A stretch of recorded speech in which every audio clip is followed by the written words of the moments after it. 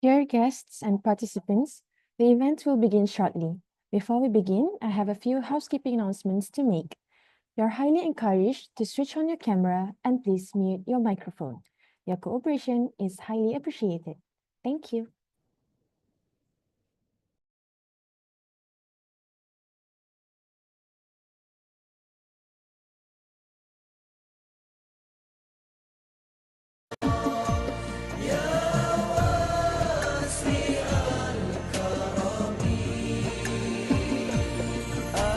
آمين تذاكر جيراني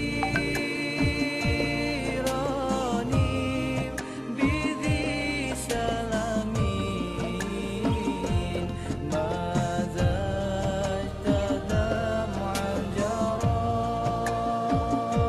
من مقلة بدمي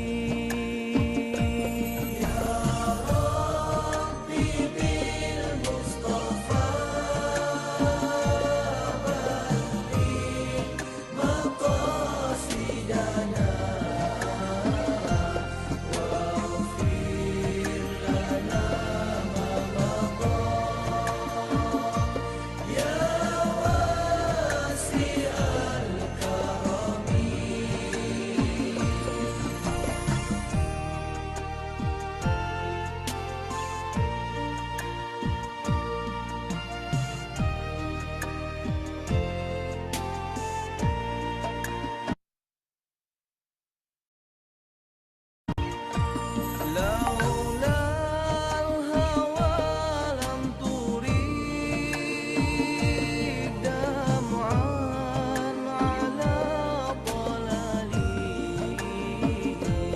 ولا أريك لذكر الباني والعلم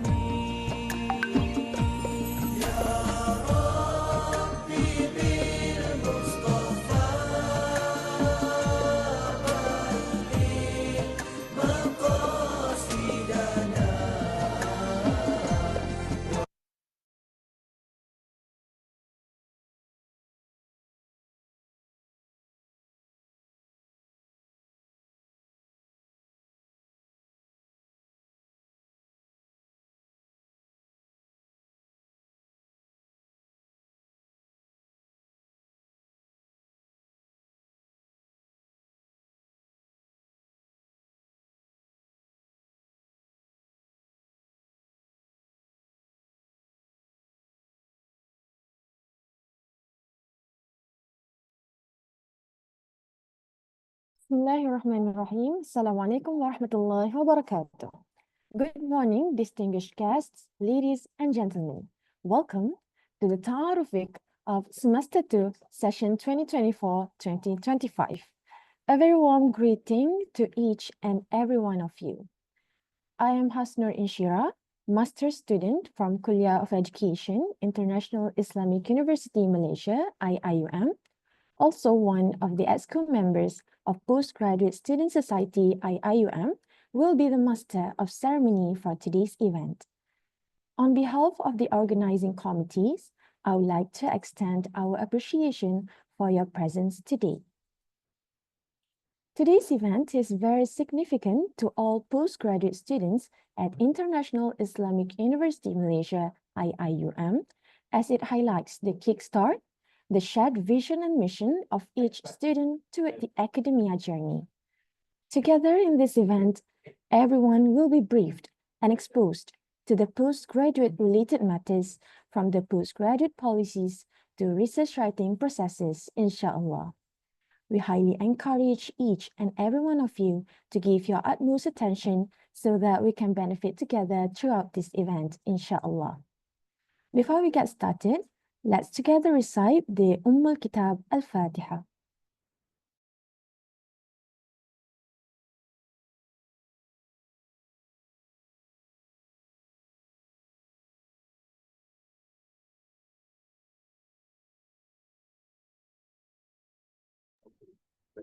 Ladies and gentlemen, brothers and sisters, we will begin our ceremony with the recitation of Asma'ul Husna, Malaysia National Anthem, Negaraku, and IIUM Anthem leading the way.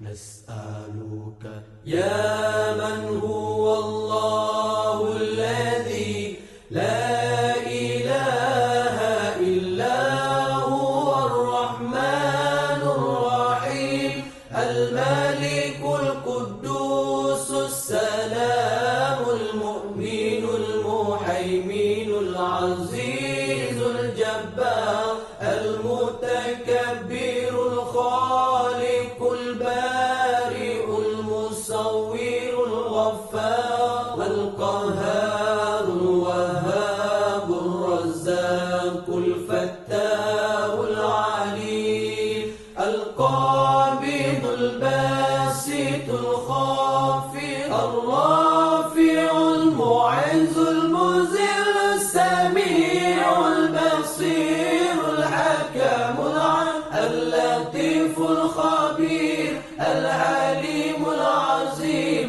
الغفور الشكور العلي الكبير الحفيظ المقيت الحسيب الجليل الكريم الرقيب المجيب الواسع الحكيم الودود المجيد الباعث الشهيد الحق الوكيل القوي المتين الولي الحميد المحسن المبدع المعيد المحيي المميت الحي القيوم الواجد الماجد الواحد الصمد القادر المقتدر المقدم المؤخر الأول الآخر الظاهر الباطن الوالي المتعالي البار التواب المنتقم العفو الرؤوف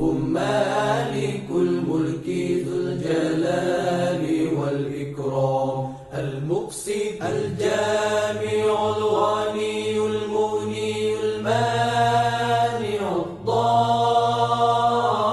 الضار النافع النور الهادي البديع الباقي الوارث الرشيد الصبور الذي ليس كمثله شيء وهو السميع البصير اللهم صل أفضل الصلاة على أسعد المخلوقات كسيدنا محمد وعلى آله وصحبه وسلم عدد معلوماتك ومداد كلماتك كلما ذكرك ذاكرون وغفل عن ذكره الغافلون.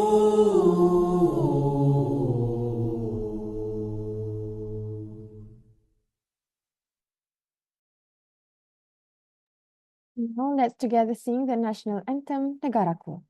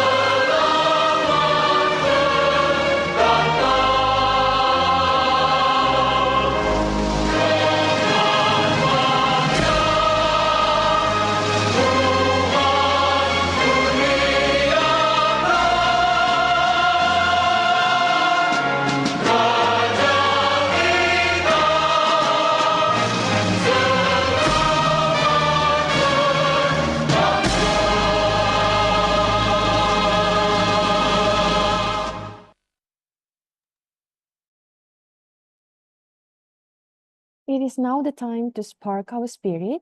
Together, let us sing the IIUM anthem, Leading the Way.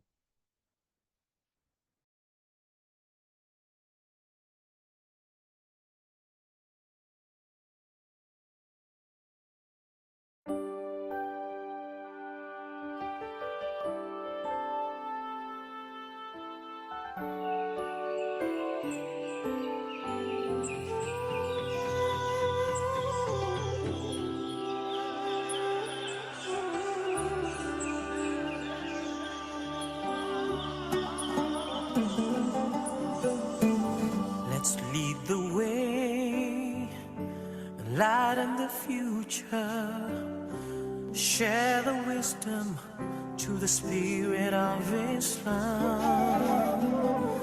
Revelation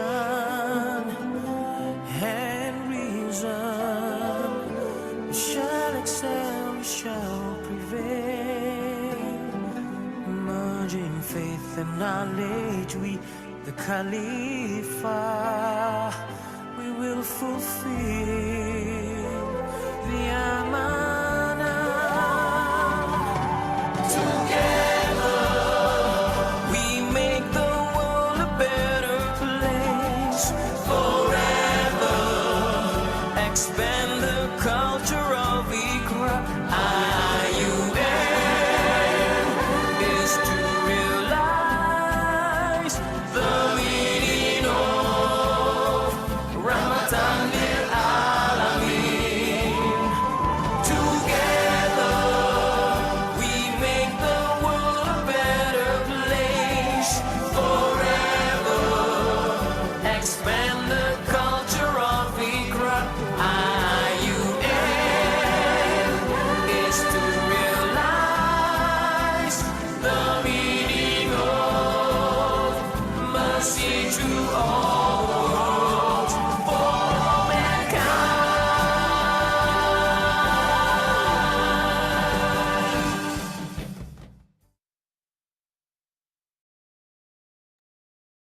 Thank you for your cooperation.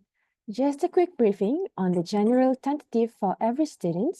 For the morning session, we will be listening to remarkable speeches from distinguished speakers, as well as briefings on Center for Postgraduate Studies CPS and our very own Student Society PGSS.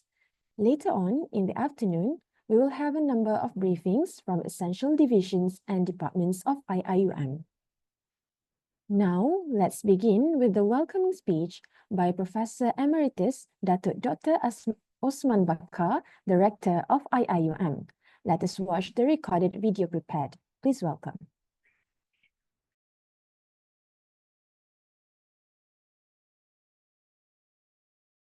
Bismillahirrahmanirrahim. Alhamdulillahirabbil alamin. Wassalatu wassalamu ala asyrafil anbiya'i mursalin wa ala alihi wa sahbihi ajma'in. Assalamualaikum warahmatullahi wabarakatuh. Congratulations to every one of you and welcome to International Islamic University Malaysia, the acronym IIUM.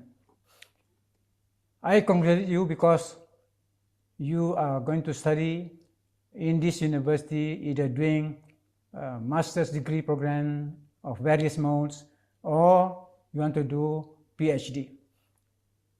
You have chosen a university which is quite known throughout the Muslim world.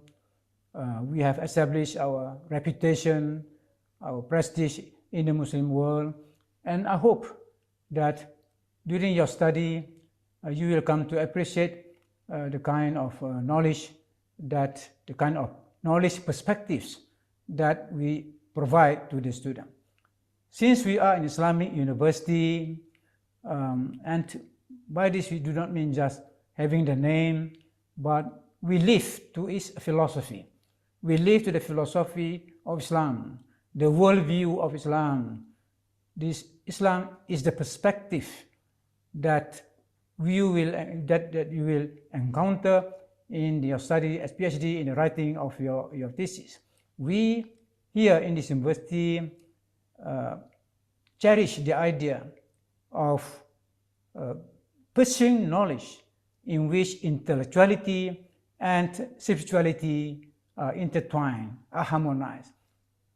Because we believe that intellectuality without spirituality has a shortcoming, and conversely, spirituality without intellectuality will also mean something, a shortcoming.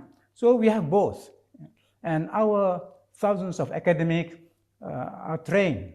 I mean, they have been trained, they write, they teach, bearing in mind this combination of intellectuality and spirituality. That is our brand, that is our uniqueness. We have more than enough facilities. We have, in fact, very competitive facilities for students in terms of our intellectual resources, our libraries, our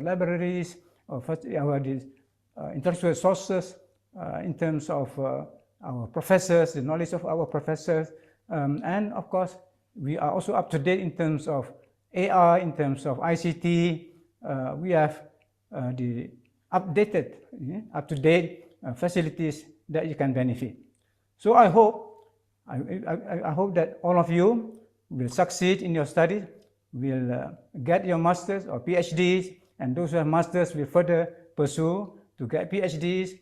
And when you go back, I wish you all the best in your endeavors, because I think what we would like to see here, that you will serve the community in your own countries as well as the global Ummah. Please remember that you are now a postgraduate student at IIUM.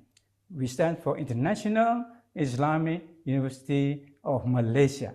Yes, the name we have the name Malaysia there. All right, we are now in Malaysia, but remember that we are an international university. You are an international student at this university, and of course, we expect you to show, to demonstrate your international character. So I hope you will learn about Malay language, for example, while you are here. And then, of course, please remember that we are an Islamic university. And I want to inform you that since last year, we have tried to embark, we have tried to explain the new philosophy, the new vision of university, which is Tawhidic epistemology.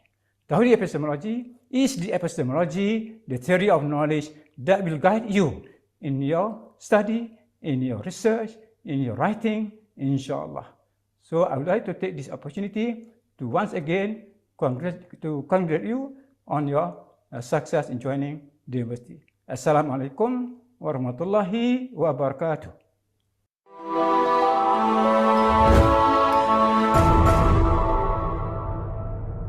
Thank you, Professor, for the welcoming speech, which I believe upholds a very hopeful meaning and vision for us all. We will be listening to the welcoming speech of the Dean of the Center for Postgraduate Studies, CPS IIUM, Professor Dr. Shahrul Naim Siddiq. Dear Professor, the time is yours.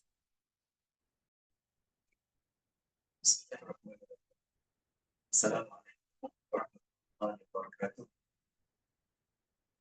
Welcome, my dear new postgraduate student, to IIUM Postgraduate Taaruf Week for semester 2, 2024.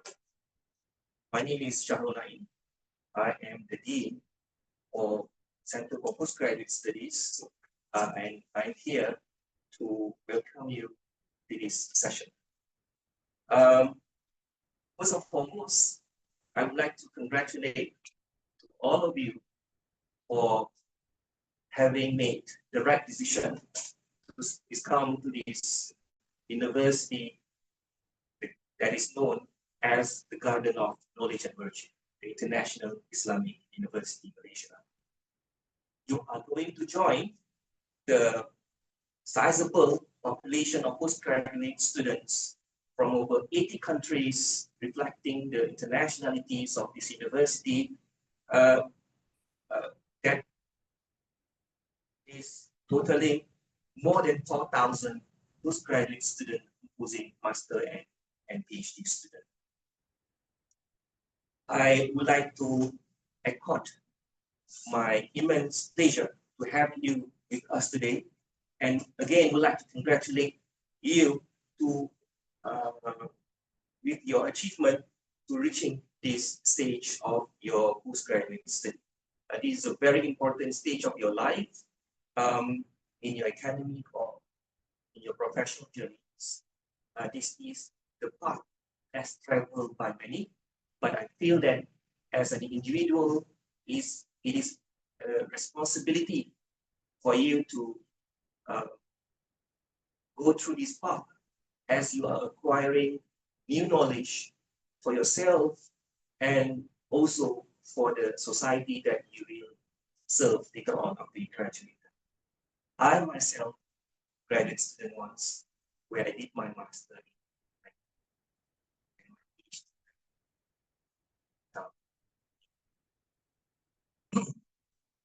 Okay, to transit from undergraduate to postgraduate study basically is not really a challenging one, except in the postgraduate studies, you are expected to be more independent in making decisions towards your academic journey. You have to be more critical in thinking about your research topic, and you need to have a high focus and self-discipline to continue or to pursue the study. As a postgraduate student, you have to always embrace intellectual curiosity, always asking questions, especially relevant to research topic. Always think of the topic at the higher level, at the deeper level, different from when you are undergraduate. As such, what is required again here is a good time management. And the most important also is you have a balance between your study, your research, your coursework, as well as your personal life. In this university, we give a full support to our postgraduate students in their academic journey. In terms of human resource, policies, and also the postgraduate facilities. In making a good support system is not only from one side, next to the comes also from your side. So what is important here, first of all, perhaps, is for you to know every single person in the department, professor in the department, your peers, your member in your research group. You have to know them as they are going to be an important person for you to talk to when you are in the situation where you're stuck in your research, for example. And also, if they will give you a wider scope, or they can give you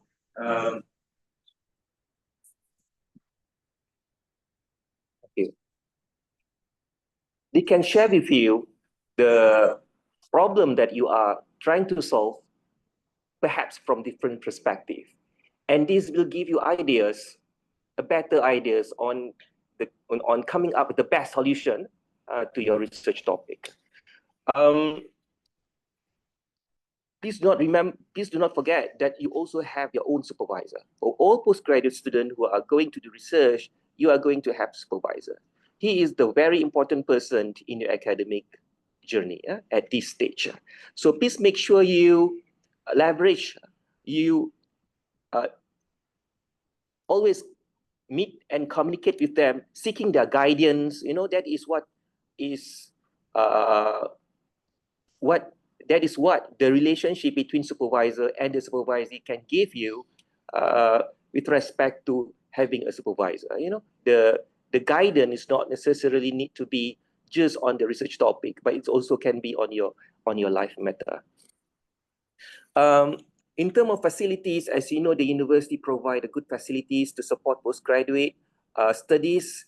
The university just launched a new study lounge in the library where the student can go there and make use of the facilities. They can go and study at a very comfortable environment. You know, they provide sort of a small shop inside for you to, you know, take a break, coffee break or something. So it's quite a good facilities that university has provided recently. And at the same time, for postgraduate student at CPS level, we have facilities like this room, the PG Foundry, and also PG Overseas that student can use especially in conducting activities related to their research, and also doing discussion with the important stakeholders. The university also provide counseling service, you know, where if you have any problem with the mental health, for example, and you can go and sought assistance from them. The university has a good sport complex as well as health center for the student who require the facilities. All right, with regard to research and innovation, the postgraduate students should think beyond their classroom, especially those who are going to do research. You know, they are going to engage in the research and make sure your research is the original one. Please do not, or please avoid plagiarism from the beginning, because in academic field, plagiarism is the biggest sin. So if you are doing your studies, make sure you are doing it with high integrity and honesty. Start thinking of publishing your research work, you know, attend conference. This is what important when you are in the stage of doing research. I also would like to stress here the importance of collaboration and interdisciplinary learning. You know, when you are doing research on a specific topic, you might see the topic from your perspective. So if you are able to cross-discipline and talk to the people who has a similar research topic, that will widen the scope of or widen your view upon that topic. This will give you a better solution in solving your problem as well. You know, while doing research as well, I can understand a student will find challenge. There will be up and down. There will be many research setback. You know, research experimental failure. You know, that's very normal. To have a writer block, for example. So this is where the collaboration play an important role for you to talk to these people, to share ideas, to get ideas, to exchange ideas. You know, so for you to can break out from this situation of, you know, challenge and block. You know, like whenever we do think, it's also important to think of the end. You know, so you should have in mind what you want to do next after you graduate, your career that you want to jump into, career field that you want to jump into. So this is important because when we know the end target, you can play the game or navigate the path right from the beginning to achieve the target. So for example, if you want to be an academician after you graduate as a PhD student, so you might want to think of seeking or going through a training, for example, that can equip you with the teaching skill. If you want to join industry, for example, so you might want to know the software that the industries use. So plan ahead so that you can achieve the target more realistically. You know, another aspect on top of the research skill or learning skill that you are acquiring during this stage of study is also what we call a soft skill. The way you think, the way you solve problems, the way you communicate, the way you adapt to the different situation. These are the skills that you will automatically learn when you are traveling through this journey. But at the same time, CPS, with the help of Postgraduate Society, from time to time, we will conduct a short course or seminar or workshop with the student led by an expert in the field for the student to appreciate, for the student to learn the new skill, the new experience from these kind of activities. This is important. It's very important, and I really hope that student can basically join this activity. Postgraduate Society basically is having a very good MedSource platform where they will share this kind of information from time to time. I would strongly encourage you to subscribe to these medsos, the Facebook, the Telegram and Instagram and whatnot. Okay, before I end my speech, I would like to reiterate again that this journey of postgraduate study is not an easy one. It is a challenging one, but I'm very sure it's going to be a rewarding one. As such, I want you to enjoy this very special journey that you'll cherish later after this. You have to celebrate every small win that you have when you are in this journey. And please take care of your well-being as well. So with that, I end my speech. Thank you very much. I wish you all the best. Assalamualaikum warahmatullahi wabarakatuh. Waalaikumsalam warahmatullahi wabarakatuh. Thank you, Professor, for the insightful welcoming speech. As highlighted by Professor Sharul Naim previously, many key persons and facilities can be explored in IIUM, which may be very useful for your postgraduate learning journey. And now, we will have the briefing on CPS, which will be given by Associate Professor Dr. Azhar bin Muhammad Ibrahim, the Deputy Dean of Postgraduate Students Responsible Research and Innovation, CPS IIUM. Dear Doctor, please welcome. Right. So thank you, Sister MC, Sister Inshirah, right? Right, thank you. Bismillahirrahmanirrahim. Alhamdulillahirabbil alamin. Allahumma salli ala sayyidina Muhammad wa ala alihi ajma'in. Right, so can I share my slide? Yes, sure. Yeah.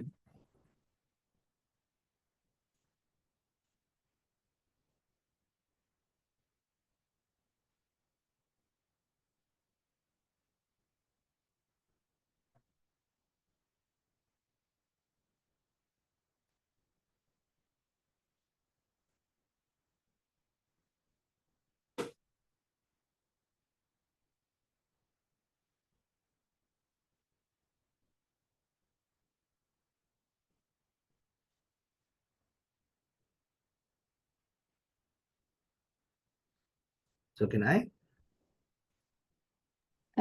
Yes. Do you get the access, Doctor, to present your slides, or do? No, I cannot. Oh, cannot get. Disable participant screen sharing. Ah, okay. Let me know. Sorry, Doctor.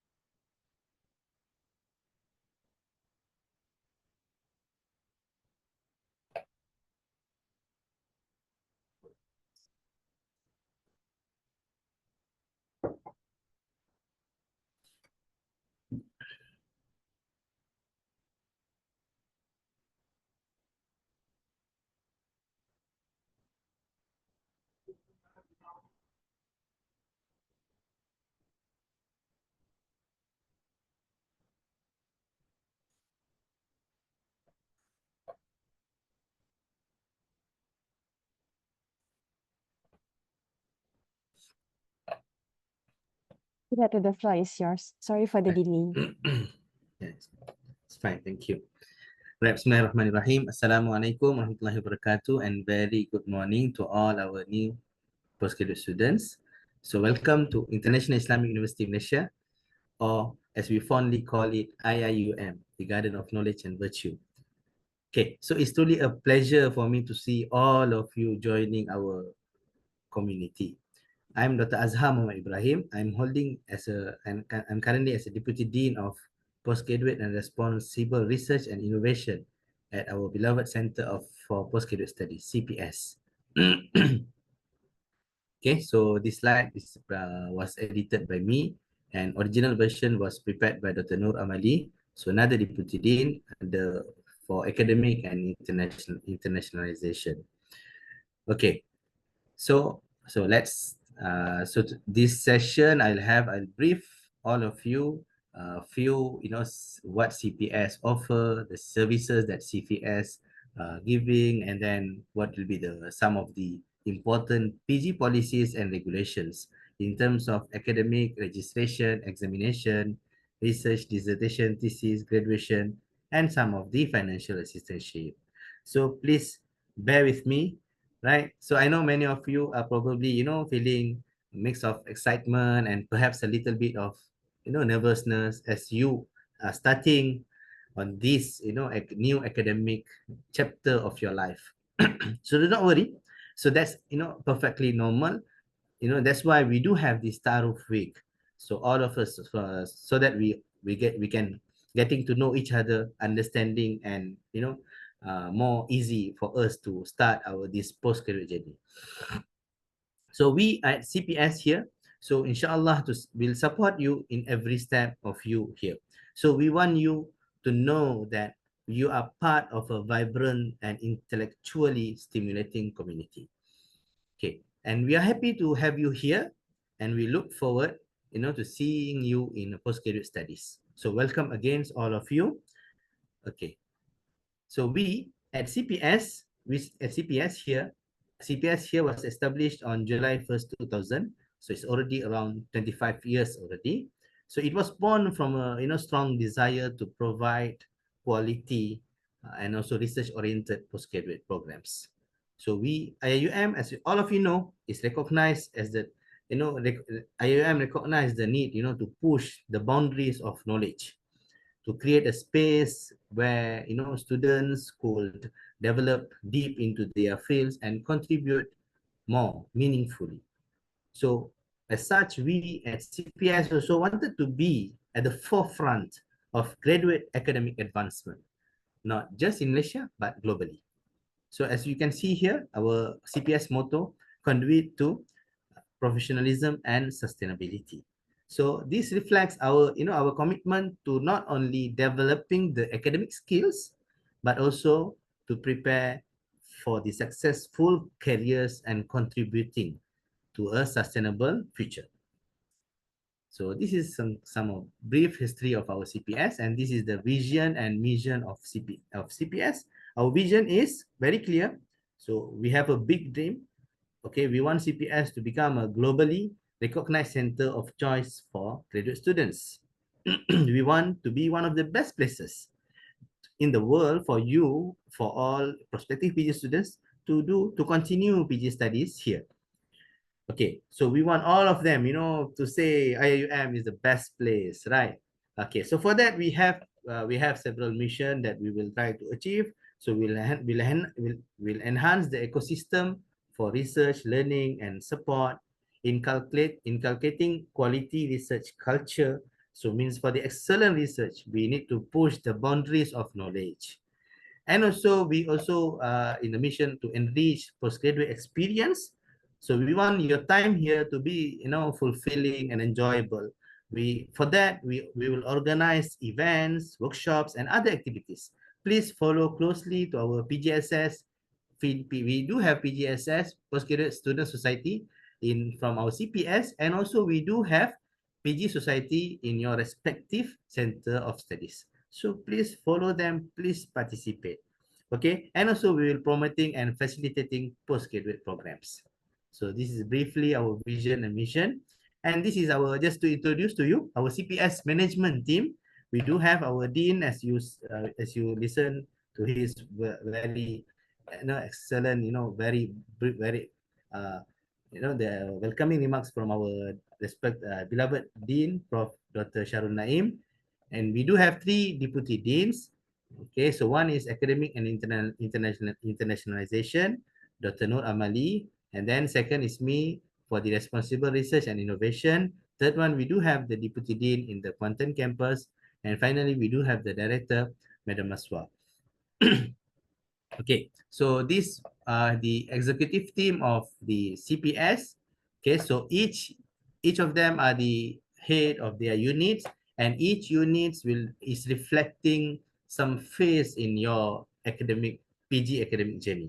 Okay, starting with the admission and record, we have Brother Ihsan, and then we have student academic development when you have enrolled. So for the academic development, for the progress of your academic, the head for that unit will be Sister Aniza Shahrin. And then, so when you are done, you are done of your research, you want to enroll in the Viva Voce, then for the all the related on the related matters of the for the Viva Voce will be under the unit Viva Voce, head by Sister Nur Damia. Okay, and then after that we do have the examination and graduation. Okay, so lead by Sister Nur Fariha, and finally we have in the Kuantan campus Sister Nur Kamila Jihad. And not to forget our student affairs and scholarships. So all of your related activities, events, PG activities, all of them, and also scholarships, it is led by Brother Muhammad Amin. All right, so let's continue. Okay, so these are some of the, what CPS offered to you. So we do have PG the services that CPS providing. Okay, so one of that, the PhD and master programs. Promoting, we also engage in promoting PhD and master program. And we do manage the students' academic development throughout their studies, Viva Voce, and then students' credentials and graduation matters. And finally, on this scholarship and enhancement of research activities. So all of these are reflected in the unit that we do have previously, as I shown earlier. Okay. Right. Okay. So let's continue on some of the PG policies and regulations. Okay. So please bear with me. So some of these are very, very important for you. Okay. Okay, so this is let's start with the academic calendar. Okay, so this is the second semester of 2024-2025. Okay, so all the coursework will follow this and mixed mode for all the courses, and for research also this academic calendar. Okay, so the lectures will start from 3rd March until 28th, and then we'll have mid-semester break or Eid al-Fitr holiday. And then we'll continue the lectures. The lectures will be for 14 weeks. And then we will have inter-sem vacation in July. And then we do have short semester. So you need to check with your respective kuliah if the courses are, available or not. Okay. So this is the academic calendar for the short semester. Okay. So secondly, on the language requirement. Okay. So you can refer to the CELPAD. And we do have important announcement that some of the even the uncompleted language courses, you can continue, you will be granted the kuliah status, means that you can enroll in the kuliah and continue your language. But the kuliah courses that you can take, you need to refer to your respective kuliah. Okay, so the more details is available at this CELPAD link. All right. Okay. So we have general English language entry requirements. I believe all of you know about this because you have enrolled here. Okay. So I think I'll briefly explain all these entry requirements. Okay. So for all arts-based programs with English as medium of instructions, so we have a minimum TOEFL score, minimum IELTS score, minimum EPT score, minimum MUET score. Okay. So you need to follow all this, and also similarly for science, technology-based programs, and also IRK bilingual programs. And we do have also for all programs with Arabic as medium of instructions. Okay. Okay, specifically, okay, like for example, for instance, in the Kuliah of Education, for Master of Education, so this is the entry requirement for that. Okay, for Kuliah of Education. If you are one of the Kuliah of Education students, then you can refer to this one. Okay, and also for AHAS, this is the specific requirements. So IRK, like IRK programs with Arabic as medium of instruction, this will be the requirements. And also there are also programs of English language studies, English literature studies, and applied linguistic studies. Okay, so these are the entry requirements for them. And also we do have programs of IRKH with English as medium of instruction, or thesis written in English. Okay, so you can refer to here. Okay, so we do have also the specific requirement for the CASEL, Kuliah of Sustainable Tourism. So this is more the language Kuliah of Sustainable Tourism. Okay, and this for the English, in the Pago campus. Okay, so we do have like Master of Arts in Teaching English for specific purpose, Master of Arts in Teaching Arabic for specific purpose, PhD English Studies for specific purpose, and then PhD Arabic Studies for specific purpose. So all of them, they have their own entry requirements, and as you can refer to here, and also you can refer to our PG guidelines in the entry requirements. Okay, so similarly for IIBF, okay, so they also have Islamic Banking and Finance, they also have their own specific entry requirements. Okay, so this won't follow the general requirements. This is the specific for their Center of Studies. Okay, like Master of Science, Islamic Banking and Finance, they have their own entry requirements.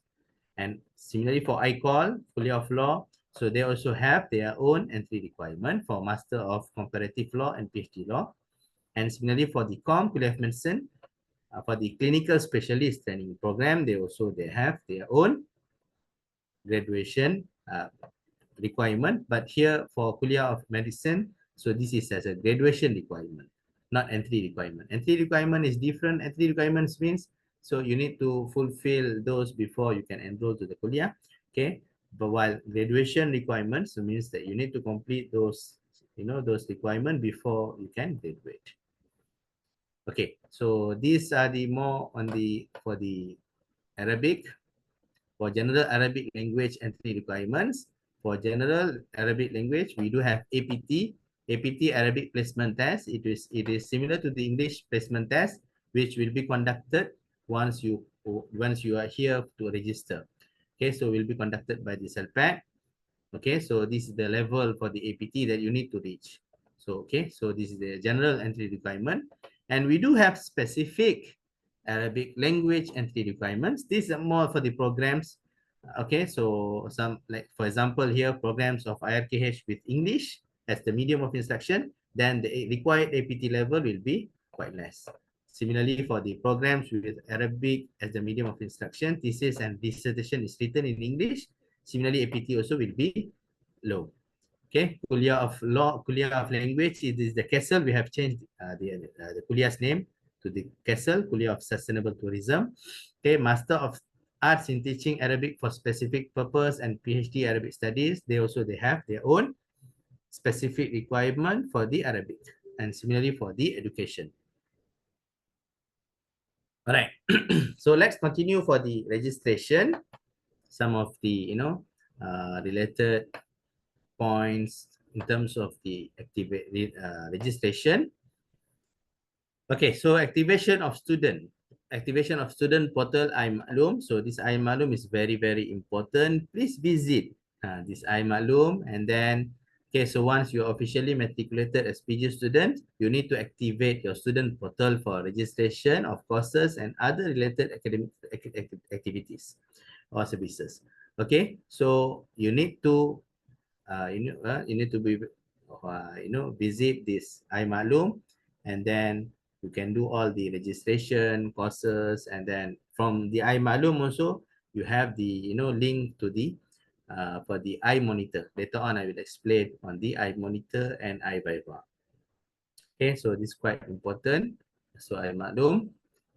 Okay, so what IIMaklum offered or services that have through IIMaklum. So you can have your web-based course registration. So any course registration is from IIMaklum. Then you can check your course schedule. Okay, check your study plan, check online airdrop of course access to iMonitor, and also finally generate financial statements. Okay, so how to activate? You need to activate by using your live IIUM Office 365 student account. Okay, so I believe all of you have your student account. So you need to activate by using that. All right. Okay. Course registration policies. Okay, so as all of you know, most of programs that we have in our IIUM, we do have three. We offer three kinds of programs. One is coursework, another one is mixed mode, the third one is by research. Coursework, fully courses only. So let's say you enroll in the master by coursework, then you'll have your journey will be throughout. It will be only the classes. Okay, maybe you'll have some portion of small research. It depends on the kuliah, depends on the center of studies.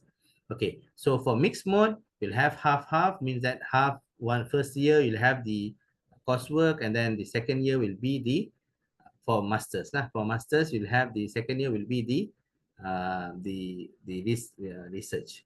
Okay, and similarly for PhD also we do have mixed mode. Okay, so in certain where kuliah they offer also PhD by mixed mode. Okay, and we have by research, master by research, and also PhD by research. Okay, so if you wish to change your mode of study, you can apply only once while studying. Okay, and you need to get approval from your respective center of studies, and later on it will be endorsed by the University Committee of Postgraduate Studies. Okay, so important for you, if you want to apply, you need to get approval from your respective center of studies. Okay, so you can refer to your kuliah or center of studies, DDP, office of DDPG. Okay. Similarly, if you want to change status of your study, so means if you are enrolled as a part-time or full-time, you want to change, let's say part-time, if you enroll as a part-time student, you want to change to full-time students or vice versa. So this is also, you can apply once in your study period. Okay, as I said, subject to approval by the University of CPS and also the endorsement of the University Committee of Postgraduate Studies. So I hope that's clear for this one. Okay, so let's move on to online course registration. Okay, so you need to register online for courses that you intend to take in the semester. Okay, a new student, you can register for courses after the enrollment. Once you have enrolled, you need to register for your courses. Okay, so and you need to maintain, you are required to maintain your registered status in regular semester throughout the period of your studies. You need to register your course in the first week of the beginning of a regular semester. This is for the course, those who are taking courses. Okay, those who are taking courses, you need to register in your first week. If you didn't register, if you're not registered in your first week, okay, by the fourth week, your status from active, it will be NR. NR means not registered. Your status will change to NR, not registered. Okay, so if you want to maintain this NR, okay, means that no, if you're okay, means that okay, if you don't want to change again to the active, then you need to apply for the leave of absence. Okay, or you can appeal to register for courses. Okay, if you can register for the courses. You need to appeal for that. Okay, by week 12, please remember, by week 12, if your status NR, okay, if your status is NR, then you will be terminated. If your NR status is not changed to active by week 12, it remains as NR, then by week 12, your status will be changed to TD, terminated. Okay. All right. Okay. So let's continue for the leave of absence. Okay. So you can apply for leave of absence for maximum of 1 academic year for 2 semesters. Okay. So 1 academic year throughout your study period. Okay. More than 1 year, if you want to apply for more than 1 year, then you need to have a strong justification and need to get approval from the Dean's Council meeting. And later on will be endorsed by the Senate, University Senate members. Okay. All right. Okay, so how to apply? So you can apply for leave of absence through your respective center of studies. So easy. So I hope that's clear. Okay, so for thesis registration of research or dissertation, right? Okay, for master by mixed mode, okay, so you are expected to register your research proposal in the semester 2. This is just an expected. Okay, so we do have different for the full-time and also for part-time.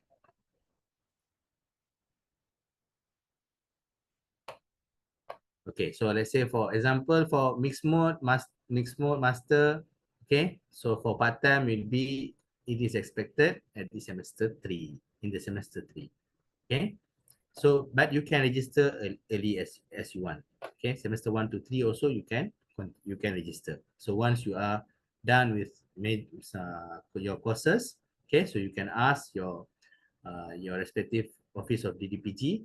So if you are completed, let's say 60%, then you can register for the research. So please consult with your office of DDPG. Okay, and for by research only, okay, if you are master by research only, okay, so you are expected to register research proposal in semester 1 or 2, okay, in semester 1 or 2. And for the thesis,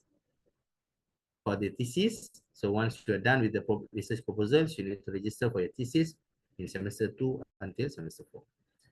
Okay, so similarly for PhD also, PhD by mixed mode and also PhD by research only. So most of the programs for PhD is offered by research only.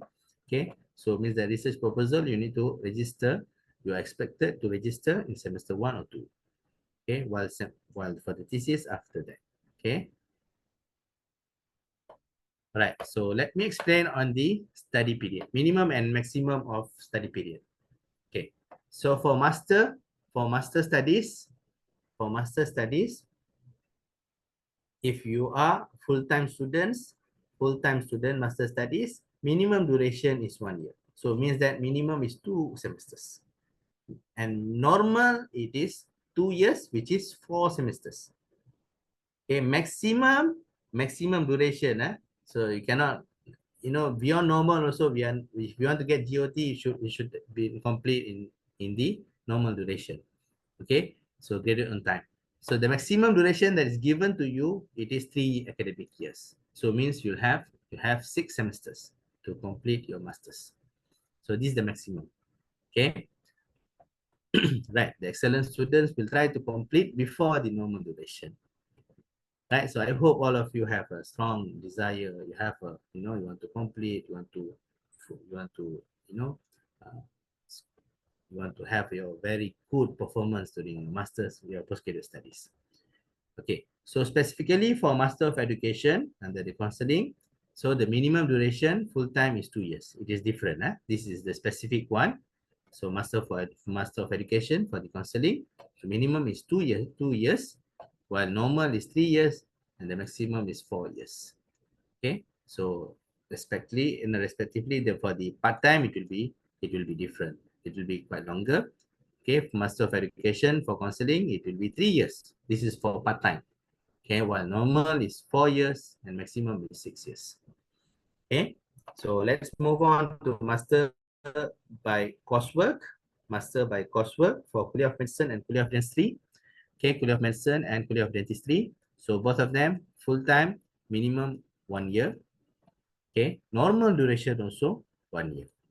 Okay, while the maximum it is 2 years. Okay, so please, if you are master by coursework for under the Kuliah of Medicine or Dentistry, so your normal is 1 year only. While master by coursework for the Kuliah of Nursing, the minimum it is 2 years and the normal also 2 years. While the maximum for them it is 4 years. Okay, so generally for PhD, minimum you need to at least be in your study for 2 years minimum. This is minimum 2 years. Normal 3 years, which is 6 semesters, while for part-time it will be 6 semesters. Okay, so the maximum duration that's given to you, this is not normal. Maximum duration, it will be 6 years. So 12 semesters. So while for part-time, it will be 8 years. Okay, for clinical master under the Kuliah of Medicine, clinical master for Kuliah of Medicine, your full-time will be 4 years. 4 years, and normal also it is 4 years, but the maximum it is 7 years. For clinical doctoral, which is a PhD for Kuliah of Medicine, clinical doctoral PhD for medicine and Kuliah of Dentistry, the minimum and the normal duration it is 3 years, while maximum duration for Kuliah of Medicine it is 6 years, for Kuliah of Dentistry only 4 years. So if please refer, please take note on this study period, minimum and maximum. And I hope that all of you is granted will complete your studies in normal duration. Okay, so all the best for all of you. So let's continue for the extension of study period. Okay, so let's say you have exhausted your normal study period, then you need to apply, to get approval, okay, for extending your studies. Okay, so it will be granted, it may be granted, so up to a maximum period. Okay, so this is for the extension of study period. So beyond normal also you need to apply. It is not directly, you can apply, you can register for the next one, for the next semester. So you need to apply. Okay, so while reinstatement of studies, if you are terminated student, let's say you didn't register up to week 12, and then your status NR will change to the terminated. Okay, so any terminated student, because due to the non-registration of courses, so you also need to apply, need to appeal to the Deans of Council meeting to reinstate your studies. Okay, so Deans Council meeting, DCM, they could approve or reject, so within 12 months after termination, or reject the appeal for reinstatement beyond 12 months after termination. So if you appeal after 12 months, so they may reject your application or recommend to the Senate for approval. Okay, right.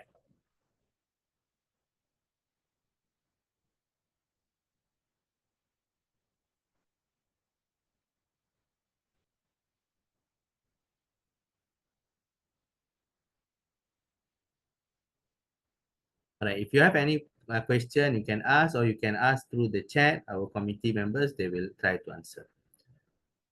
All right, okay, so thank you. So examination, let's proceed to the examination. Okay, so grades and grade points, right? If you are taking courses, okay, so these are the grades. Okay, so the normal grades and the grade points. So if your score 80 to 100, then you will have A grade. Okay, and then the QPE, for your calculation of your GPA and CGPA, it will be 4.0. Okay, it is pass. So pass will be until grade B, so which is GPA of 3. Okay, so which is good. So pass, and then from C to B minus, it will be conditional pass, and then below C it will be fail. Okay, so for Kuliah of Dentistry clinical programs, this is, you need to take note. Okay, if 80 and above, your grade is distinction. 60 to 80, 60 to 79.9 it will be pass, and then below 60 it will be fail. Okay, and then they have also for borderline bypass. Okay, for Kuliah of Medicine, more than 50 it is pass, less than 50 fail. If we have updated this the grades, it will be available in the new PG guidelines. Okay, so a student must attain a minimum CGPA of 3 to be eligible to graduate. Okay, so this is in terms of the coursework. In terms of the coursework, okay, so you need to attain minimum CGPA of 3 to eligible to graduate. Okay, so the status, it is here. Okay, it is based on here. Okay, if CGPA more than 3, then you are eligible to continue your studies or graduate. If your CGPA is less than 2, so you'll be dismissed. So please take note, yeah. So in your first semester, if your GPA will be your CGPA. Right, if your GPA in your first semester it is less than 2, then you will be dismissed. Okay, so if CGPA less than 3, for credit hours less than 8, so it is a conditional pass. Same also for CGPA more than 3, fail 1 or more courses, conditional pass also. Let's say you have a CGPA more than 3, but you have failed 1 or more courses, then you also same, it is not passed because of CGPA more than 3, because you failed 1 or more courses, then your status is still conditional pass. Okay, so CGPA between 2 and 3, your CGPA in between 2 and 3, you will receive first probation.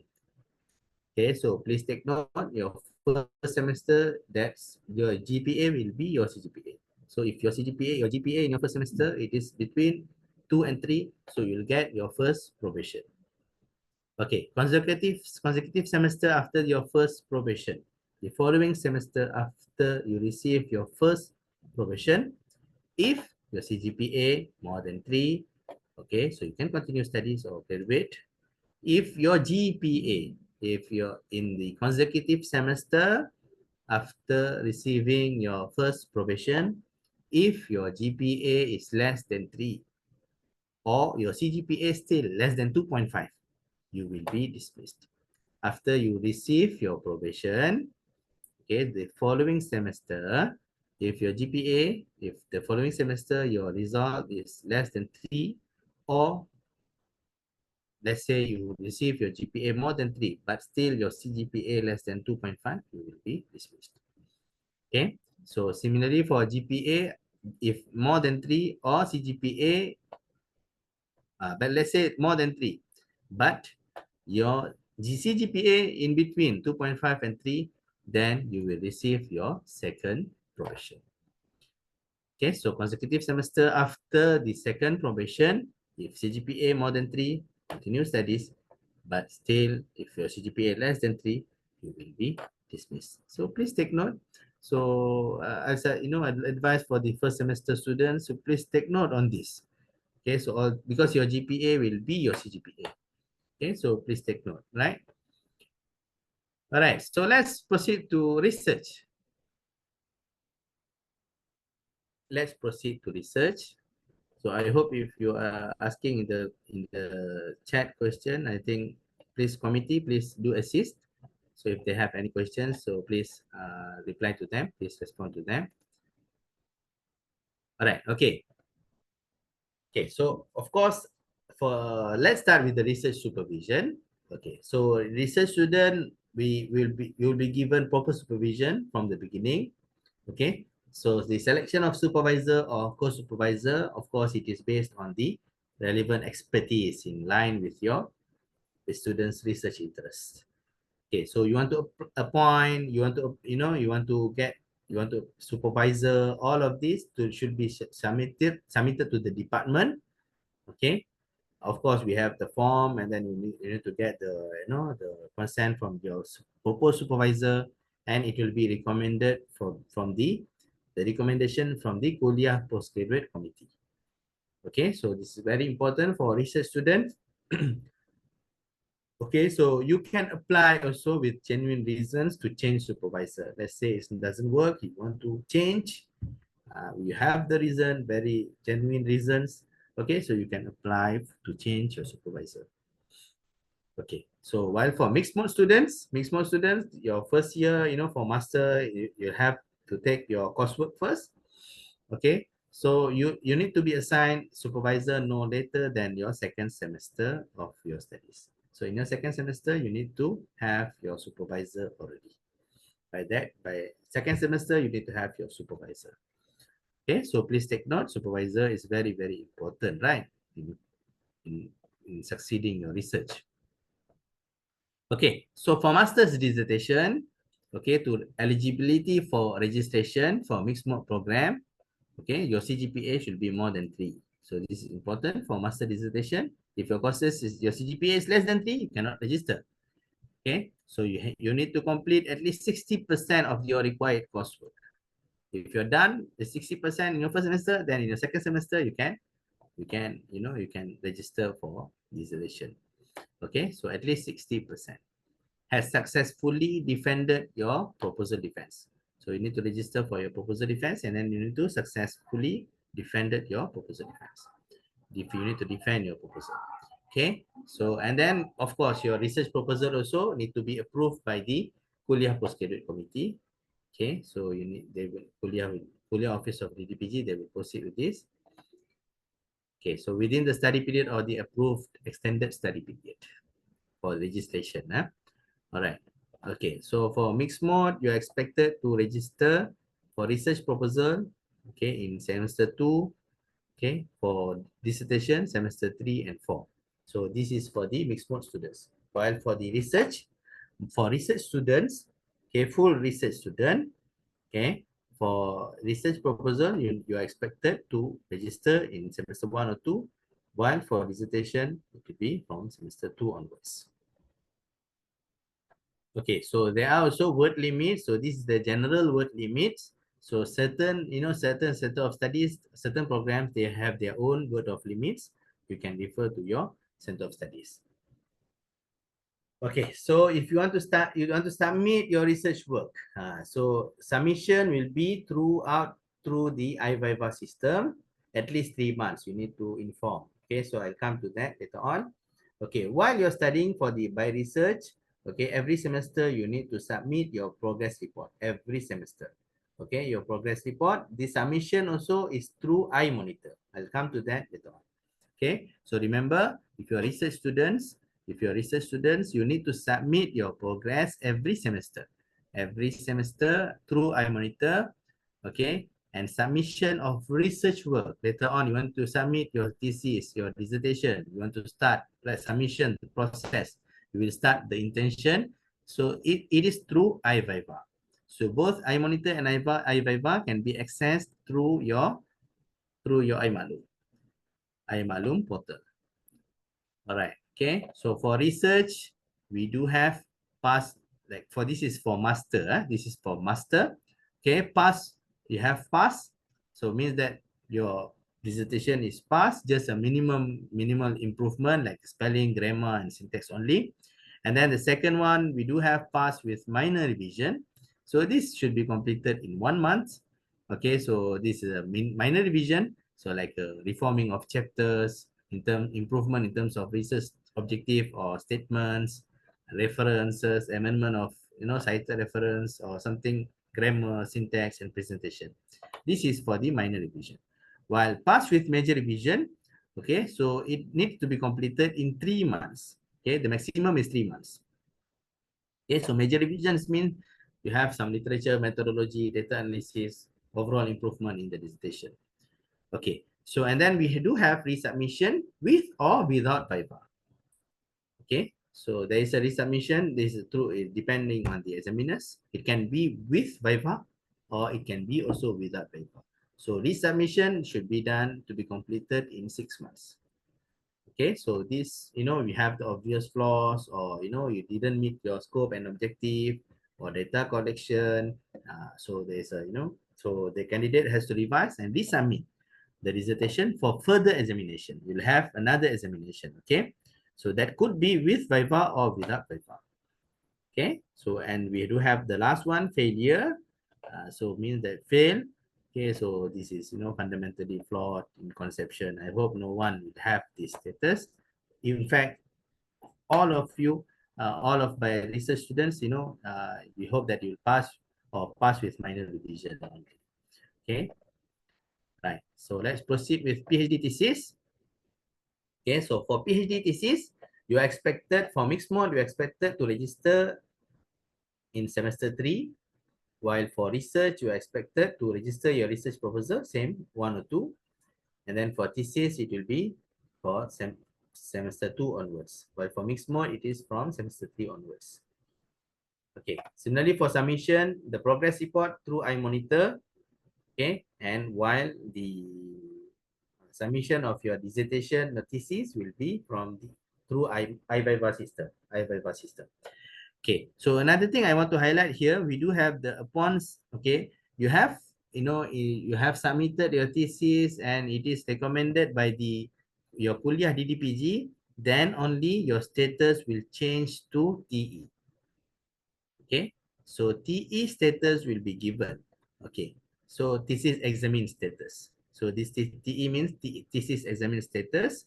So if you have your status, when your status change your to TE status, then only you will be excluded of tuition fees and examination fees until you are declared as GR or graduated. Okay, so please remember this. Okay, so your status need to be changed to TE, then only you will be excluded from paying tuition fees and the other examination fees. All right, okay. So let's continue. So for the evaluation for PhD, we have pass to be completed in 1 month, Okay, so it is not there. Pass, it is passed. Okay, pass with minor revisions, so to be completed in 6 months. Pass with major revisions to be completed in 12 months. And similarly, similar to the master, the submission with or without viva to be completed within the maximum period of 18 months. And then we do have the failed case also. All right. Okay. Okay. So let's proceed with the iMonitor and iViva. Okay. So these two systems is being developed by the CPS and also the ITD. Okay. So it is an overview of supervisory online tools and also the submission of your Viva. So all of them, it will be online in digital. Okay. So it is very good, you know, to enhance the management, monitoring, and evaluation of your postgraduate research. Okay, so we have two iMonitor to track your progress, and also to facilitate your, you know, some of your progress report submission and key other things. And for the iViva, the overall, you know, submission of your thesis and evaluation, it will be available through iViva. Okay, so iMonitor, it will be accessed through your iMaklum portal. Okay, it is a unified platform for student supervisor interaction and monitoring of research progress. So what we have in iMonitor, some of the features. The first one, it is a must. Okay, at least you need to use your iMonitor to submit the progress report. This is a must. Okay, so we have, okay, so by week 12, by week 11 or 12, every semester, okay, you need to, it will be open in the week 11, okay. By week 12, you need to submit your progress report for each semester. Okay, so through iMonitor. Okay, so when you submit your progress report to iMonitor, and then your supervisor need to approve, need to recommend, and then it will be recommended by the head of department, and then later on will be the kuliah of DDPG, Deputy Dean of the your Center of Studies. Okay, so what else? We do have also appointment scheduling. Okay, the system also allows students to schedule appointments with their academic supervisors or class instructors. Okay, even though you are coursework students, of course, if you're coursework students, then you don't have to submit your progress report. But if you want to book, you want to schedule appointment, okay, you can schedule it through iMonitor. Okay, so through iMonitor, you can schedule appointment with your supervisor or to your class instructors. Okay, so vice versa, if your research student supervisor also can set appointment with you. So we have two ways there. And then all of your log data will be, you know, the appointments, if you're submitting anything to your supervisor to check. So all of them will be available in the logbook in the iMonitor. It will be kept there. Okay. And then we do have the graduate on time monitoring feature. Okay, so this is for you to ensure that you can check where are you, and so where, you know, to the GOT to get the GOT to get it on time. Okay, so you can check there, and then you can create Gantt chart there also in the iMonitor. So you also can view, your supervisor also can view. Okay, so this will be your front page in your iMonitor. Okay, for the student. Okay, so what are the modules that are available? As I said, the appointment, okay, the consultation or logbook, you want to consult with the supervisor, and whatever that you have submit, it will be there. Okay, so it's much easy, you know, you have a one platform that is, you know, you can share with your supervisor. You have the whatever that you want to, you know, you want to submit, everything will be available there. Okay, so it's the third feature is a progress report. This is a must. Okay, for research students, you need to submit your progress report to iMonitor. And finally, for the Gantt chart. Okay, so this is the front page for the staff. So when you apply, when you submit progress report, your supervisor also will receive notification. There's a one application from your student. Okay, if you submit logbook, also your supervisor will receive. Okay, if you submit, you want to schedule appointment, your supervisor or class instructor also will receive notification through email. All right. Okay, so this iMonitor is very useful. Please use that. Okay, so the first feature, progress report. Okay, research students, you need to submit. Please remember, research students, you need to submit the progress report through iMonitor by week 12. After you have registered your dissertation and thesis, you need to submit the progress report by week 12. Okay, so as I said earlier, right, this is what progress report is very important for you, for your progress. It will be written either in progress or unsatisfactory progress. IP or UP, there's a typo here, IP or UP. In progress or unsatisfactory progress. Okay, so and also you can request for the appointment. Okay, as I said earlier. Okay, so this is the appointment requested, and then so all your appointments, it is available there. Okay, it will be available there. So whatever that you have submitted through your appointment, so through iMonitor, also through your supervisor, it also will be available there. Details, and then once you have set the appointments, anything you want to submit to your lecturer, your supervisor, so that or lecturer. So let's say you want him to view first, you can submit.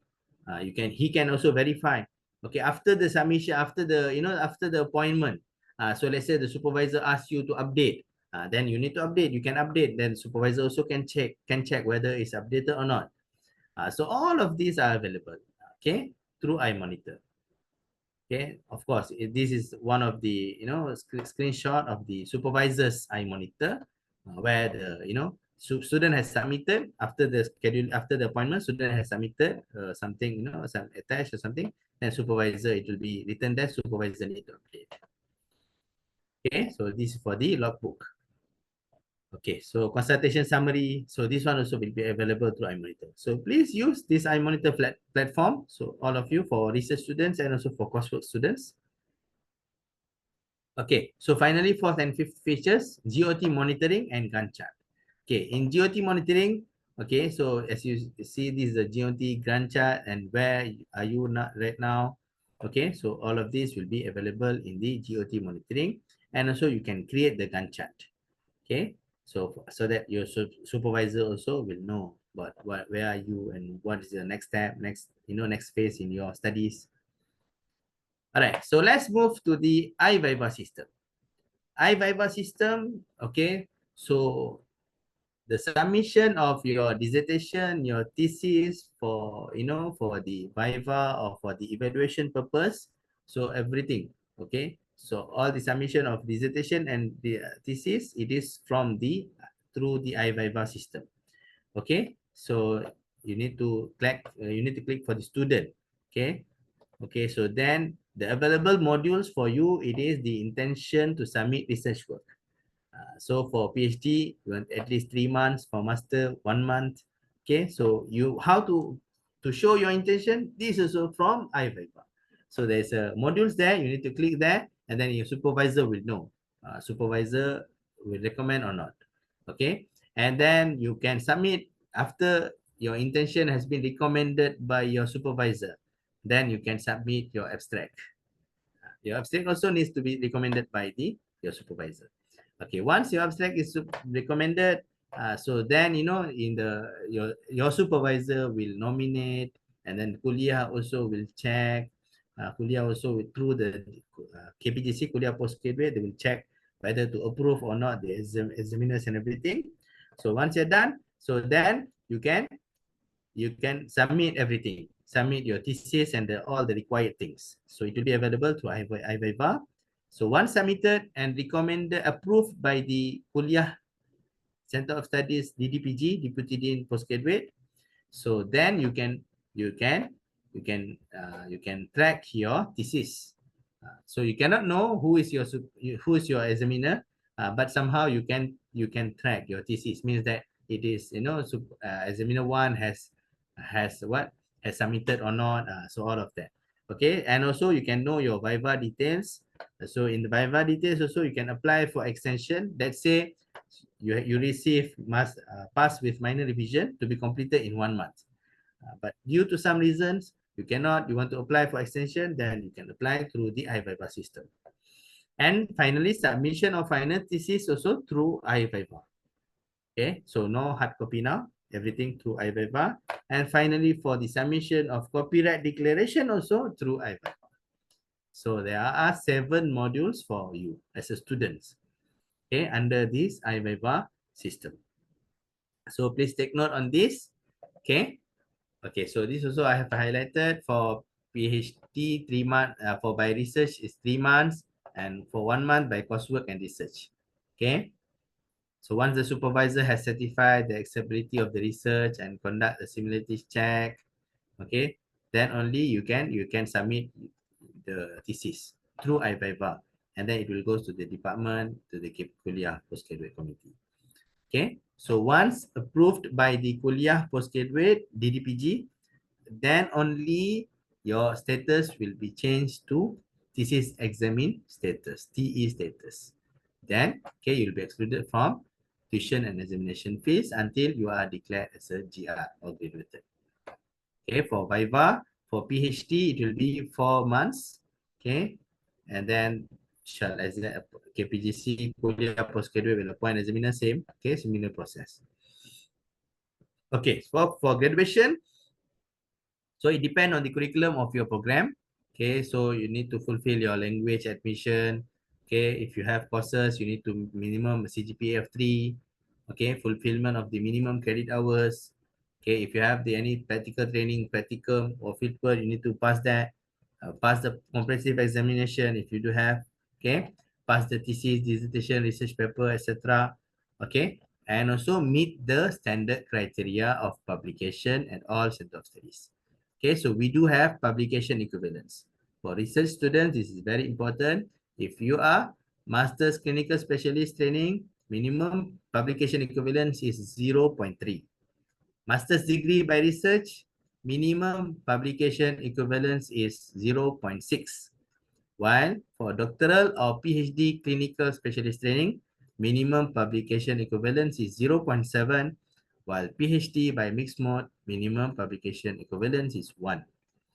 PhD by research, minimum PE is 2. You might be asking, what is this PE? Okay, so PhD by research, at least 1 PE from index journal. Okay, let's go to the, what are these publication equivalents? Okay, if you have published in an index journal, okay, Scopus, WOS, MySite, ERA, okay, so these are the index journal. If you have published in that, then your PE value is 1. You'll receive 1 PE value. Non-index journal, other than the one that I said earlier, MySite, ERA, and then Scopus and WOS, non-index journals, your PE, it is 0.7. Index conference proceedings, okay, index conference proceedings, MySite, Scopus, WOS, PE value is 0.6, while poster and non-index conference proceeding or any other publication recognized by your COS, it is 0.3. Okay, so this means that for Kuliah of Engineering, master's degree by research, minimum PE is 1. So that 1 PE also from index journal. So it means that minimum PE is 1. Okay, so that 1 PE also from index journal. You cannot, get from the conference. Let's say you submit to 2 index conference proceedings, then your point will be 1.2. That is not acceptable for the Kuliah of Engineering. Similarly, for PhD by research, minimum PE is 2, and then the 2 PE from index journals. So you need to have at least 2 journals published in the index journal. This is for Kuliah of Engineering students. Okay, so on top of that, if you want to have index conference proceeding, that is up to you. That's very good. That's better. But at least 2 index journals. This is for Kuliah of Engineering. For other Kuliah, PhD by research, minimum PE is 2, but at least 1 from index journal. So at least 1 from index journal.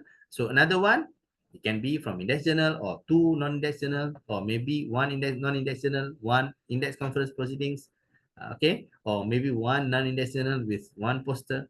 Okay, it is up to you, but try to use this PG studies time, to get more very good journals, good conference proceedings, so that you'll have have a good exposure at this time. This is your time, right, to do research, to publish in a very good things, to good journals, and also to attend a good conference. This is your time. All right, okay, so let's continue. So I can see I have a lot of chats there. So please, I hope the committee members will address all the queries in the chat. Okay, so conferment of the degree. Okay, student, you will be conferred master's degree or PhD if you have fulfilled all requirements as stipulated in the early. Okay, and then it will be endorsed by the Senate graduation committee meeting. And then you need to clear also all dues owed to the university. Then only you'll be conferred master's degree or PhD. So please remember. So this is GOT, graduation on time. Okay, graduation on time. Okay, so graduation on time for master student, full-time master students, the GOT is in 2 years. Okay, in 24 months. Okay, in semester, it will be 4 semesters. For master, for part-time, so it will be 2 years, from part-time, 4 years, 48 months, and then 8 semesters. For PhD full-time, graduate on time, it is by 3.5 years. Month will be 42 months, and then by semester 7, you need to complete everything. Okay, so for part-time, it will be, I think it is wrong here. So it's a typo here. So you can ask it on. Okay, so termination of candidature. The student candidate status should be terminated if he withdraws from the university, or if he is found to have breached the disciplinary code as stipulated in the University Disciplinary Act. Okay, so let's move on. I think we have also CPS also. We have few scholarships offered by our CPS. So the first one is Sejahtera Award. Sejahtera Award is for excellent students. Okay, so it will be open normally in the semester 1. Okay, semester 1, and then it's very competitive. Okay, so what we will be covered, it will be covered your tuition fees and the current fees. Okay. Okay, so this is for this Sejahtera Award, fees and recurrent fees, it will be covered. Okay, for Malaysian students, it will be covered maximum 3,000, while international 7,000, maximum per semester. Okay, so this is for PhD, and for master also we do have the rate, but it is very limited, it's very competitive. We encourage you to apply. Okay, and please maintain your good progress. Right, thank you. So, and also we do have Khair Award. Khair Award is specifically for research students, or it is specifically for graduate research assistant. If you are graduate research assistant of any grant, MOHE grant, or government grant, or any other grants, and you are registered as graduate research assistant, and you receive the offer letter from RMC, Research Management Center. Okay, so then you can apply Khair Award. Okay, in any time you can apply. Okay, subject to the funds availability. Okay, and other terms also. Okay, and other requirements also. All right. So this Sejahtera and Khair Award maximum will be awarded for 2 semesters. Okay, so and later on you can apply again if we have limited funds, funds still available, and then it's very competitive as I said earlier. Okay, so this was Sejahtera and Khair Award. And then finally in CPS we also have Imtiaz Scholarship. This is for best students and for Malaysian students only. So this is for the those students who have received the best student award from their convocation. It can be from the IIUM, or it can be from the other universities that they have received best student awards through the the convocation ceremony. All right. Okay, so you can apply. So there are a lot of things will be covered, and then you receive the monthly stipends also. Okay, so that's very good, for MTS award, but this is also very limited. Every year we can cover, it will be covered fully until your normal study period. Okay, but every year we can sponsor only 1 PhD and 2 master students. All right, and other than that, we do have Jamaalullah scholarships. You need to keep on, to look on the information for that. Okay, and then we do have the IIUM scholarship and other scholarships also. All right, so we reached to the end. Okay, so we have covered few the CPS policies, and also from the registration, examination, the progress report, iMonitor, iViva system. Right. So on top of that, if you have any questions, so you can ask anything you want to ask now.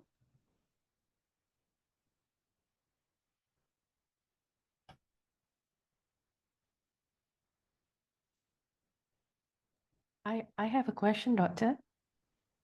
Yes. Assalamualaikum warahmatullahi wabarakatuh. My name is, okay, I open my camera.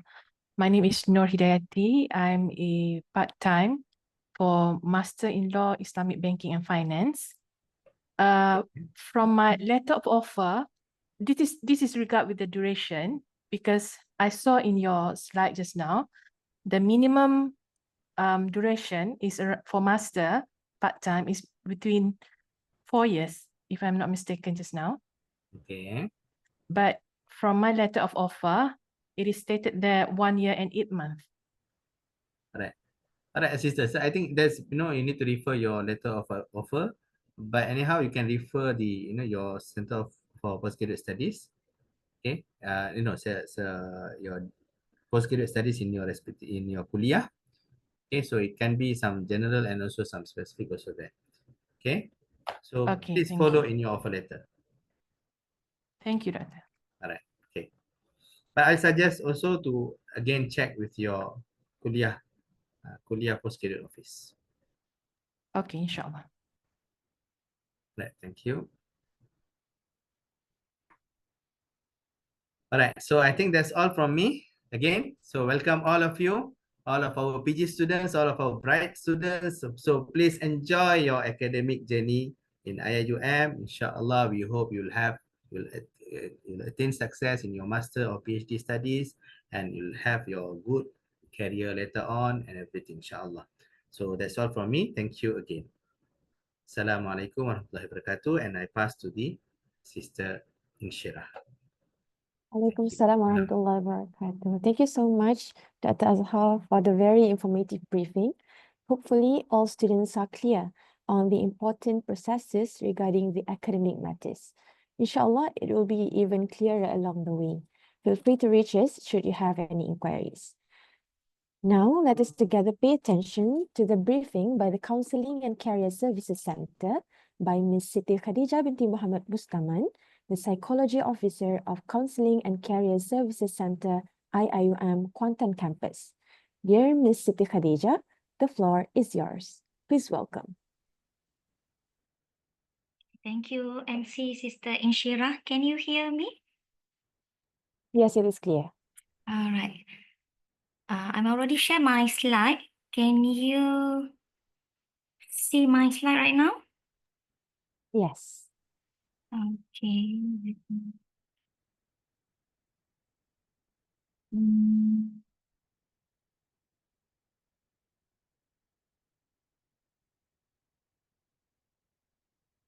Okay. Assalamualaikum warahmatullahi wabarakatuh. All right. Okay. Welcome all students to IIUM. So today is your first day. I cannot see the chat box, but if let's say you have any questions, please feel free to stop me. Jangan strict sangat. Please enjoy this slot. Kita santai-santai sahaja. For foreign student, santai-santai. If you don't know the meaning of santai-santai, you can ask Malaysian students so that you have the opportunity to chit-chat with each other. All right, okay, so my topic is going to be about thriving, not just surviving. It's about mental health during your postgraduate studies. Okay, so you should not only focus on academic matters, but also to take care of your mental health as well. All right. Okay, so I'm going to cover about basically about common mental health challenges during your postgraduate times. Okay, and impact on well-being, and about coping strategies as well as seeking help. Okay, for the introductions, mental health problems among school students and students of higher education institutions involving the age group of children, teenagers, and youth show a twofold increase. The National Health Morbidity Survey Report, NHMS, show an increase from 7.9% in 2019 to 16.5% in 2023. So last year report did not have yet. Okay, so increasing number regarding mental health issue among our students. Okay, currently study shows that 50% of graduate students experience symptoms of depression, anxiety, or burnout, causing many of them to decide to leave academia due to this increase in mental health problem. Tak sempat grad. Okay, dah quit. Alright, so that's why it is important to tackle this issue so that you will be graduate. Kalau tak dapat GOT pun graduate at least. Okay, alright. So common mental health challenges. The first one is due to high academic pressure and workload. Okay, PhD life or PG life is always different from undergraduate time. Okay, so you are on your own. You are being expected to excel. So that's why due to this pressure, due to this demand, okay, you put high expectation on yourself. Okay, and PG life is also we call as a lonely journey, right? Yes. Any questions? Kita on ke apa ni je. Alright, okay. So PG life is a lonely journey. So that's why you tend to isolate. You tend to do your work, your study on your own. Kan, you punya thesis tak sama dengan your friends, okay? So isolations and lack of social support is also considered as another challenges, okay? During undergraduate, you are in a class with your friends, okay? You discuss about academic matters, you discuss about everything, okay? You go eating with your friends, but during postgraduate times, due to different topic, different thesis for PhD and for master by research, but for master by coursework, maybe it's a little bit different. Okay, so when you have no social circle on your own, or for case of part-time student, okay, you tend to be on your own. So that's why it is important to have a good circle. How you going to support yourself, all right? And then another issue is financial stress and career uncertainty, okay? I just joined the session just now, briefings by the Deputy Dean, okay? It's about the how you can get the financial assistance, right? Okay, please, if you have the opportunity to do so, please apply. Okay, you don't know whether you have enough financial support. Okay, in case if you have the grant, your supervisor have the grant, so there should be no issue. But if let's say you enroll without any grants, so you should apply for scholarship or any financial assistance. Okay, please do so because your study is going to involve many financial implications. Okay, and some students, they just register for postgraduate study is due to maybe because they still did not get any job. Sambung belajar dulu lah sambil-sambil nak tunggu dapat kerja. Okay, or their company or their institutions, their employer who wants them to pursue this study in this specific area for their career development. For in that case, there should be no issue. But if you just continue, you pursue this study is because of you don't know what to do.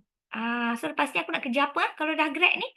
So this thing also can contribute, can become one of the challenges. Okay, and then another issue is imposter syndrome or self-doubt. What is imposter syndrome? Who know? Who know what is the imposter syndrome? Okay, tak apa saya jawab lah kalau macam tu. Okay, imposter syndrome is when you feel that you are not competent or intelligent as others might think you are. So you think that those with imposter syndromes thinks or feel like they are fraud, they are the scammer. You just scam IIUM. So that's why you got enrolled. IIUM is a prestigious university. But then, how can I have the opportunity to enroll to this university? Budak-budak pandai je masuk UIA ni. Kenapa aku termasuk sebab aku I just lucky enough to enroll. So this is what we call imposter syndrome. Okay? Instead of acknowledge your capability, you feel that your efforts, okay, you often attribute your accomplishment to external or transition causes such as luck or good timing. So I just enrolled to IIUM because other student did not have the chance. Secara tak sengaja termasuk apa semua kan. Okay, so they always doubting themselves. Okay, so be careful of this imposter syndrome. So you are here because of your talent, because you are capable of becoming our student. Okay, all right. And then the most common stressor of graduate student. Okay, so this is the common stressor. The first one is bullying. Hopefully not in IIUM. Bullying in what term? Actually, bullying can come in form of for part-time student. They are part-time student but full-time employer, full-time staff. Okay, so you have to juggle so many things. You have to divide between your work time and your study time. So if let's say for this part-time student, during office hour, you have to do your job. So the balance times is for study times, maybe during weekend. But if your colleague give you extra work weekend, kau buatlah waktu weekend ni apa semua kan. So bila pula masa nak study? Bullying can happen as well as not only in form of physical but also in mental bullying. Okay, harassment. Harassment, yes, we do have cases, but with postgraduate students, hopefully they are adult enough to handle this thing. But if let's say there is cases, please report it to the authority so that action can be taken properly. All right, exploitations and discriminations. Okay, negative work culture. Okay, this is under the same things that I just talked about. Okay, poor mentoring. Some supervisor thinks that PG student is adult enough. They can be independent. They don't need to be monitored like undergraduate student. Right? So these things actually, if you don't know how to manage, how to do your thesis, how to do your study, please consult your supervisor properly. But some supervisor, they are good enough. They have a specific schedule. Every week you must come to consult me. This is a good mentor, good supervisor. Hopefully, I pray that all of you will get good supervisor, because if not, it will impact your study. Will impact your study so much, because cases that I handle in counseling sessions for postgraduate students mainly issue with their supervisor. So hopefully you have a good supervisor, inshallah. All right. Financial stress, like I talked before this, please apply for any financial assistance so that you can manage this stressor, this financial stressor. Okay. Pressure to publish. I just saw before this requirement for your PE for PhD student require 2.0. For research, master by research 0.6. For clinical 0.5. Apa lagi tak ingat dah. Okay. So, this thing also can contribute, can become your stressor. Alamak, dah nak grad tapi tak ada publications lagi. I still have no publications but I want to graduate on time. So is there any opportunity? But sometimes you're afraid to do this publications, right? So pressure to publish also become one of the stressor. Then job insecurity, seems like I talked before this, you don't know whether once you graduate, you going to secure any job after that, because sometimes when you have degree and then you pursue the next study directly without having any experience in work setting, okay, so when you want to apply for jobs, they will question. The company, the employer will question, you have no work experience. How we going to employ you? You just too advanced with study, with qualifications too advanced. So we don't want to hire someone with lack of experience, but with high academic qualifications. Okay, so these things also become a stressor. All right, and then negative peer competitions. Okay, nowadays every one of us have social media. You tend to scroll down. Okay, just want to update yourself and you want to know about your friends. But if you look at so much about your friends in the social media, you take a look at their achievements, then you start to compare with yourself. Oh, dia ni dah jadi profesor dah. Oh, dia ni dah jadi lecturer kat sini dah. Aku pula kat sini je. And then this thing, okay, start to elicit the feelings of self-doubting. You start to have a low self-esteem because you comparing yourself, your achievement with your friends. Okay, and then the last one is lack of balance between work and personal life. Okay, if you are full-time students, yes, hopefully you have enough time for your study, for your academic, but you also to divide it properly with your personal life. Okay, do not only study, but also please take care of your mental health as well as your physical health.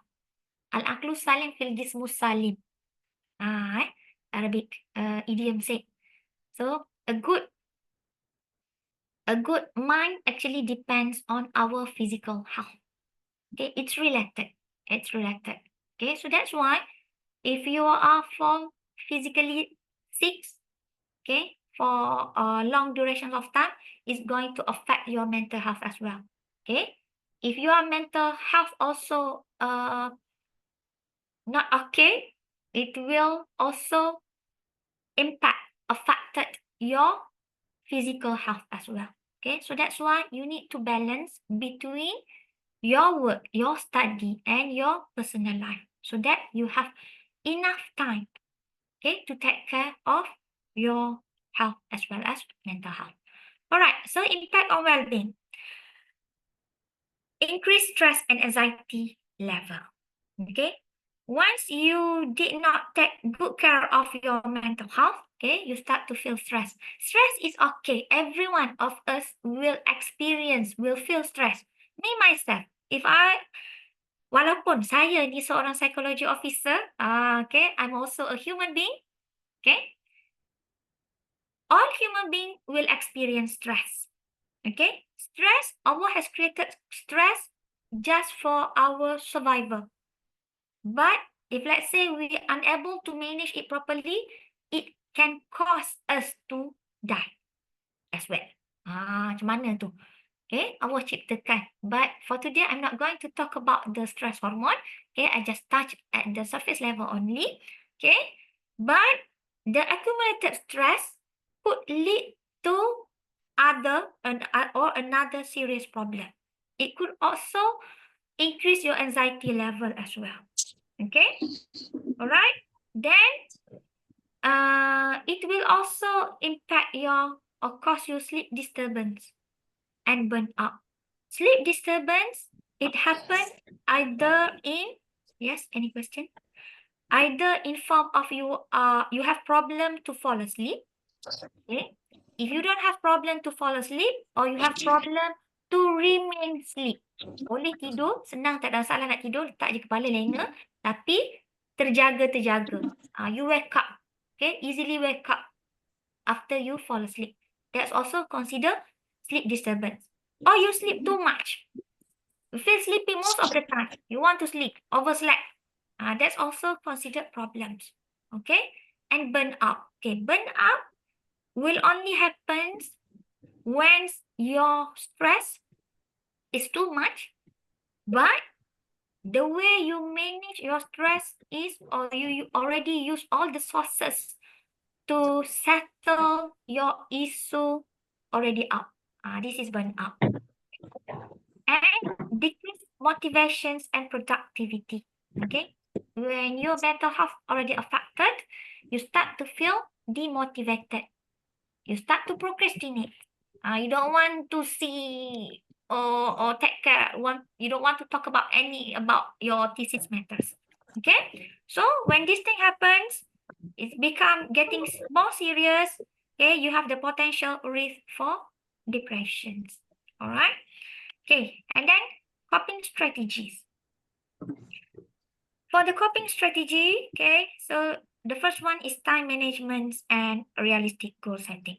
Okay, it is important for you as the postgrad student to manage your study well. So that's why we have the Gantt chart, okay, to monitor your academic progress. Okay, maybe you think that, oh, I'm just enrolled. This is my first year. No need to rush anything. So you should not think like that, because okay, if you want to GOT, you want to graduate earlier, so you supposed to have good time management. Okay, so for part-time, especially for part-time student, you should know how to divide your time. Okay, and set a realistic goal. Okay, you can be ambitious. You can be ambitious. It's a good thing to do, but don't be too ambitious. Okay, that's why we say be realistic. Okay, because some cases when they are high achiever, okay, during undergraduate times they are high achiever. So when they pursue this postgraduate study, they put high expectations. So it's different setting between undergraduate and postgraduate. So once you fail to get what you target, if you put higher, the higher you put your dreams or your goals, if you fall, lagi sakit. The more painful you are if you drop or fall back. Okay, so that's why be realistic. All right, seeking social support. Okay, as I said before, PG life is a journey life. Okay, but please have a good social support, rapport with your surrounding. Okay, who are around you. Okay, if you are stay away from your family. Okay, make friends. Okay, build rapport, be in good relationship with your mentor, with your supervisor as well. Okay, because if you have bad relationship with your supervisor, it is going to affect your study so much. Some cases, yes, you can change your supervisor, but if let's say it's not easy. But if it's severe, you can change your supervisor because it's going to affect your study. Okay, all right. Build a good network surrounding. It's not necessarily if you are introvert person, you don't like to have so many friends. It's okay, but please have a good coping. Okay, some students, the way they cope with their stress is by apa contoh? Kalau stress buat apa? Anyone want to give example?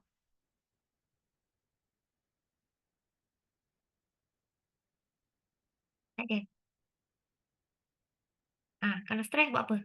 If you are stressed, what did you do? What do you do to overcome your stress? Dia makan, doktor. Tembakkan?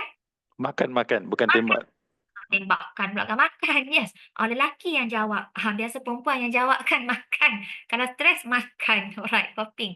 Is it healthy? Okay. So eating is a coping, but it can become unhealthy. So that's why if you want to remain with this coping, you can practice mindful eating. Belajar about mindful eating. Tapi tu top saya yang lain lah kalau nak belajar about mindful eating. Okay.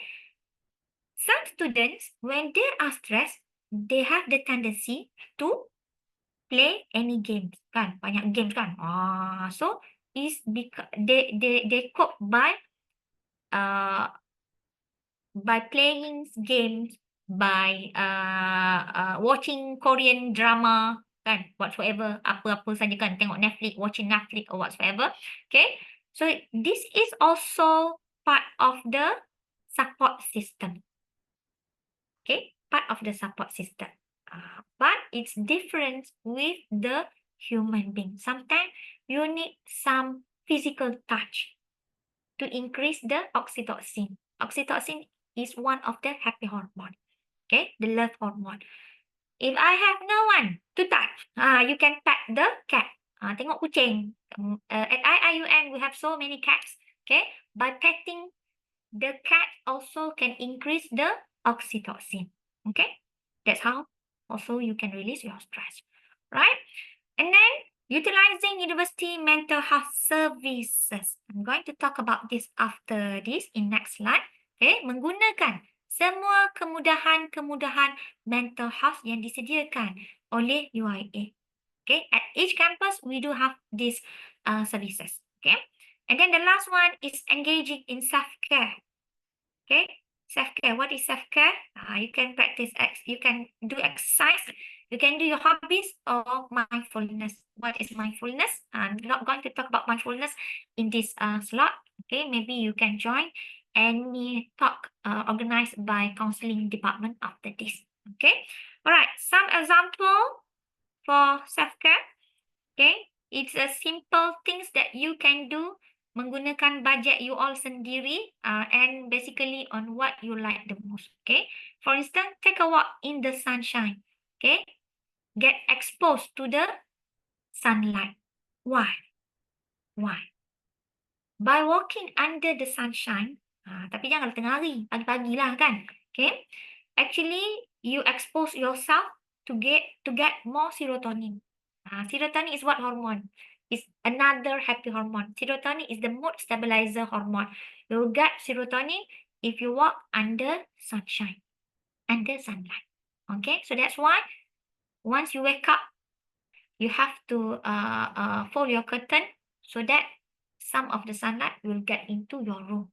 Okay, direct way to get the serotonin. Okay, coffee in the morning. Those who like to drink coffee.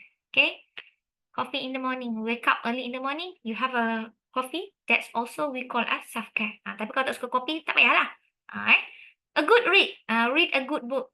Or enjoy the garden. Okay, snuggle up in the bed. Bermalas-malasan atas katil itu pun we consider as self-care. Alright, watch your favorite films or bake something yummy. Siapa-siapa yang suka baking tu, yes, that is how they cope with the stress. Okay, or listen to your favorite song. Your favorite song is not my favorite song. Variety, right? Okay, so just listen to your favorite song. Or during the weekend, weekday, self-care, cook a healthy meal, read for fun, sleep early. Sleep early also under mental health matters. Okay, why? Because research found that around 11 o'clock, our body start to release the melatonin. What is the melatonin? Melatonin is the sleep hormone. It is important for our well-being. Okay, this melatonin can help our body to fight the cancer cell cancer, and also for our mental health well-being.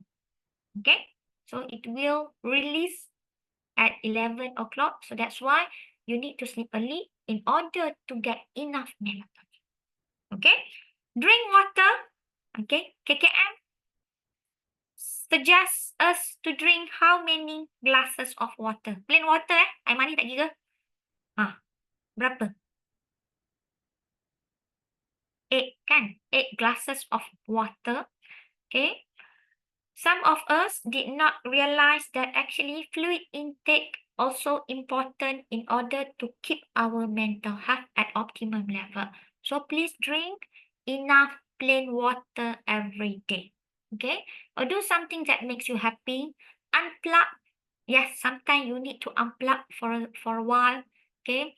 Push away all the social media. Okay? Do some physical activity. Stop from scrolling your social media. All right. Okay. Another idea is just at this infographic. Eat your favorite snack. Tapi kalau favorite snack tu jajan banyak sangat, you should put limit. Okay. Take an exercise class. Boleh join Zumba ke whatsoever. Okay. Play with your pet. Get creative also. Massage. Okay. Massage also is a good thing to do. If you have enough budget, please go to spa. Okay. Why? Through massaging, okay, through physical touch, okay, during massage, also could increase your oxytocin as well as endorphin. Endorphin is another happy hormone. It's what we call as the physical mass pain.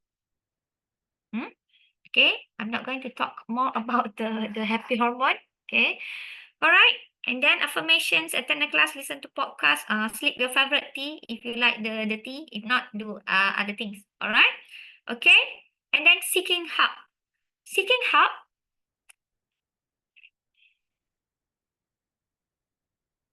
Okay. Some students they feel reluctant to seek help because they think that they are adult enough. They're afraid that the counselor might leak the info. But please understand, all counselor, all psychology officer need to abide by our ethics.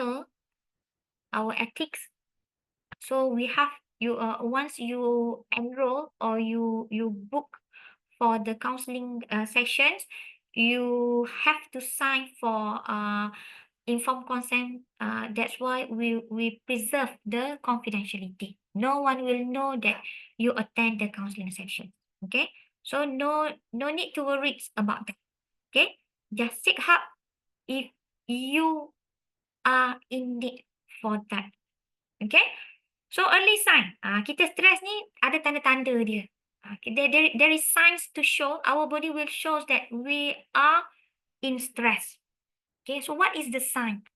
Okay, once our stress hormone being released, okay, the first stress hormone is adrenaline. Okay, adrenaline rush. Adrenaline, once it's been released, the sign of it is our pupil will enlarge. We start to palpitate, can breathing faster. Okay, and then the second stress hormone, noradrenaline, will release. Okay, noradrenaline will cause the blood flow go to the crucial area during that time, which is under muscle, and it will not go to the area which is not crucial during that time, which is under the skin. So that's why when you are stressed, you will look pale and your muscle will strengthen. You have so many energy to escape the stressful situations. Okay. So once you are in always tired mood, so this is the signs that you are struggle mentally. Okay. So when you know the signs, please seek help.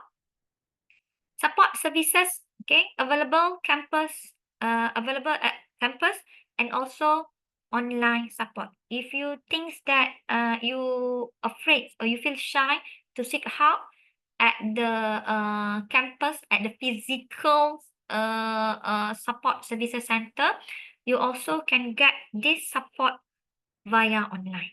Okay, after this, I'm going to share the numbers. Okay, as long as you get the support, you use the support services. All right, and then the last one is stigma. Breaking the stigma around mental health discussions. IIUM, our institution already do the roundtable discussions to discuss this thing. But among you yourself, if you have any friends who struggles in terms of mental health issue, please try not to stigmatize them. Please support them. You don't know whether one day this thing also might occur to you as well. So that's why let's break the stigma about mental health issue so that we can have a good and better society. Okay, so how to do the counseling session using the support that provided in this university. You can set appointment via IIM student portal or iMaklum. Okay, you log into iMaklum and then you go to you can click my services. Okay, go to my services and then you click for counseling session. Okay, click for counseling sessions and then what will you see is the psychology officer or the counselor at each campus. So if you are students at Gombak campus, you will view only the Masih kali ya, Boyo? Hah? Jair, kalau nanya di mana, kita kopi. Enggak tahu. Oh, Pakcik. Kalau nggak ada Pakcik, ya udah nggak jadi beli. Iya. Okay, all right. So you can only view the counselor at your respective campus only. So for Gombak student, you cannot book session with me because I'm from Kuantan. So Kuantan student only can book sessions with me. Okay, right? But don't have to worry. Counselor and psychology officer is the trained one. Okay. Request for appointment. Here we have the slot for appointment and choose the counselor. After that, okay, once you choose the counselor, check availability of the counselor and select date and time with the book now status. Some of your favorite counselor is very big. So their time difficult to be accessed. So please book based on the vacancy only. Kalau tak ada, cari kaunselor lain lah. You don't have to wait. If let's say the issue is important to tackle straight away. Alright, and then click confirm. Once you click confirm, just wait for confirmations email from the CCSC. Or also you can just walk into the counseling directly. Okay, anyone have a question or you forgot to mute your mic? Alright, so individual counseling. Most of the PG students, they prefer to do the individual counseling as compared to the group counseling. We do have group counseling, but I think most of PG students prefer only to do the individual counseling as they are more adult. Okay, so what we talk about in individual counseling, okay, you can talk about personal conflict, relationship difficulty, psychological problem, and as well as academic concern. You don't have to wait until you have this issue only. Sometimes you think that the issue that you face right now is a simple matters, but as long that it bother you and you have difficulty to manage it, please just book for the counseling session. I do have a student, PG student, who always book a session with me because she have issue with her family, with her mother, with her child. Nampak simple, but once that thing bother you, accumulated,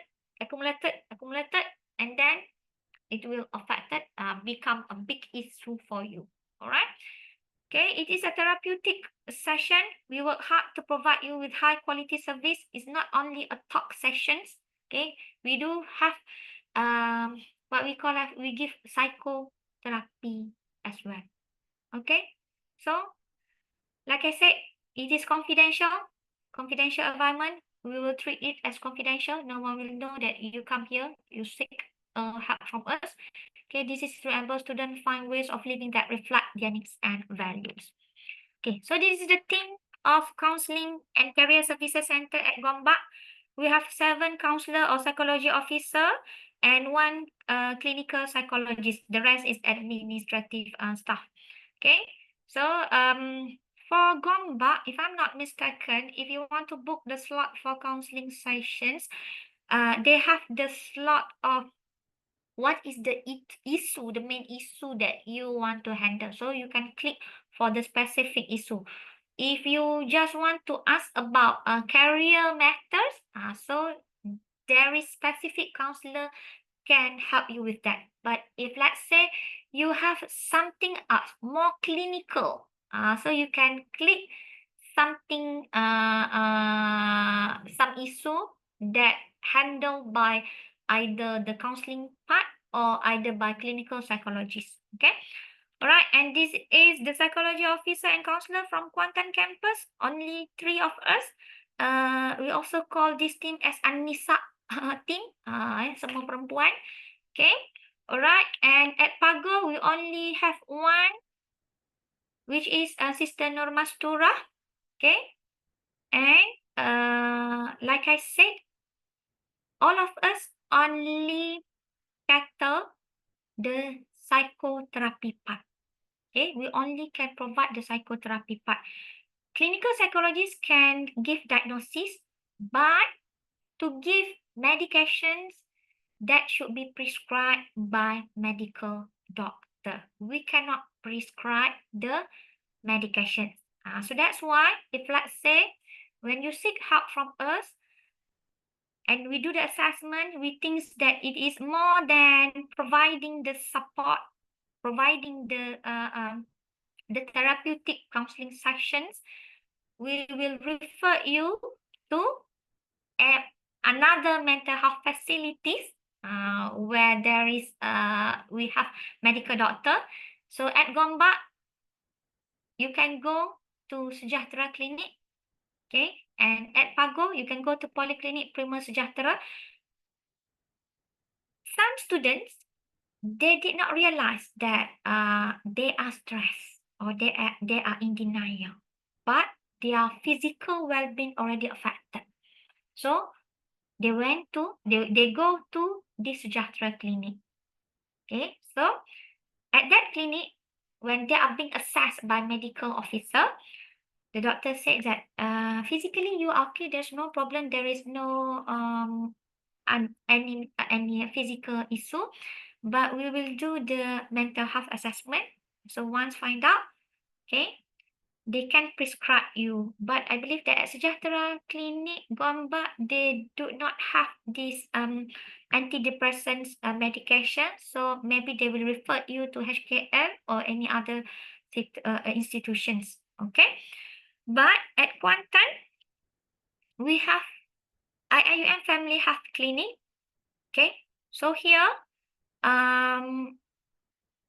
those who need pharmacotherapy as well, once we refer to FSC, Family Health Clinic, the medical doctor will prescribe you with the medications. But if let's say it's become more serious, we will refer you to Department of Psychiatry and Mental Health at SASMED, okay, our hospital, okay, our IIUM hospital, right? At SASMED, you cannot go directly. Okay, you need to have the referral letter. So that's why either you come to the counseling center first, or you can go directly to Family Health Clinic. Family Health Clinic, you can go directly, but not at SASMED. SASMED, it require the referral letter. Okay, all right. So if you feel shy or any other factors that might bother you, you don't want to physically attend, you also can seek help from this number, okay? First one is Process Psychology Center. This is the first number. Maybe you can snap, but I can share the slide with the CPS so that CPS can share my slide with all of you. Okay. Befriender, 24 hours. Okay. Mercy Malaysia or Talian Kasih. Talian Kasih is also 24 hours. Okay. All right. Everyone can save this number. Okay, sometimes. Okay. All right. If not, another available online resources is Talian Hill. Talian Hill is actually conducted by psychology officer KKM, but the operating hours starting from 8 a.m. until 12 midnight only. After that, they're going to sleep. Okay, so you can call this number only from 8 a.m. until 12 midnight only. Okay, all right, please save this number 15555. Okay, this is directly for mental health matters. All right. And then, sorry, I'm a little bit fast because I have another briefing after this with undergraduate student. But do not worry, we're going to have a Q&A session if you have any questions. Okay, so as the conclusions, mental health is as important as academic success. Proactive strategy can enhance well-being, so reach out for support when needed. Okay. Do not wait until your problem become severe. Okay, bukanlah kata kalau dah severe tu dah tak boleh nak minta tolong dah. But we want a good prognosis so that your problem can be managed properly. To have a good prognosis, it's better to get help at early stage. Okay, so mental health matters is not during the past time, it is something taboo to talk about, but nowadays, right now, it is something that important to tackle, okay, to manage so that it will not impact you and people around you. Okay, in some cases, the student themselves is the one who have mental health issue, which later on affect their academic and also affected the institutions. But in rare cases, maybe some of the lecturer who have the mental health issue impacted the student. So mental health issue is like what we call, not to say contagious, but it can be contagious, right? So if let's say, for instance, you have a friend who suffer from mental health issue, okay? So you want to support at first, but later on, these friends affected you. Kan kita nak jaga dia, kita pula yang jadi stress, kan? You feel stressed because of you want to help your student or these friends always bother you. Lama-lama you pula yang ada mental health issue. So it can be contagious. So that's why once you realize you have this problem or your friends have problem, please seek help or ask your friend to seek help so that it can be cured and it will not affect the people around them. Okay? And for academic matters, we do receive cases. The main stressor is the academic matter. So the last resort solution for this student is just to quit her quit her study. So rugilah. So that's why please manage your mental health properly. Okay. So I think that's all from me. Do we have any questions?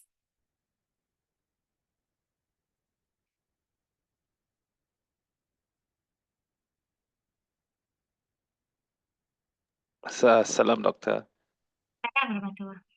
I have a question because when earlier in the presentation you mentioned that it is good if we can graduate on time.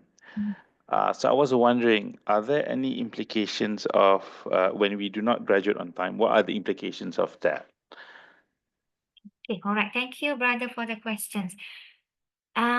Is it because of your having mental health issue or any other matters? Suppose that the person not graduating on time is because they are taking a little bit more time writing their thesis. Is there any issue with not graduating on time? Okay, all right.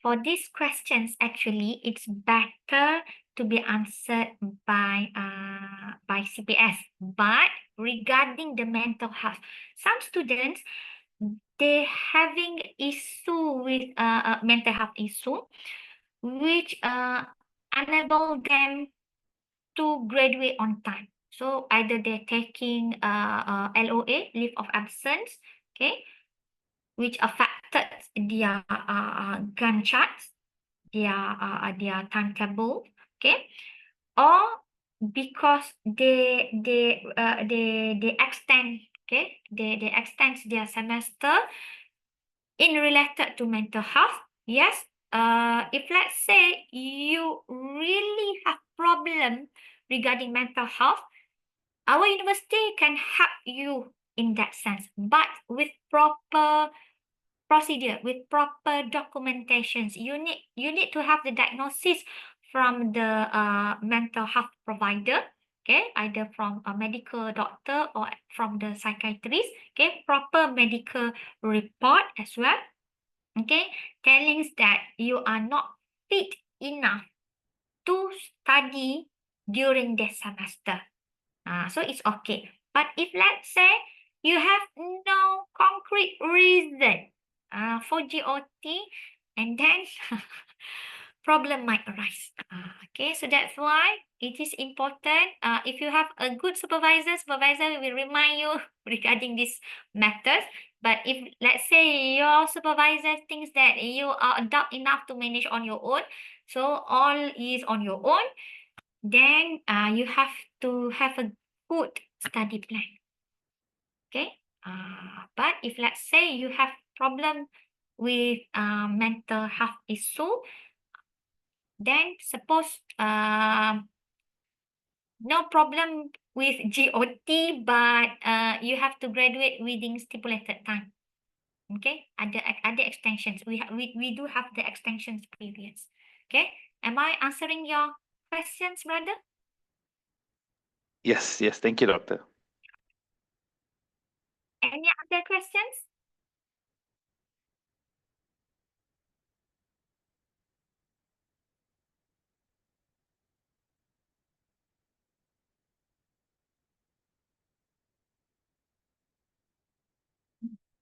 No more questions. Hi, Yes, hi. may I ask regarding the counseling appointments, is there any payment that needs to be done? No, all free because you are our students. So that's why it is important to use all the available facilities provided by the university. Okay, because why? Counseling session outside is quite expensive for one session, but you get all free here. Okay, and if you've been referred to psychiatry, also free if you get treatment at SASMED. But for HKL, I'm not sure whether we do have some financial covered for our student. After this, we do have briefing from IIUM Sejahtera Clinic, right? Okay, right. So as long as you are the student, please use all the facilities. Okay, if you're afraid to come physically at our center, you can book online. Okay, better to book online because afraid that if you come directly physically at the counseling office, there will be no available counselor to entertain you. Okay, better to book first. Okay. Okay, thank you. Welcome. All right. Our office for counseling at Goba is at level 2 building, the main building.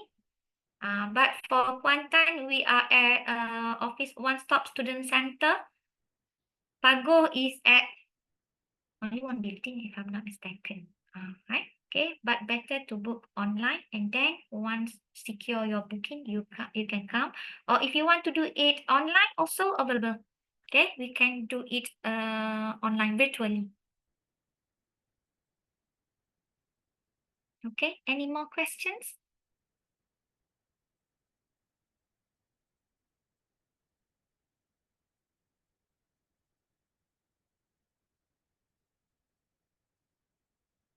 And the drug also is quite expensive, antidepressants drug. So as long you are the IIUM student, it will be covered. So better to get a proper diagnosis during your student time.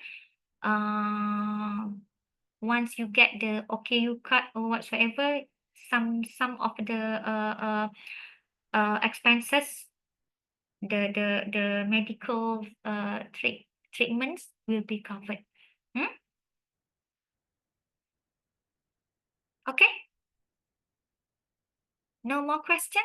If there is no more question, I give back to our MC sister Inshira. Okay. Thank you. Good luck. All the best with your study. Please be kind to your mind. Belajar juga. Tapi you have to take care of your mental health as well. Okay. If not today, is for your future. Okay. All right. Learn as many coping as you can. Okay. Join any talk that organized by CCFC. If not from me, my colleague, they are all expert in this field. Alright. Alright. Okay. That's all from me. Thank you. Assalamualaikum warahmatullahi wabarakatuh. Waalaikumsalam warahmatullah. Waalaikumsalam warahmatullahi wabarakatuh. Thank you so much, Ms. Siti Khadijah, for the very therapeutic briefing, I believe. As a postgraduate student myself, I would say that mental health is undeniably one of the major challenges to tackle.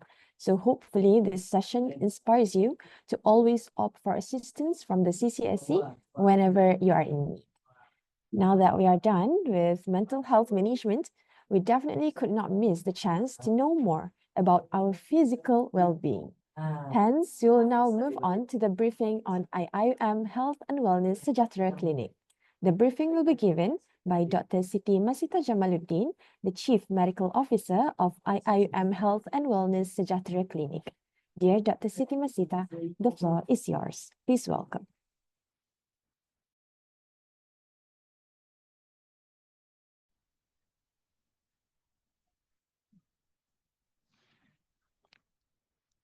Assalamualaikum warahmatullahi wabarakatuh. Waalaikumsalam. Okay, I hope that everyone can hear me. At least I have here one voice. I hope everyone can hear my voice too. Yes, we can. Ahlan wa sahlan wa marhaban bikum to everyone. Today I will continue with the presentation on, I think, if I made to understand that this is regarding the medical benefit for the students, right? Yes, betul. Yes, all right, Also thank you. services. And also services clinic. Services provided by the clinic. Okay. Okay. Hold on.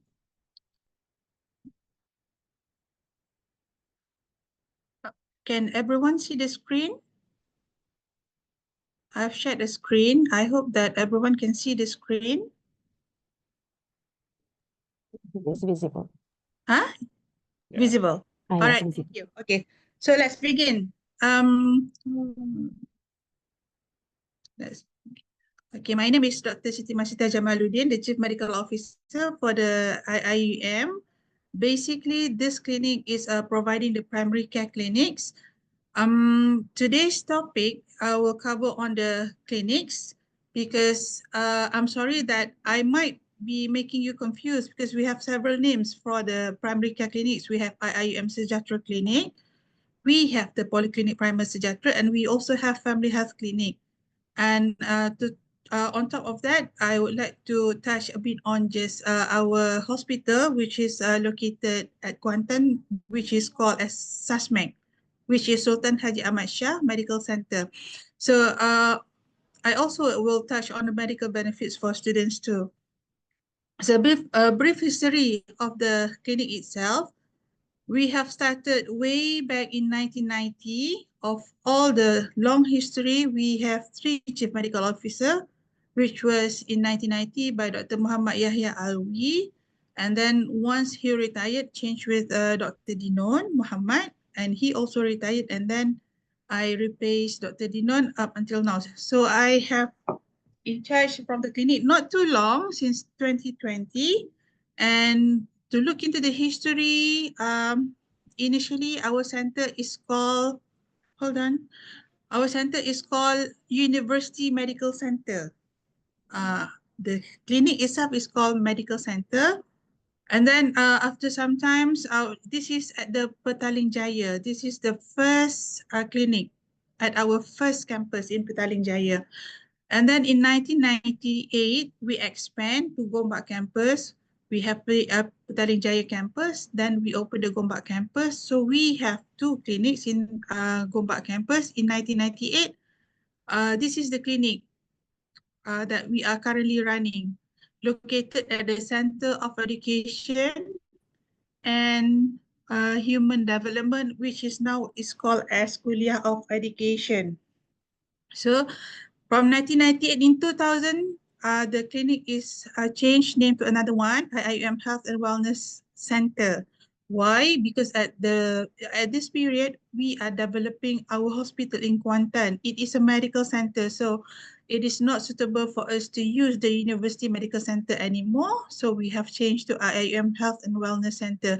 So in the presentation, or if you find out in some of the university document about IHWC, it is the same thing like our current clinic, which is now called as IIUM Sejahtera Clinic. So the name changed finally to IIUM Sejahtera Clinic because it's related to license, health license and operation that we are trying to comply with the Malaysian Ministry of Health. So that's why we need to change the name. Okay, at present, the one that is directly under my purview is IIUM Sejahtera Clinic in Gombak campus. The second one in Gambang campus, and also in Paguh campus, which is named as Polyclinic Primer Sejahtera. And why? Why you need to use different name? The reason being, in Paguh campus, we have to serve to other institution, in which other institution, this is what you call the public universities too, besides the IIUM. But then the other institution, the main language is in Bahasa Melayu. IIUM is the only university, the public university in Malaysia, that is using English as the first language. So with due respect to other institutions, we have been directed by the ministry to use the Bahasa Melayu's name. So that is the reason why in Paguh the name is a bit different, but it has the same meaning.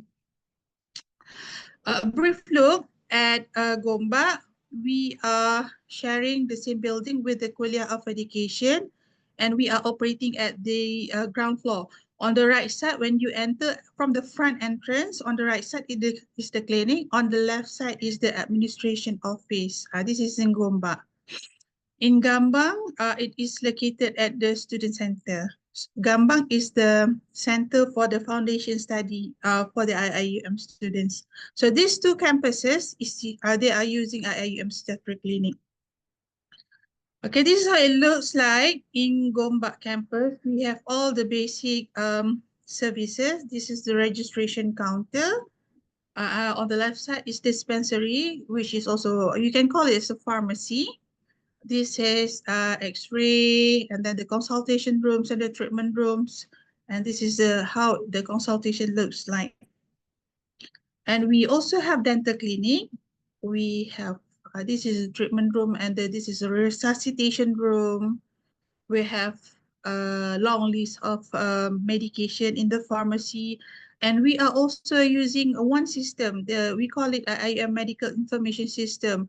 This system is actually connecting all the information of the students from all campuses, meaning that if you are as a IIM students, you are based in Gombak, for example, and at once upon a time that you have activities in Pagoh campus, then you get sick in Pagoh campus, you can go to our branch in Pagoh campus. The information is there. Whatever medication you are using, if you have allergy or whatever history, it is in the system. So it's very easy for you. So you don't feel hesitate if you are an IIM student, wherever you are, which campus you are, you can still go to any of the clinic if you get sick. So you don't have to worry that you are from Gombak. If you get sick in Kuantan, you have to go to private clinic. No, you can go to the primary care clinics in Kuantan branch. This is how it looks like in our lab. Basically, we have most of the machine for the primary care clinics requirement for lab investigation, in which it means when we have the in-house lab, you can get the result fast, as fast as less than half day, you can get the result. And for complicated complicated investigation, usually we will send to the panel lab, and it's only take about 3 days the most to get the result. Alhamdulillah, from 1990, we have been operating, and in 2021, we refurbished the clinics to make it more comfortable, and we expand the services for the IIUM student and staff. So the clinic being officiated by Her Majesty Raja Permaisuri Agong Tunku Haja Aziza Aminah Maimunah Iskandaria on the 30th May 2022. She is also our head of constitution, the IIM head of constitution. So this is how it looks like in Gambang. We get a quick view on the clinic at the IIUM center. Okay. And how it looks like. Okay, here you see the system is the same system. Wherever you are, the system is still the same, and you can you don't have the difficulty to explain whatever sickness that you have, whatever medication you are using is all in the system, as long as you update the information to our doctors in whichever campus you are. And this is how it looks like in Gambang. It's a bit smaller than the Gombak. We have 3 consultation rooms as compared to Gombak, in which we have 7 consultation rooms. More doctors in Gombak because the population is the biggest among of all campuses. So this is a treatment room. And we talk about our second branch in Pagoh, which is called Polyclinic Primary Sejahtera. This is the baby of all clinics. It's officiated, so once again, by our head of constitution, in which she was the Her Majesty the Raja Permaisuri Agong in 14 June 2023. So to build a clinic, it is not a standalone project from the health side. So we have all our friends from the HR, the ITD, we have from whatever, from the finance, from the management themselves. So everyone helps to make sure that there's a one clinic stand in Pagoh campus. So it's being officiated by Her Majesty on 14th of June 2023, about 2 years ago. This is how it looks like in Pagoh campus. They are not the Pagoh campus, inside the Polyclinic Primary Sejahtera.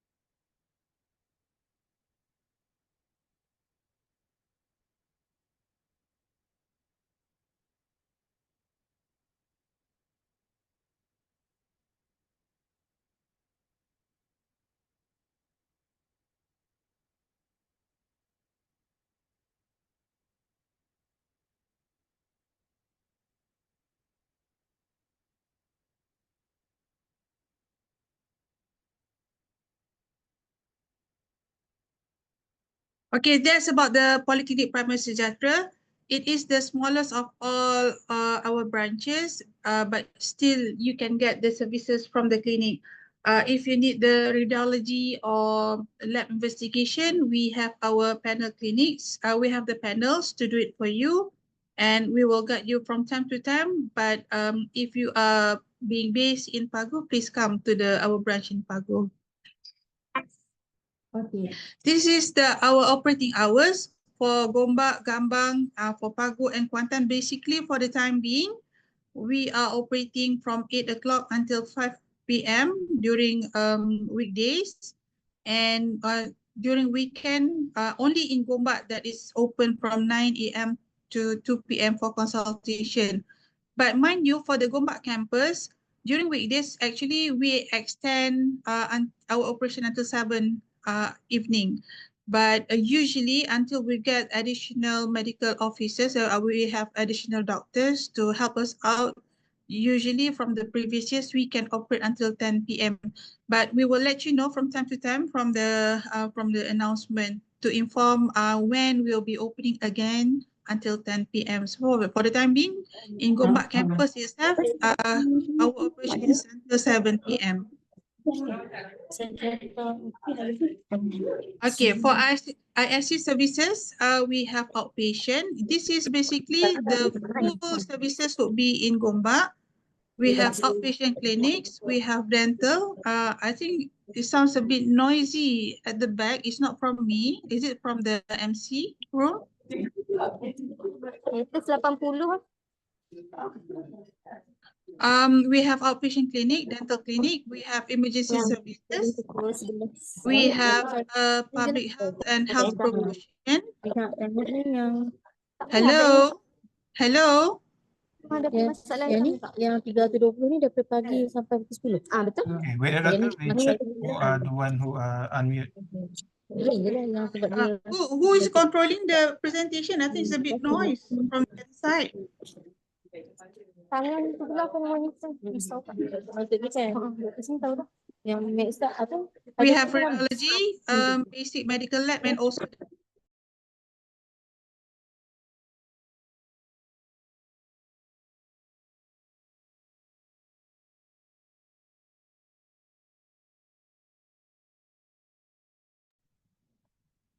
okay, this is about the medical benefits for students. I hope that everyone can hear me. Can I get any response from the... Yes, doctor. Loud and clear. All right, thank you. So this is about the medical benefits for students. Oh, it's not moving. Okay. The definition of students that can be covered by university fully must be full-time students. All part-time students, they are not covered by our policy, but for the part-time students, they can still use our university clinics, but with payment.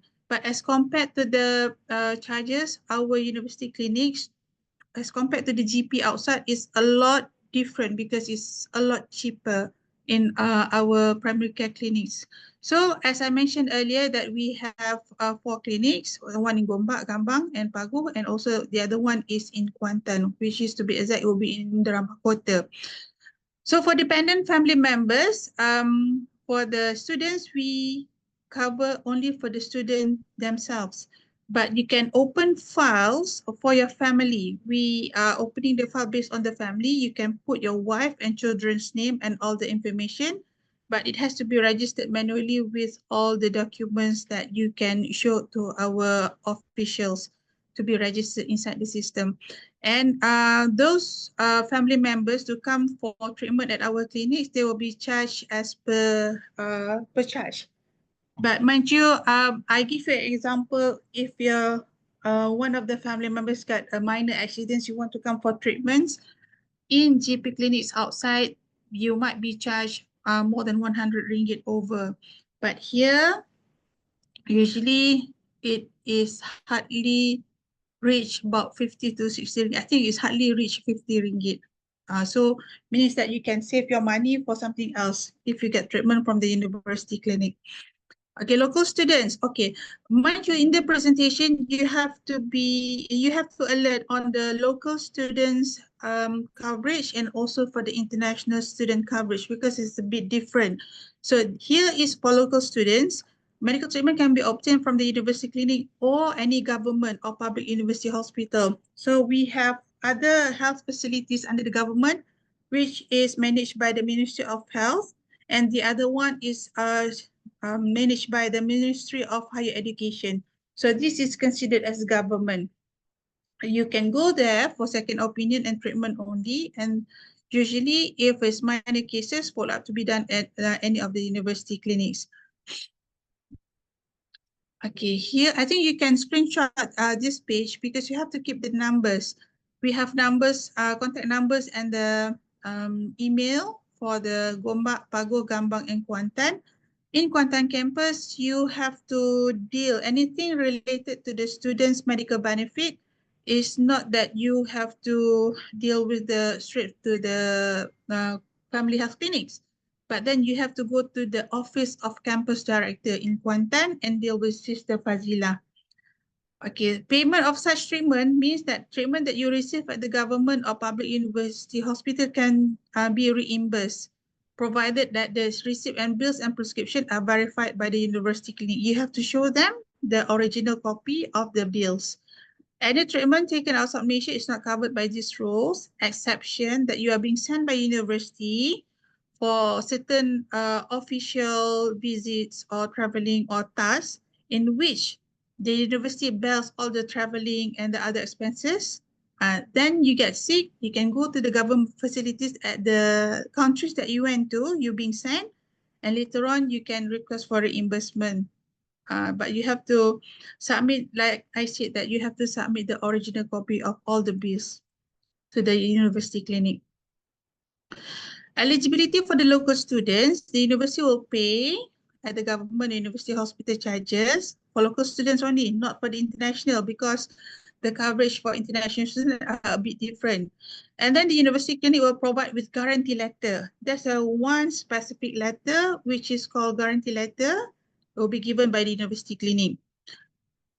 But you cannot use a certification letter. I need certified that you are IIM student and you want to use the letter as a GL. This cannot be used at the university hospital or any government facility. If you are using it without the permission of the university clinics, we will request for reimbursement from yourself. We will investigate. It's a bit difficult for you because if not, we will charge under your, what they call the unsettled bills under the university. So if you are being referred to hospital, make sure that you get the guarantee letter, not a certification letter as a student. It's different because the guarantee letter, you only get it from the university clinics. Student is admitted to the second class ward at government hospital. If treatment is obtained from the private treatment center or in higher class at the government hospital at the student's choice, all expenses should be borne by the students because your eligibility is only for the second class. In the event where a student is warded at hospital for a period more than 2 months continuously, the case should be submitted to the Dean of Student Affairs and the Director of IIUM Health Services, which is myself, and other person that may like to co-op will decide whether or not the treatment could be covered under the medical scheme. Rarely happen, but there were such cases on the previous years. Okay, these are the charges, the cost that is not covered by the university. One is the treatment and surgery for cosmetic purposes, non-conventional medical treatment or procedures, alternative or unproven therapies, routine checkups unless prescribed by physician of university clinics or approved by university, appliances like orthopedic aids, spectacles, contact lenses, artificial limbs, dentures, etc., unless considered as part of the treatment. This one you have to submit. If you think that you need help financially related to your medical problem, you can always ask for advice at the university clinic, or in Kuantan, you can go to the office of a campus director. Dental treatment outside the university clinic is not covered by university. Any family planning procedures, specialist treatment for minor condition which does not endanger patients' life, such as skin diseases or pimples, for example, health diet supplements, injury or diseases obtained as a result of intentional act that endangers one, such as drug abuse and alcohol consumption, and any activities deemed immoral by the university. Any pregnancy-related charges and pre-admission chronic medical condition and complications thereof. Okay, for the appliances or equipment, usually the one that being requested most, it will be medical implants. So the total cost incurred is less than 20K would be approved or be assessed by myself. But anything more than 20,000 Malaysian ringgit, you need approval authority besides myself, which goes into the IIUM medical subcommittee. So it will take longer duration for approval. Application for implants such as ACL reconstruction, repair, scoliosis, bone cancer, etc. may be covered by university, but subject to approval by the Chief Medical Officer and also the medical subcommittee. So you need the documentation is more extensive. The university may cover the cost of injuries incurred in the high-risk activities such as football and rugby. These are the two sports that usually having serious injury that will be cost you more, about 15K, about 20K, or for the international, maybe some of it will reach up until 30K, which is more than the insurance coverage that you have. So these are the things that you need to get help from the university, especially for international students, because your insurance only cover up until 20K, 20, 25. Okay. If as a result, representing the IIUM team and confirmed by the Sport Development Center, if this happen, meaning that university can cover if you are representing university. And you need a letter from the director of Sport Development Center saying that, okay, you get the injury because of representing the university or during the training. So this is the case that will be covered by university. Other than that, will not be covered by university. University may cover the cost ranging from 50% or ceiling amount of total bill from the companies based on the quotation given. Okay, the eligibility will be according to the status of students. In 20 examples that I'm giving here, only 4 conditions will be covered by the university. One is active students. Secondly, students on leave of absence or medical leave due to medical reason. Readmission and exchange of programs, since that at current the initial semester you were in Kuliah of Medicine, and mid semester then you have changed the course to English Kuliah. You will take degree in English. So these are the conditions will be covered by university. Because why? Because you are still an active students. Okay, in case of emergency, any accident or life-threatening condition may be referred to the nearest competent treatment center, in which the center can be the private facility. But the university clinic must be informed within 24 hours for the doctors to consult the treating physician and suggest the transfer to an eligible medical center as soon as the patient's condition permits. This is basically for local students, because the local student eligibility is only for the government facilities. For international students, they can go to the private as long the amount will be covered fully by the insurance that they have. If the university clinic is not informed or advised or transfer is not complied and the patient is kept further in the private medical center, the student will bear all the expenses and no reimbursement allowed. Okay, this is about the international students coverage. Okay, every international students, they are required to have the insurance coverage by the Education Malaysia Global Services, or we call it EMGS, and by the Ministry of Higher Education before students are allowed to study in Malaysia. So for IIUM, until 2025, we are using Etika. But if there is any change, we will inform through the email. We will inform the population, the international students. So the maximum coverage for inpatient means that you are being admitted in the hospital. So the maximum coverage is 20,000 ringgit Malaysia with co-payment of 5%, meaning that from your hospital bill, 95% is being covered by the insurance. The 5% need to be paid by the students. And for the international students, you are allowed to utilize private hospital. There will be a question, why the international student can use the private hospital? Why the local student only goes to the government hospital? Because if the international student, the charges is the same. If they go to the private, if they go to the government, the charges will be same because they will be charged because they are not Malaysian. So if they go to the government hospital, the charge will be still expensive, but in terms of facility, it's a lot better in the private hospital. So this is the reason why you can use the insurance coverage to go to the private hospital. For outpatient coverage, you have insurance, you have the coverage 500 ringgit per year, which is effective since 1st of April 2023. Means that for 12 months, for that particular year, you can use 500 ringgit. But like I said before, if you go to the GP outside, the charges will be a lot expensive. If you want to save a lot, you use the coverage, the outpatient coverage in the IIM clinics. Because we are also part of the panel for the insurance coverage. Reimbursement for emergency cases at government hospital applied on similar insurance coverage. So you need to submit to the insurance company the original billings, and you can submit either directly or through the application, their apps, the Etika apps.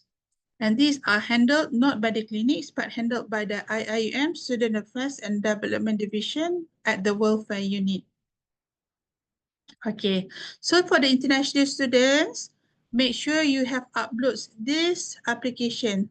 The Etika Insurance Company is using PM Care as their third-party, management. So wherever you go to the private clinic outside, make sure that they have the logo PM Care so you can use the insurance coverage, the 500 ringgit per year. Reimbursement eligibility, payment made by local students to the government or public university hospital, provided the visits are upon referral by the IIM health facilities. Okay, accidents and emergency cases for international students are not covered in this scheme as it's already covered in their insurance policy. Purchase of prescribed medication that is supposedly available but cannot be provided because we are running out of stock. And the prescription must come from the university clinic or government or public university hospital. You cannot just simply buy medication outside and request for reimbursement.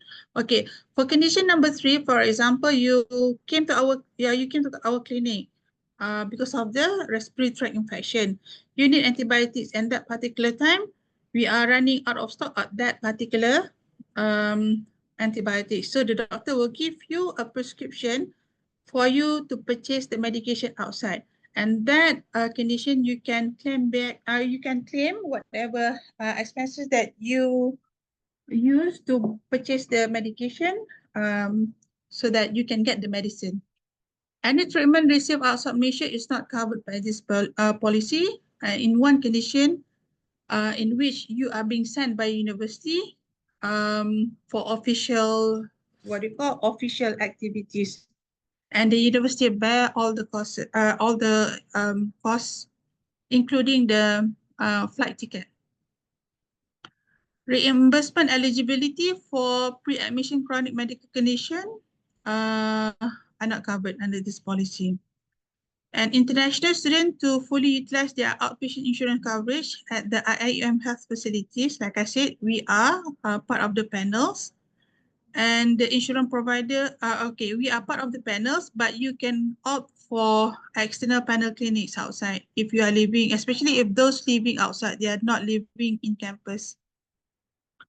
In special case, the director is empowered to make decision on any special case not covered by the rules above, and usually it has to go to under the medical subcommittee.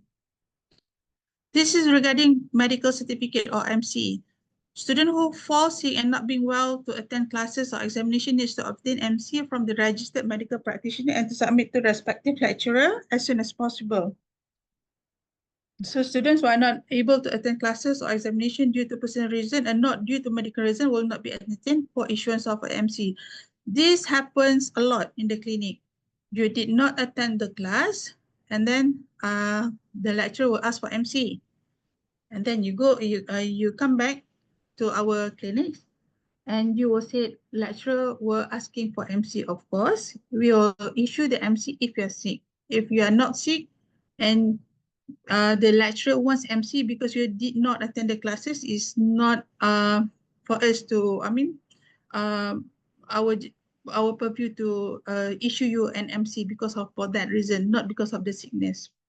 And for examination period, bear in mind, only MC from the IIUM health facilities is accepted, except if you are being admitted in the hospital.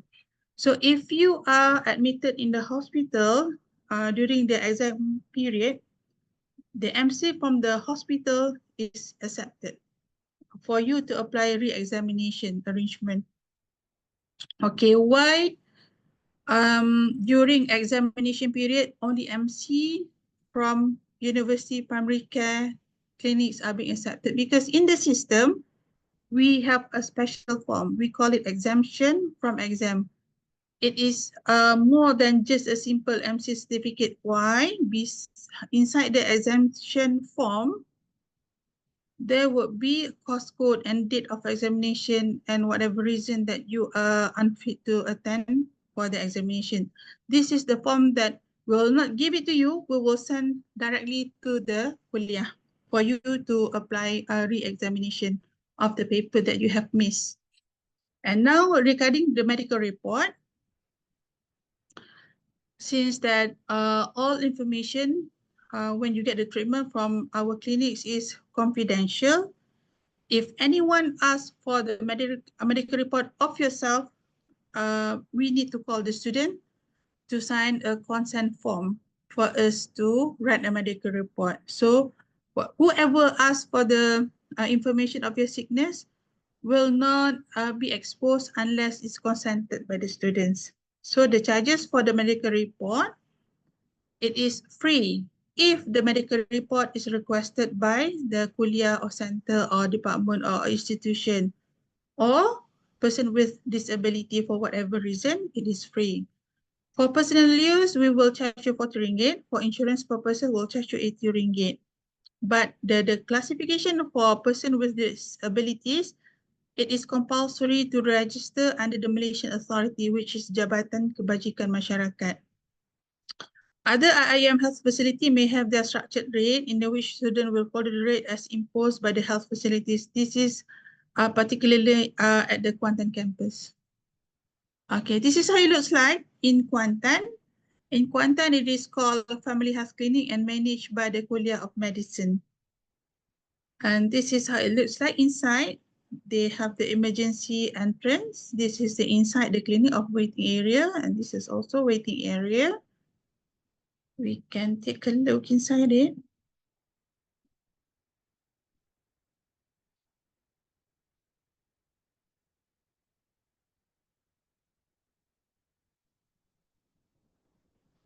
This is the triage area. This is the entrance.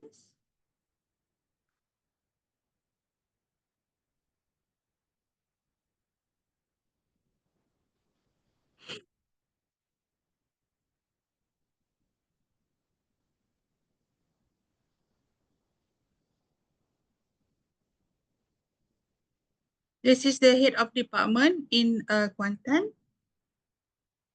This is the doctor there.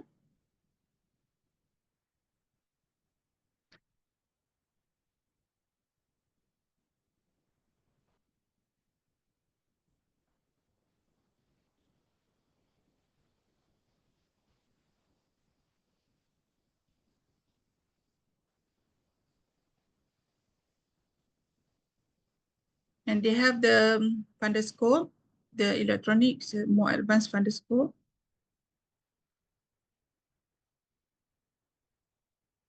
And like in Gombak, they also have the lab services.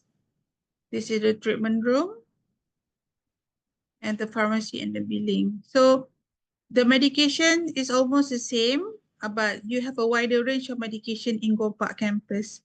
So that's about the Kuantan campus. And this is about the hospital. Remember, when people say they rarely say the longer names of the hospital. Sultan Haji Ahmad Shah Medical Center, they usually just call SASMEC. So SASMEC is a hospital. You need to get a referral from the primary care clinic first to go there. So you either go to the ISC, the Sejahtera Clinic, or Family Health Clinic, or the Polyclinic Primary Sejahtera to get a referral to go to the SASMEC or any other government hospitals. Okay, in the case that you need a financial assistance regarding the regarding the medical equipment or special medical procedures that you can afford to pay, you can always come to our clinics to request for assistance.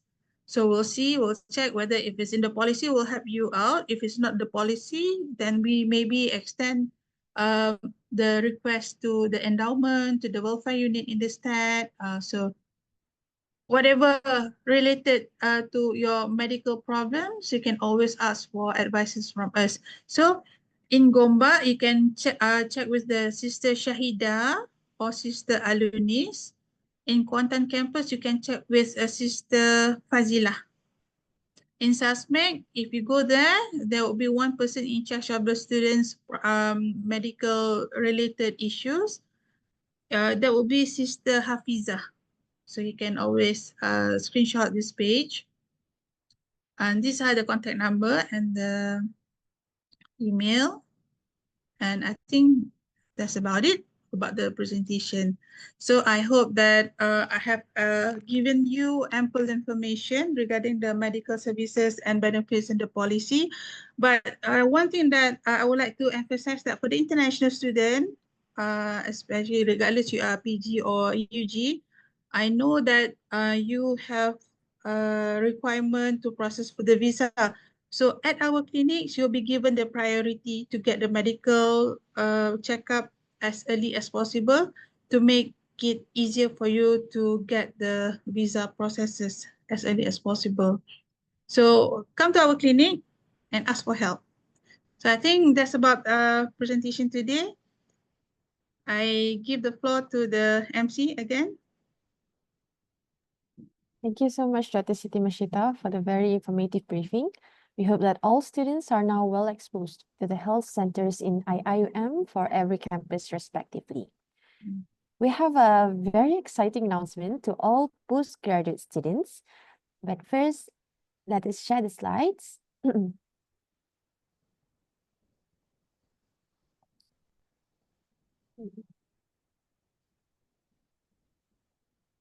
we have the slides out now?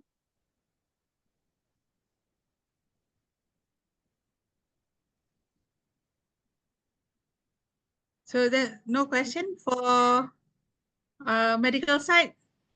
So I can leave now. While we're waiting, we can also have a quick Q&A session. If there's any question from students, you may switch on your mic before we go with the announcement. Assalamualaikum, doctors. Waalaikumsalam. Who's on the line? This is Brother Haris. I just saw on the chat, so I just wanted to clarify for the other students. So if you can enlighten us, there are some students who are unable to attend the medical checkups because of the arrangement with their flight internationally. Is there a way for them to do their medical checkups when they arrive in Malaysia?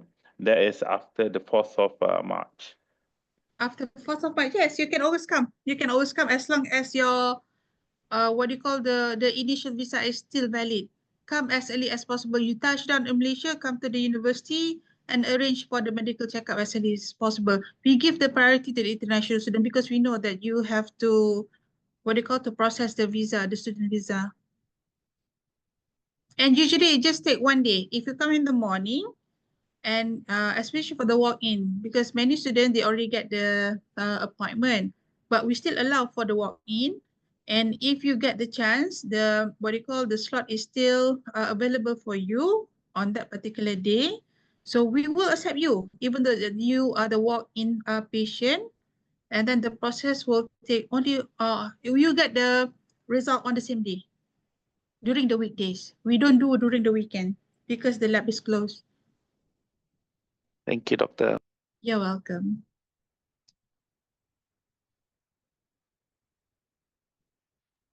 Is there Okay, any other so questions? there's a one question at the chat. Our medical checkup that we have done. Where can we submit the report? You can submit at the clinic, which is the IIUM clinic that is nearest to you. If you're in Kuantan, you submit to the Kuantan campus.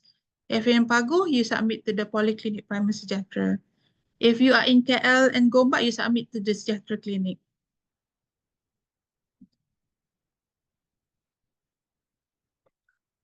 New messages. Thank you so much. Okay, okay. So I think that's about it. There's one question. I think, Alhamdulillah, maybe it's crystal clear. Everyone understand. Insyirah? All right, thank you so much, Dr. Siti Mashita, and You're thank you for welcome. the questions asked by our students. So hopefully it is clear enough, and if you have any more inquiries, feel free to contact the clinic, right? Yes, I hope that they have keep the numbers. That's Ah, right. Let's jot down very important notes, especially on the contact numbers of the facilities provided in IIUM, inshallah. All right. So So, I leave it to you. Thank you so much. See you around. Assalamualaikum warahmatullahi wabarakatuh. Waalaikumsalam warahmatullahi wabarakatuh. All right, just for a quick reminder and also information for everyone, there will be recording for this session and it will be uploaded in the YouTube of CPS IIUM Center for Postgraduate Studies. And I think the link can be accessed starting tomorrow. And Sister Liana also shared in the chat box, the Zoom chat box for the attendance link for our first session. So please make sure that you fill in the attendance link before we go to the second session after this in the afternoon. And now we will have an announcement, special announcement, or we can say advertisement about one of our special programs during Taaruf week. But let me first allow the slides to be shared. And we have the information. Okay. All right. Okay. So on Thursday, February 27th, PGSS Postgraduate Student Society IIUM will organize an educational outing. You will gain the opportunity to visit interesting places in Malaysia while also networking with your new postgraduate friends. You may register through the link or QR code here, and please remember seats are limited. Only those who registered for the outing can join, no walk-ins, so grab your opportunity now. And just a kind reminder that this outing is only for those who are able to be in Gombak on Thursday, February 27th. So I'll just give a quick time for everyone who are interested to access the link and register immediately. You may also take your time to fill in the attendance link, which is already shared in the Zoom chat box.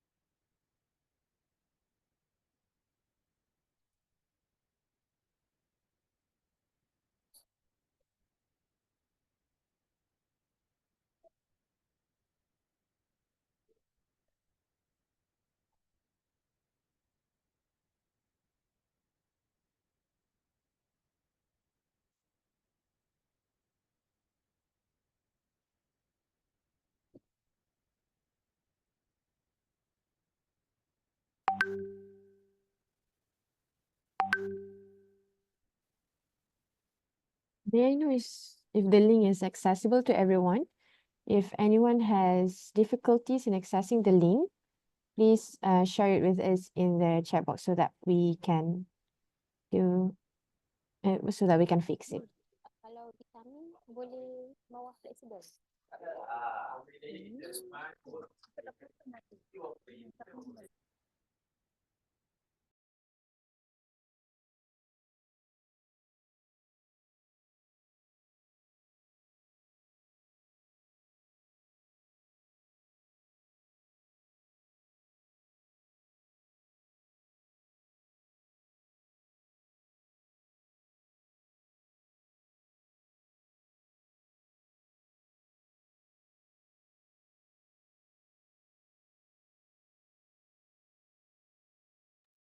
All right, Alhamdulillah. I think everyone already get the access to the attendance link, and you can also access the link provided in the poster if you are interested to join the educational outing that will be conducted on Thursday, February 27th.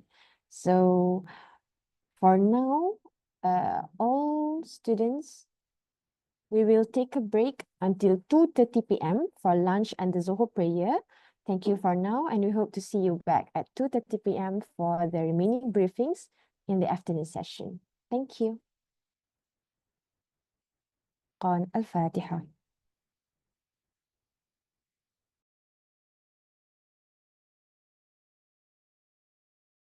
Sister, you're muted. Yes, I just recite Al-Fatiha. Thank you for informing. Okay. So now we are in the second part of today's session of Taaruf Week, Semester 2, 24-25. Hopefully everyone's now energetic after the energy charge through lunch meals and prayers. Without further ado, we will now move on to the briefing regarding the most important resource center for every postgraduate student, which is the library. The briefing will be given by Dr. Zahila binti Haji Muhammad Noor, the head of learning section, Darul Hikmah Library, IIUM. Dear Dr. Zahila, the floor is yours. Please welcome. Okay, thank you. Bismillahirrahmanirrahim. Assalamualaikum warahmatullahi wabarakatuh. Okay, very good evening to all. Welcome to the IIUM. Okay, so let me share my slide.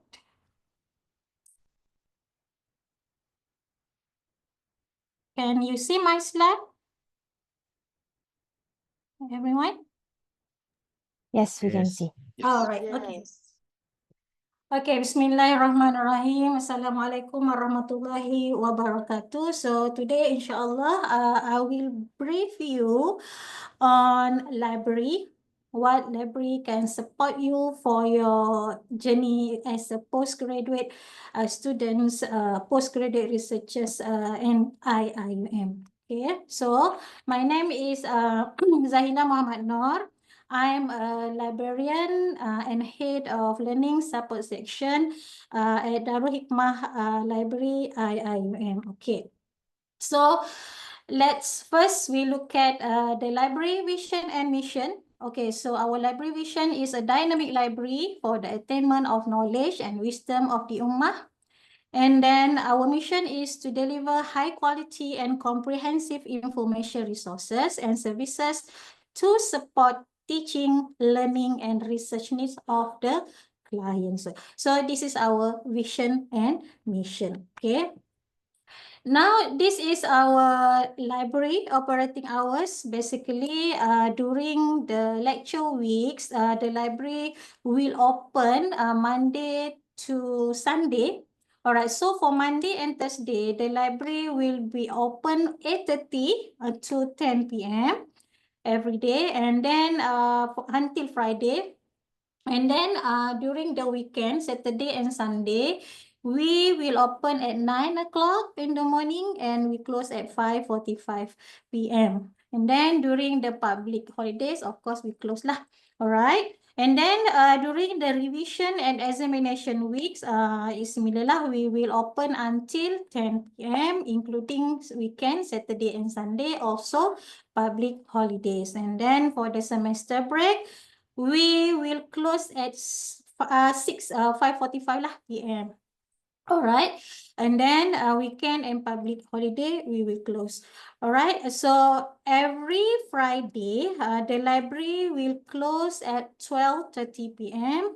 To 2:30 p.m. for Friday prayers, Salat Jumaat. Okay, so this is for the notice lah. The circulation counter at the library will be closed 15 minutes before the library closing time. Actually, the library operating hours, so there is a change lah. So a library will be update will update the notice about the library operating hours through our social media, Facebook, Instagram, and so on. Okay, so you need to alert lah about our library operating hours. Okay. Okay, about the student card, so it is very important to all to bring your own student card to enter the library. Okay, to check out your books and other materials in the library, or if you want to have a study room reservation, so we need your student card, and also in case you want to make a payment in the library. So it's very important lah. When you want to enter the library, please bring your student card. Okay. All right, now we look at the library resources, what we have in our library for your research, for your study, for your learning. All right, so in our library, of course, we have the printed and digital library resources. Okay, so for the printed, we have general collection, we have reference collection, we have control access collection. We also have serial collection, like journals, printed journals, and we also have a special collection. In terms of digital resources, we have online journal, we have online databases, we have electronic book or e-book, we have IIUM repository. If you are looking for your lecturers' articles or book, so you can search through the IIUM repository. We also have online thesis, we call it thesis repository, as well as we have also IIUM digital manuscript in our library. All right, now we look at this is the library collection arrangement. This is for library in Gombak lah, in Gombak only, sorry. Okay, so in Gombak, we have 4 levels in the library. At level 1, we have, wait, sorry.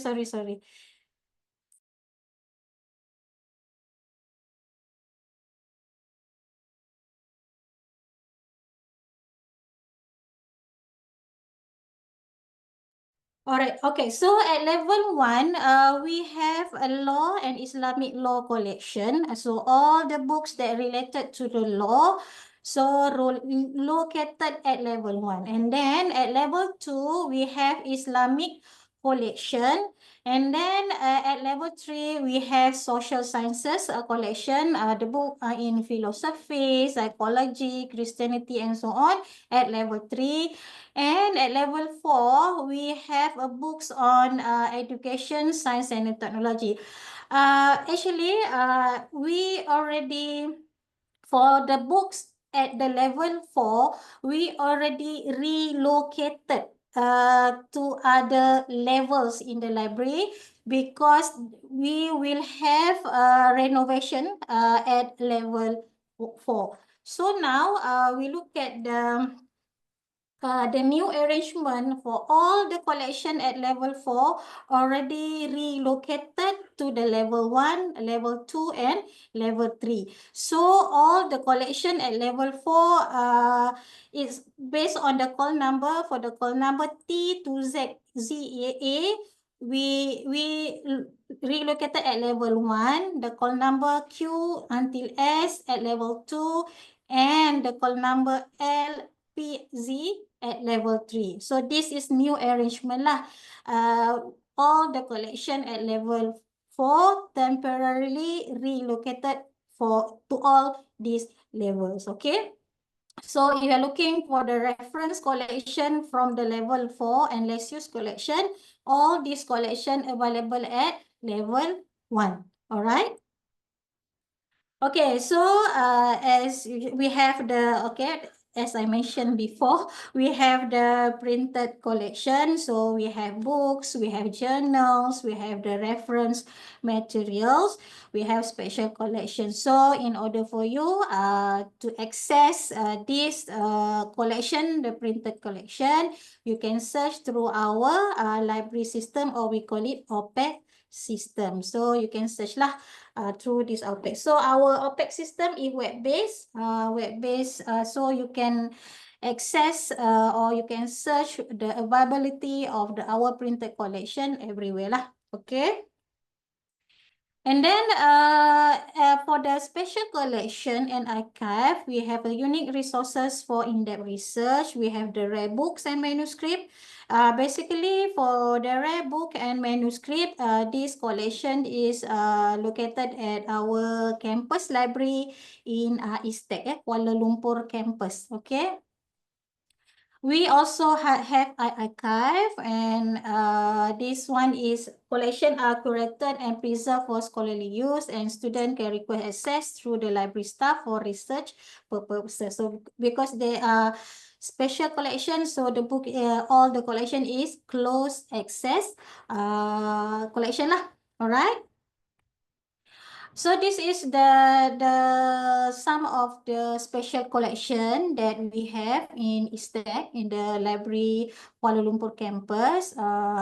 This is the name lah. Okay, we have Fazlur Rahman, Robert Abdul Rahman Bakar, and so on lah. So this is all the special collection by the renowned scholars. All this available at a library Kuala Lumpur campus or ISTEC. All right, so we have the online journal, your gateway to cutting edge research. So you can access this on campus, also off campus. Okay, our online journal. So we also have ebooks. You can access anytime, anywhere, 24/7 access, different wide range of subject. You can search, and then also you can download lah our subscribe electronic books from our library website. Okay. So these are among our databases that we subscribe. So we have Emerald, we have Springer, we have Sign Direct, we have IIIE. So every database, they have their own subject, okay? For Emerald, basically for economics, for human science, for information and communication technology. And for IIIE, basically for engineering, for information and communication technology. So we have also LawNet, we also have Schoolhost. So this is among our online database that we subscribe in our library. This one is our repository. We call it IREP. Okay, so this is a digital repository of scholarly works produced by IIUM staff and student. So if you are looking for your lecturers or other lecturers, articles, their books or their conference, so you can search here lah. Okay, so this is the link lah to the IREP. Okay, so here from the IREP, you can get the full text if the articles is open access. If not, you can request to the author lah. Okay, so there is the manual lah how to get the full text from the IREP. Okay. This one is the IIUM thesis repository or online thesis. So a platform for IIUM postgraduate student to store and access thesis and dissertation. So you can access the past research from our students, okay? Browse through a comprehensive collection of completed thesis and dissertation across various fields, providing valuable insight and references for your research. Okay, so it is online, so you can access that. This is the link for the thesis, online thesis at IIUM. Okay. This one is IIUM digital manuscript. So we also digitize all the manuscript that we have. So you can access through this database. Okay, we call it IIUM digital manuscript. All right. So how can we access to all the online resources in our library? So you go to the library homepage. So this is the button here. All the button is linked to our digital resources. Okay, this one is if you're looking for the printed book, you want to search the book. So you go to the library catalog here. And then if you want to access our databases off campus, not in campus, you must click here lah. of campus access. And then this one is linked to databases and the ebook. And then this one is IM repository. This one is thesis repository. This one is iArchive. And this one is IIUM manuscript. And then if you want to talk to our librarian, just we have the live chat support here. Okay, if you have anything to ask lah, just click on the live chat support. So basically the live chat support is controlled by our librarian. Okay. In the library also, in Gombak here, we have a Isra corner. So this is the one-stop space at Darul Hikmah Library, features all of INSAF publications, including research papers, textbooks, and journals. So this Isra Corner is sponsored by CIMB Islamic Bank Berhad. They also give us an access to their database. We call it ifiq.my lah. So if you are from the Kuliah of Economics and Finance or from IBF, so you can use these databases lah if you're looking for the materials that related to Islamic finance, okay? So this one, you need the login ID and password. Where you can get the login ID, just go to the library. We have the Readers Advisory desk there.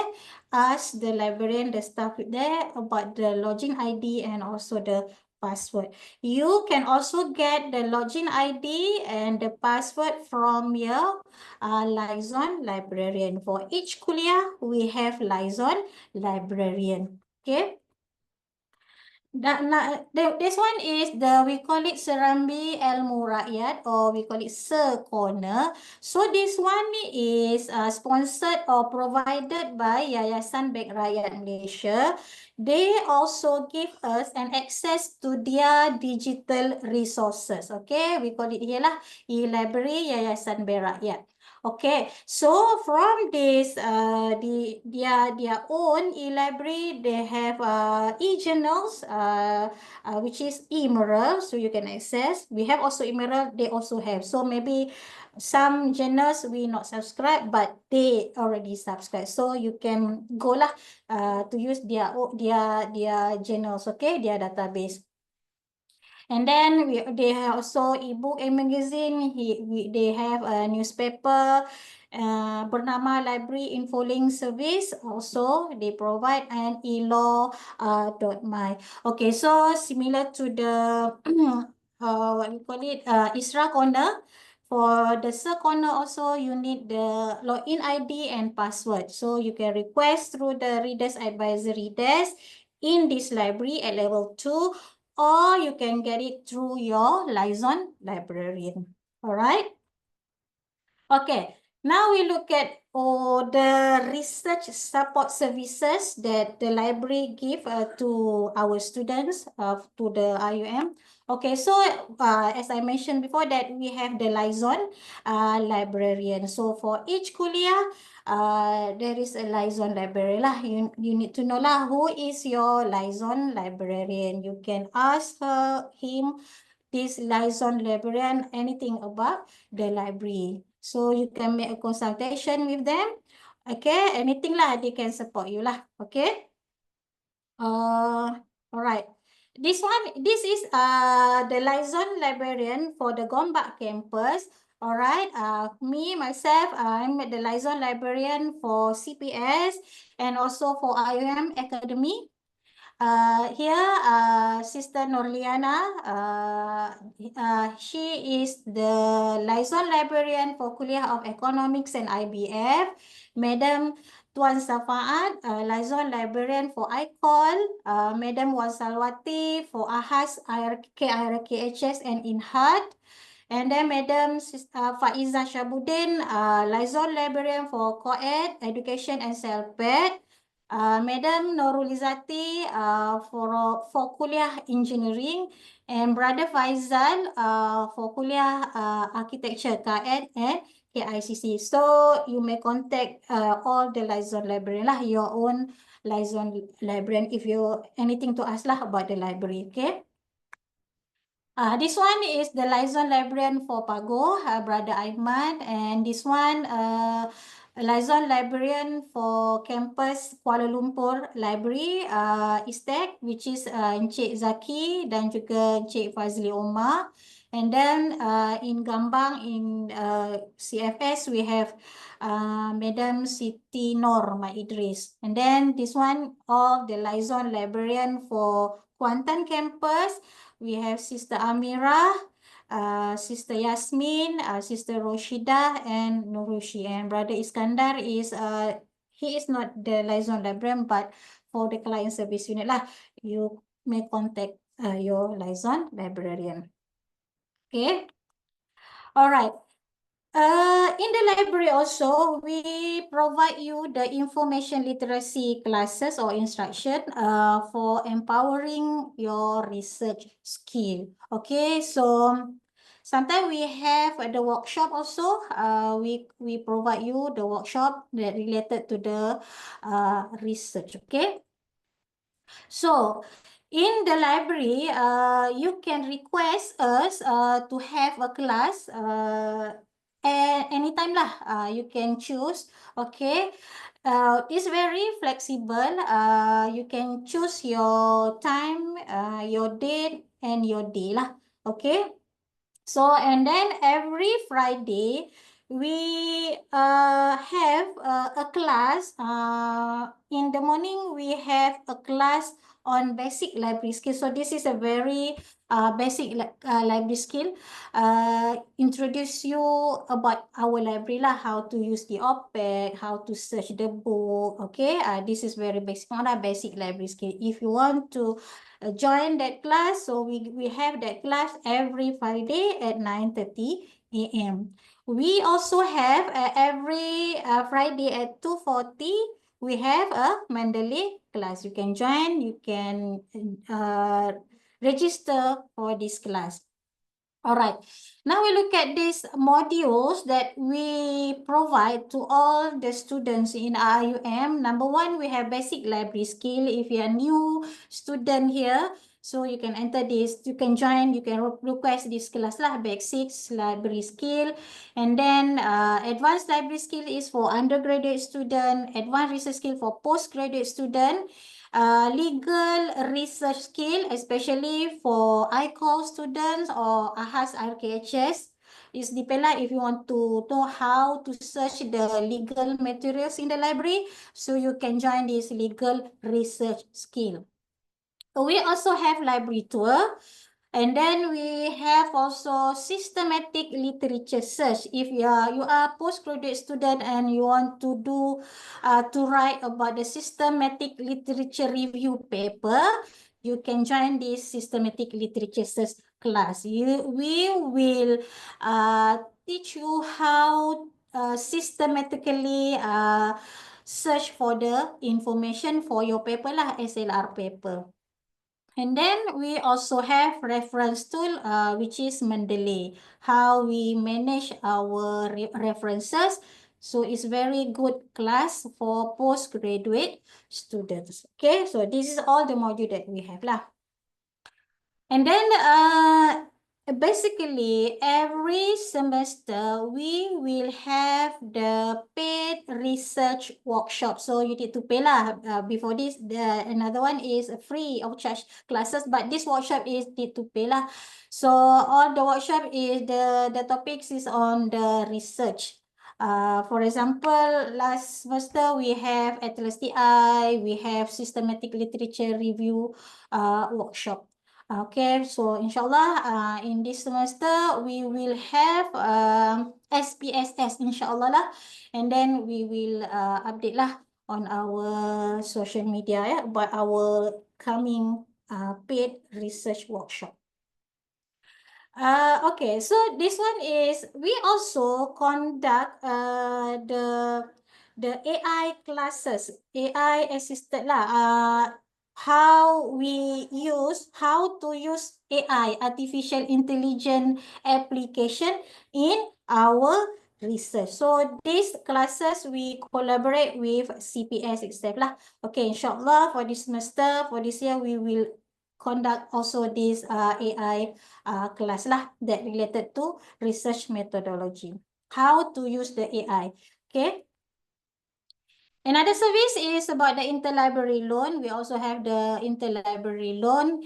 If the books or article is not available in our library, so you can borrow it from other libraries, both locally and internationally. Internationally is for article only, but for book is local lah. If the book is available in other library, other university like UKM or UM, so you can borrow from their library. Okay, we call it interlibrary loan. Okay.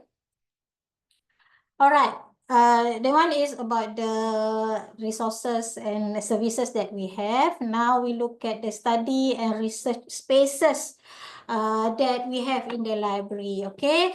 So in the library for postgraduate student, we have the carer room. We have also the discussion room in the library. If you want to make a discussion, you can use this discussion room. The carer room is for the single researcher lah, or single student. Carer room is for postgraduate student only. And then we also have a private carer room. So the rent is 60 ringgit per month. So this one available at level 4. Until now is open, but after that we will close lah because we have renovation at level 4. So this one is we call it private carer rooms, 60 ringgit per month. Okay. And then we also, each level in our library, we have a reading area. Ensure every student can find the perfect spot to suit their study needs. You can study here lah. Okay, open reading area. And then we have carer desk, an ideal personal study environment for students who need focus and privacy. So this carer desk available for all level lah in the library from level 1 until level 3 and level 4. We also have IIUM student lounge. This one is new. We have in the library. So located at level 2 in the library in Gombak here. Common learning areas where students can refresh and discuss over a cup of coffee or beverage that provided inside the area. So you can have a coffee lah in this area at level 2. We call it IIM student lounge. Okay. We also have MBSB Azkar PPZ Corner at the Hikmah Library. This one, this area is located at level 1 at this library Gombak. Bring your own device lah. You can study inside this room. Okay, we call it MBSB Azkar PPZ Corner, sponsored by them lah. Alright. Now we look at the services that we, library services. Okay, this is the borrowing privileges. Okay, for the postgraduate student, you can borrow 20 books. 20 books lah. Okay, so the loan period is 30 days, 1 month. Okay, for postgraduate student, 20 books for 1 month. Okay. And then we have a book renewal. You can renew the book that you have borrowed 2 times for each title before the due date. You can go to the circulation counter at level 2 to renew the book, or you can do it by yourself lah through our library OPEC website. Okay, but you cannot renew that book if you have funds, okay, or the book has been reserved by other customers. So this is book renewable. And then overdue charges, if you lambat, late return that book, so you will be fined 50 cents per day lah. Okay, and then for the room is 5 ringgit per hour. And this one is the charges for loss or damaged books or materials from the library. If the loss or irreparable damage, you need to pay the current market price of the item plus 20 ringgit processing fee, or you can buy the replacement copy of the same or the latest edition plus 10 ringgit processing fee for each. If the books or the item can be repaired, so you will be charged as per repair cost. So this is the charges lah. Okay, for the borrowing privileges will temporarily suspended until the overdue loss or damage charges are either replaced or paid. Okay. All right, so in the library, the payment method, if you want to pay the fines or the charges, so there is no cash. We not tak terima cash, and then you can pay through IIUM Easy Pay, or we have the e-debit terminal at the counter lah. Okay, so this is the way how to make a payment into the library. All right.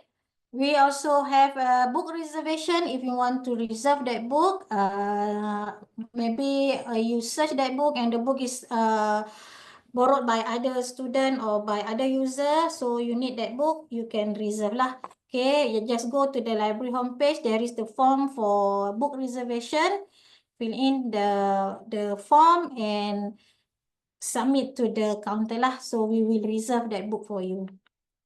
And then urgent processing request to make the book with in process status available before schedule. You search that book and then the status of the book is not available but in process. But you need that book urgent. Okay, so you can request for the urgent processing. Okay, so there is the form. So you can download for the library homepage and then submit to the counter lah. Okay, for the urgent processing request. Okay, so this is our library homepage. The link is division.iium.edu.my/lib. So this is library homepage lah. You can go to the library homepage and you can browse lah what services, what everything that we have about the library. Okay. All right, this one is for the off-campus access. For example, you want to access our online databases or electronic books, e-books, off-campus, not in the IIUM, but off-campus from your home. Okay, so you need to click on off-campus access first, and then you click on login using IIUM ID. So you have your own ID, right? As student, you have the ID. So you have username as password, login first, and then you can access our online databases or ebook off-campus. Another thing is, if you are in the IIUM in this campus, and then you use your own, you not use your Wi-Fi, not use the Wi-Fi, IIUM Wi-Fi, but you use your own data. So you also need to click on off-campus access. All right.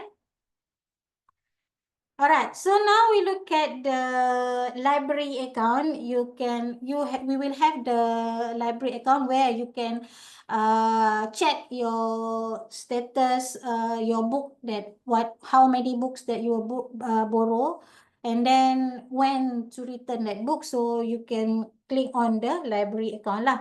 Okay, before that, as a new student, you need to activate your library membership first. Okay. You go to the library homepage and click on library catalog, and then you go to log into your account. Okay, click on log into your account, and then you need to first time user activation. Click here. Okay, click first time user activation. All right.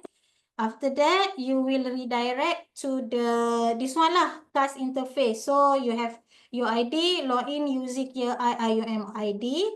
Okay, and then click login. And then click on button activate.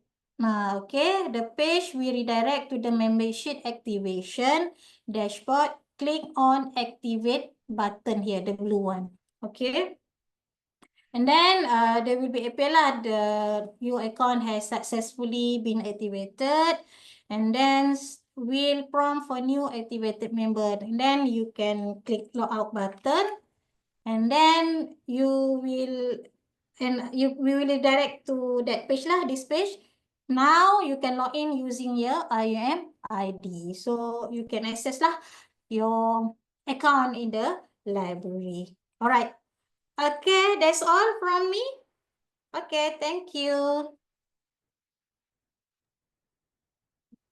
Thank you very much, Dr. Zahila. Now we'll open for Q&A sessions. For those who have any questions, you can type on the chat box or you can also switch on your mic. Assalamualaikum Puan Zahila. Waalaikumsalam. Puan, I have two questions with regards to the library. Okay. The first one is with regards to iFikri, the one that is sponsored by CIMB. Is Yes. it available for off-campus as well? For example, because I'm in Terengganu at the moment, Oh, I so if I see. want to do research with regards to Islamic banking, Mhm. am I able to ask for the password? Yes, you may ask your sister Norliana, the username and ID. Password, but I think the Isra corner here is not available off campus, on campus Oh, only. I see. Hmm. Okay. Okay. Another question, madam. Mhm. With regards to someone who is not a student of IIUM, can Mhm. they access the library physically? Yes, Okay. as long That's it. as Thank you, madam. she student also. Oh, as long as a student. So non-student are not able to enter the library, is it? Okay, they can enter the library. Just you can call first the counter at level 2, our counter, our library, and ask the permission to enter the library. Yes, the public also can enter our library. Okay, thank you. Thank you, madam. Yeah. That's all. Thank you so much. All right.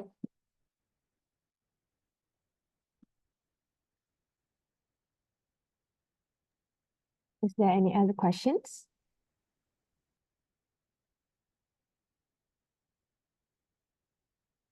I think we have one in the chat box. Do we have access to turn it in as a student? Turn it in is not managed by library, but by CPS.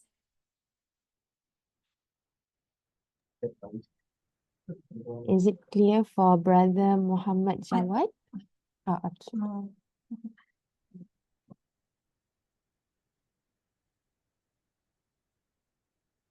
Is there any other questions? Okay, I think there are no other questions, Dr. Zahila. All right. Okay, thank you very much. Assalamualaikum. Waalaikumsalam warahmatullahi wabarakatuh. Thank you so much, Dr. Zahila, for the briefing regarding IIUM Darul Hikmah Library. So hopefully it is now clear for everyone.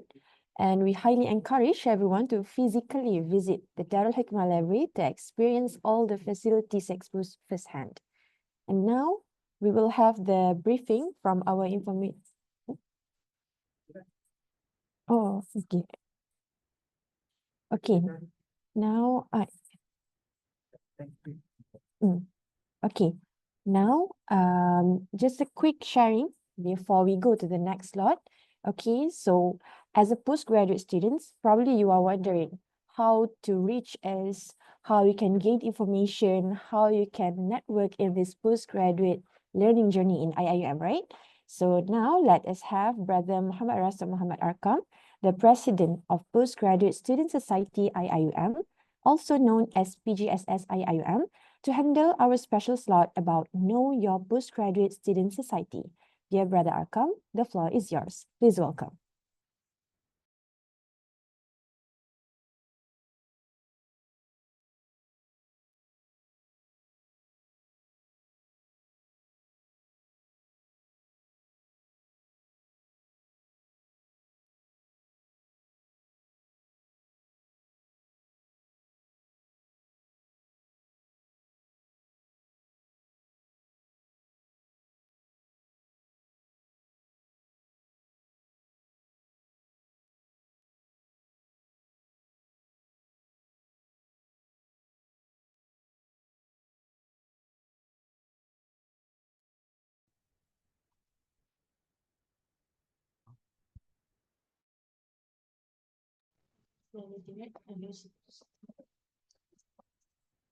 Assalamualaikum.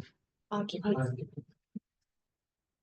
Okay, let me.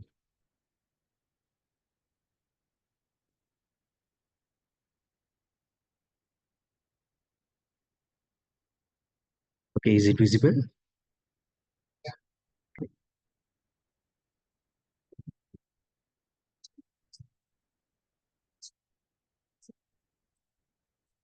Okay. Alhamdulillahi Rabbil Alamin wassalatu wassalamu ala ashrafil anbiya'i wa sayyidil mursalin wa ala alihi wa sahbihi wa man tabi'ahum bi ihsanin ila yaumiddin. Assalamualaikum warahmatullahi wabarakatuh. Respected moderator, Sister Inshira, esteemed CPS member and our PGSS executive members,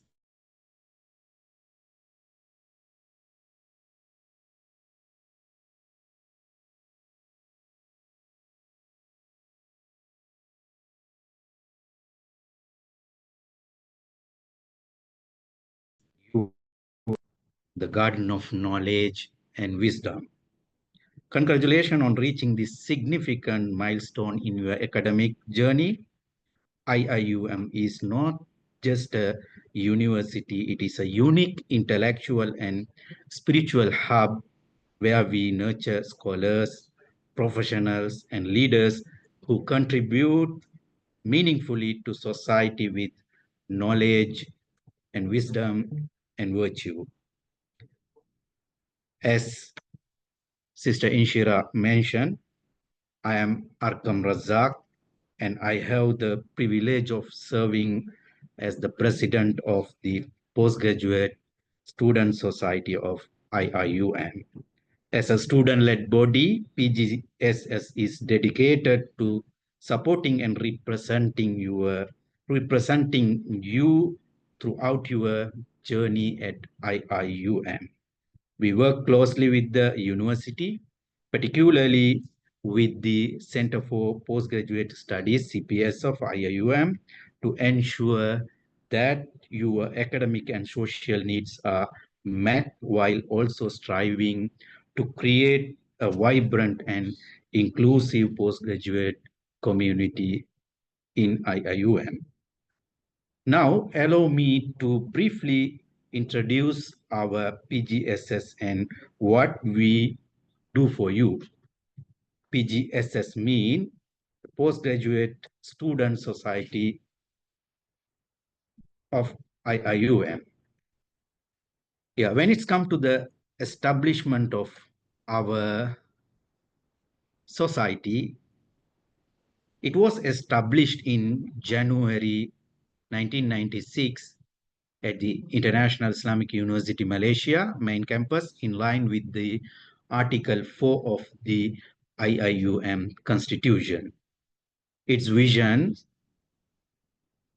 inspired by the worldview of Tawheed and Islamic philosophy of the unity of knowledge, as well as its concepts of holistic education, the university aims to becoming a leading international center of excellence in education, research and innovation, which seeks to restore the dynamic and progressive role of the Ummah in all branches of knowledge. Our vision is to cultivate a vibrant postgraduate student community that is recognized globally and focused on academic excellence, innovative research, holistic development, and guided by Islamic value. Our mission is PGSS aim to uphold and integrate Islamic ethics, moral guidance, and intellectual tradition into the academic pursuits of IIUM postgraduate students, as well as promote internationalization and foster global engagement among IIUM postgraduate students. Third, empower IIUM postgraduate students to become ambassadors of Islamic values and principles in their respective field, and finally, to contribute positively to society and showcase the universal value and teaching of Islam. Finally, create a create an inclusive and supportive global community for IIUM postgraduate students embracing diversity and cultural understanding.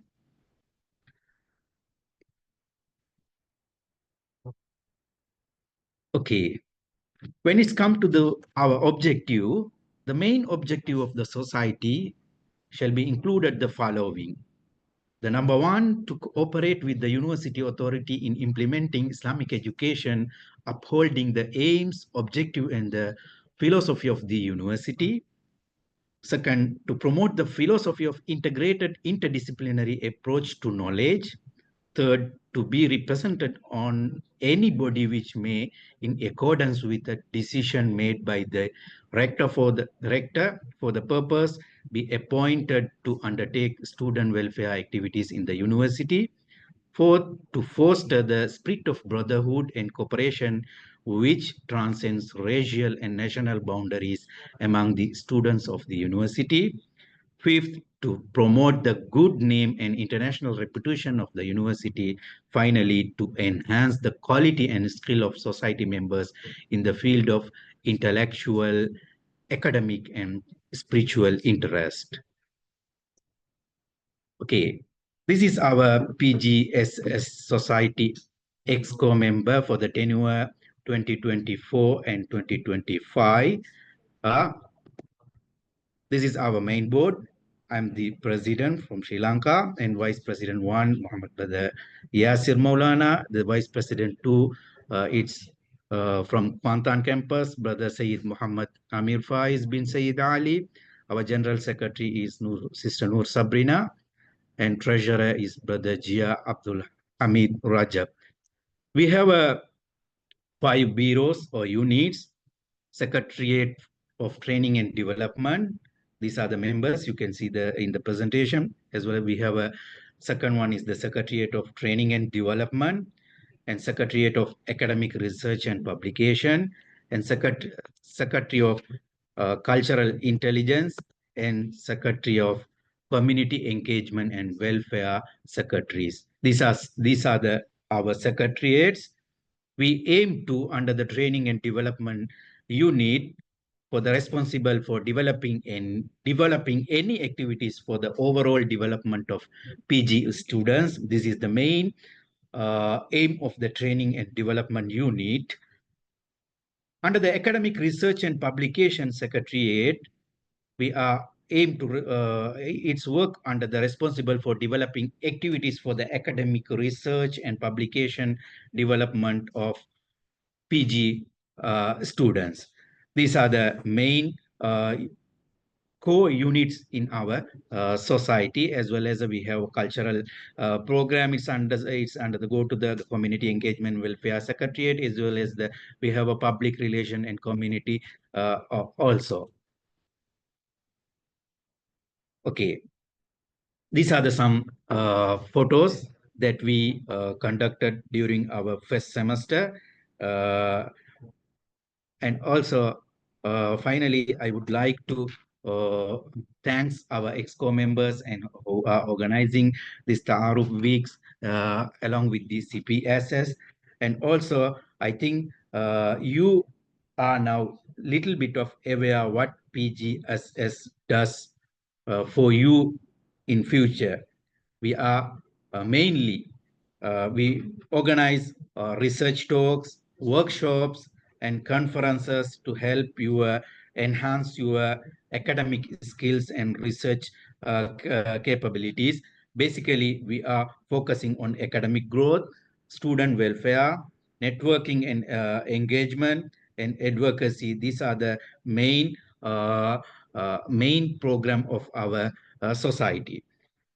Finally, I encourage each one of you to actively participate in our PGSS activities, make the most of the opportunities available, and contribute your talents and idea to help enrich our postgraduate community. Your time here will be both challenging and rewarding, but remember, you are not alone. PGSS and the entire IIUM community are here to support to you I cordially invite every PG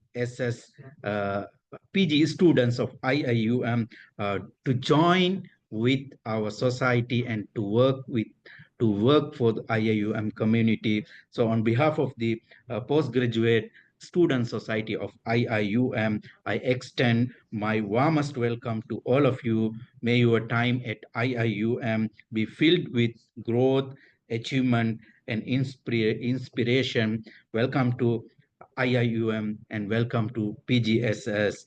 Jazakumullahu khairan. Wassalamualaikum warahmatullahi wabarakatuh. Waalaikumsalam warahmatullahi wabarakatuh. Thank you so much, Brother Arkom, for the sharing. To all students, please do not hesitate to join us together in the PGSS community, and together, let's fly higher. Now, we will have the final briefing from our Information Technology Division, ITD. The briefing will be presented by Brother Sharil Azil Bunyadi, the Computer Technician of Information Technology Division, ITD, IIUM Gombak Campus. To Brother Sharil, I'll pass the floor to you. Please welcome. Everybody can hear me out? Sorry, your voice is not clear, Brother Sharil. Yeah, Mm. okay.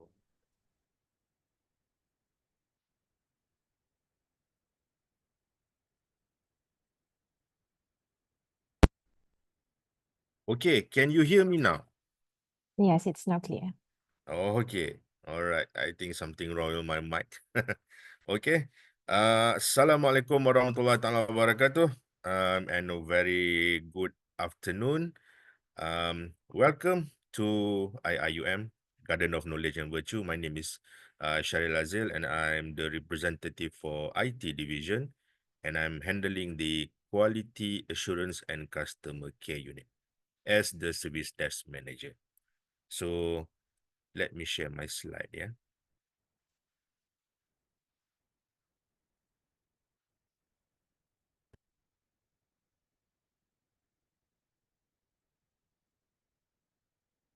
Okay, so can you all see my slide?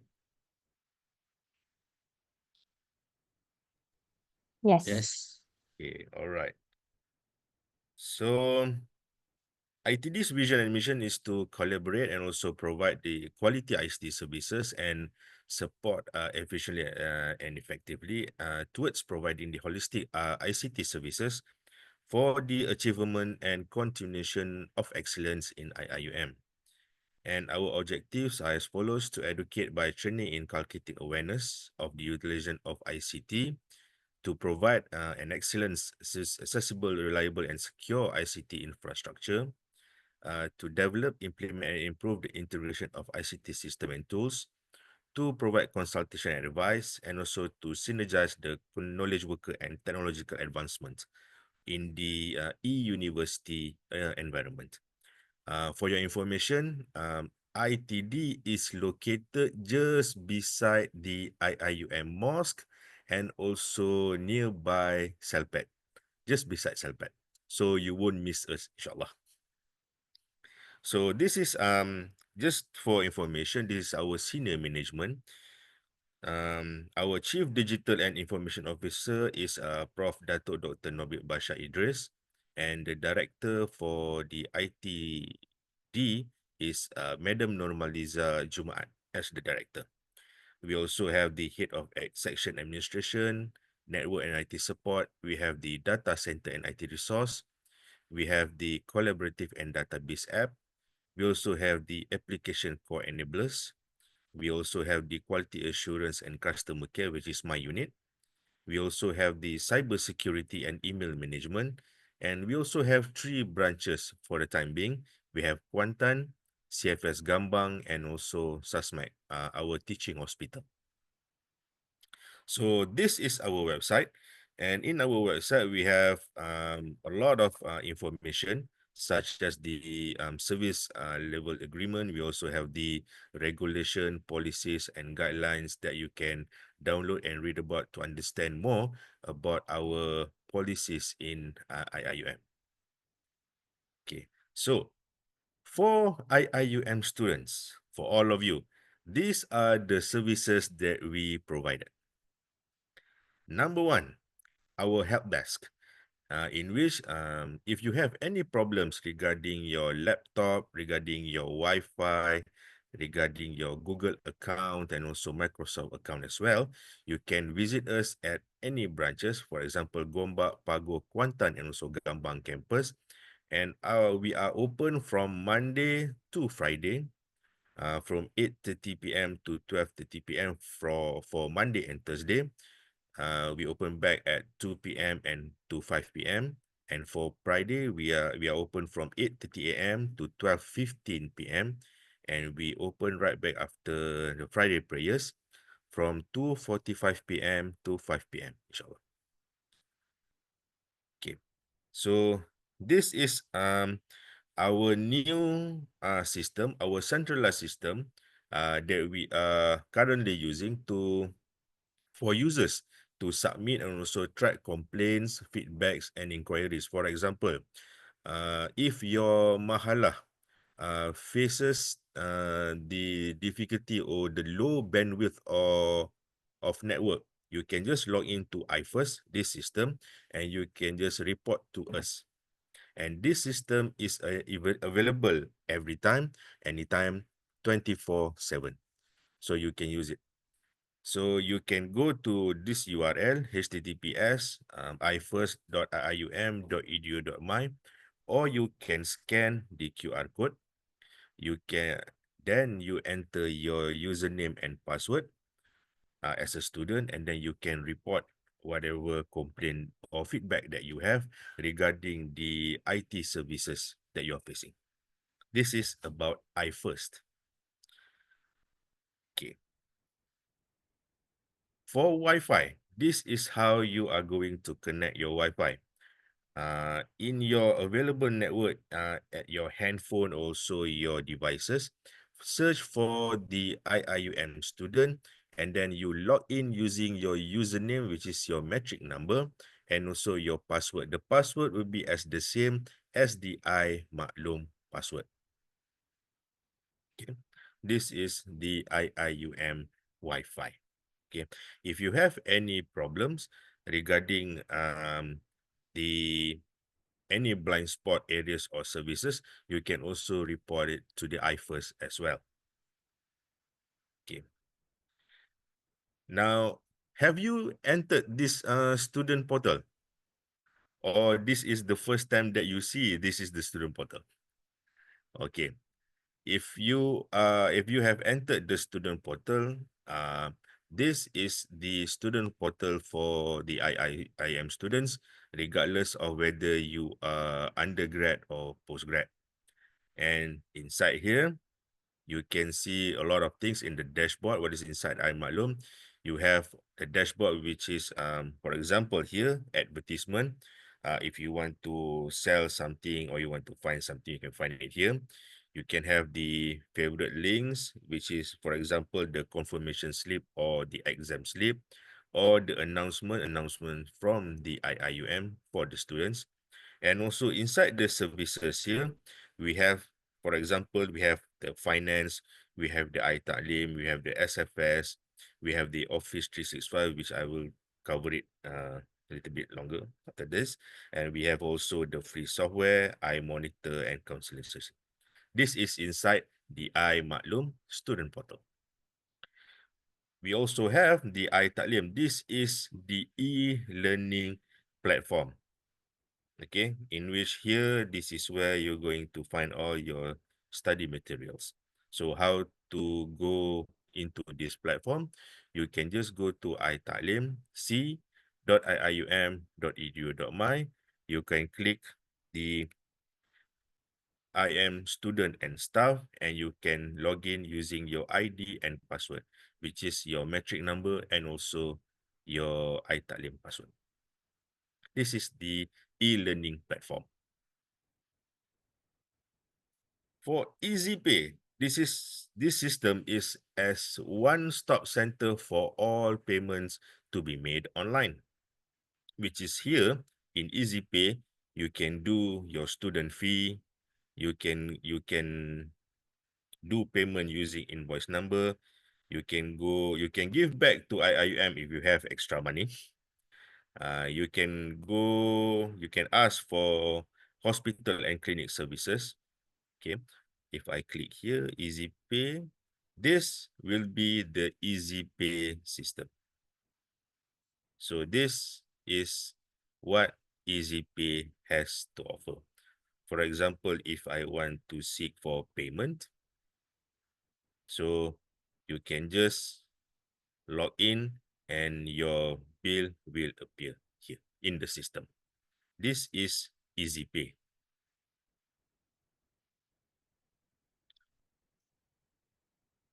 Next is Microsoft Azure. In Microsoft Azure, we have a few free softwares that you can check it out. And where to find it, you can log in via the IIUM student portal, and under My Services that I've shown earlier on, you can go, click at the software icon over here, and then you can sign in using your IIUM Live, okay? IIUM Live email, username, and password.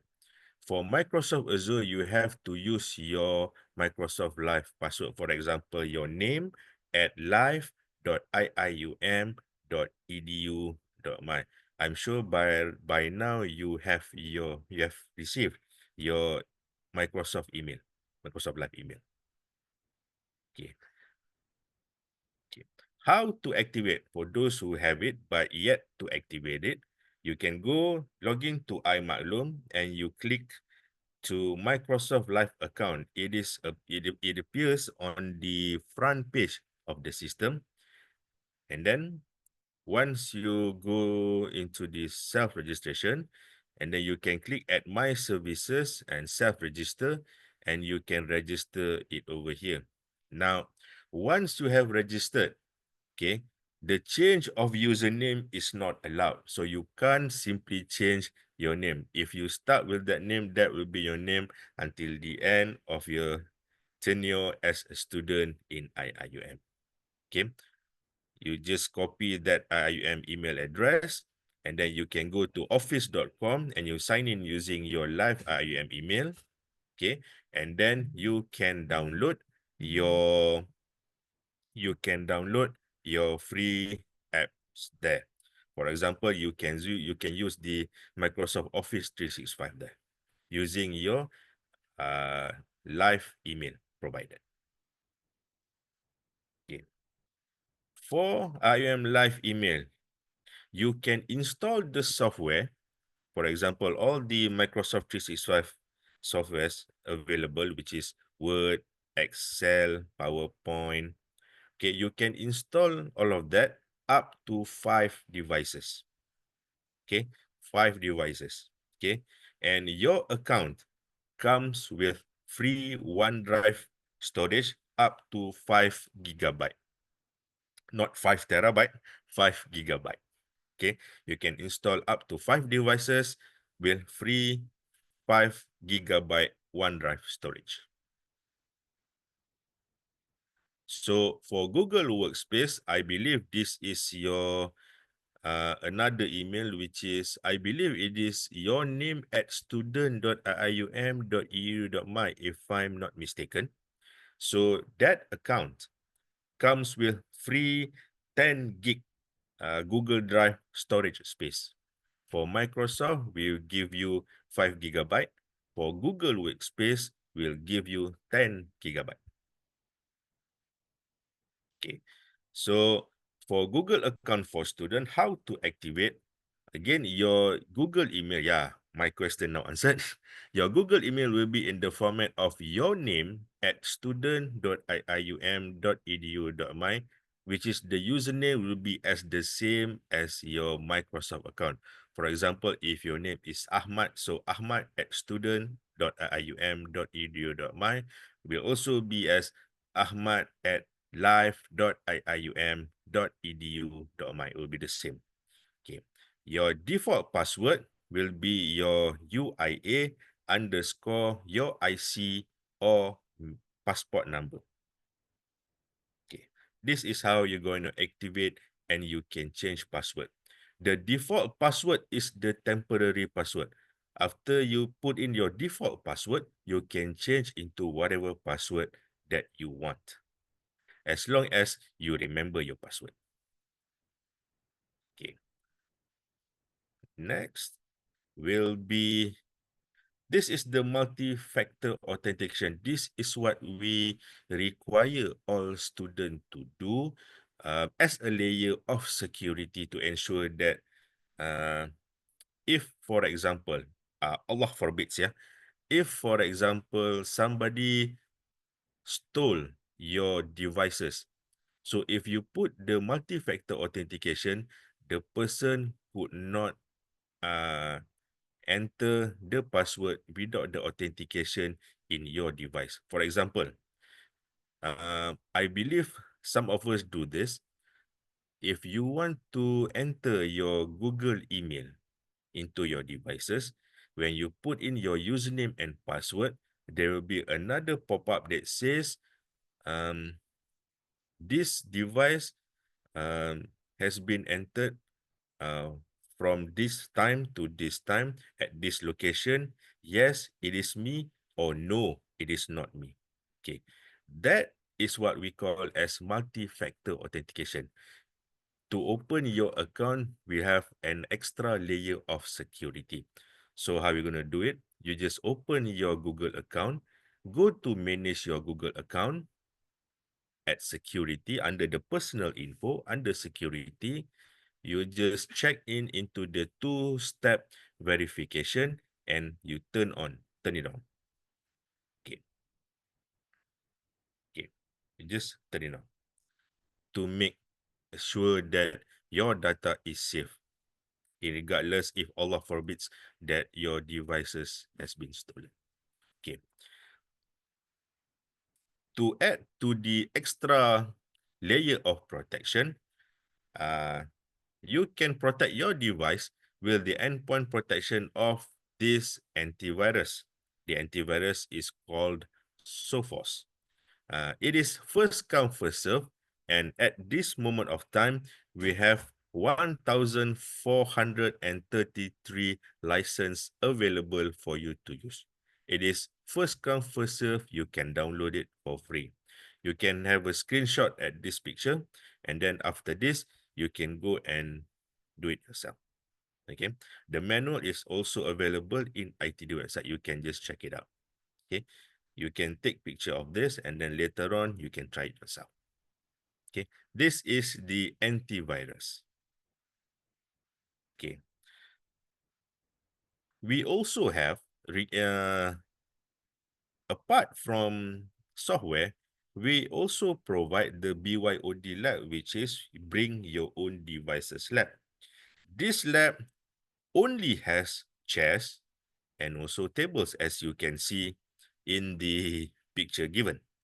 So this lab means that you can bring your laptop here to do your work, okay, freely and quietly and harmoniously without interference. You can do your discussion over here.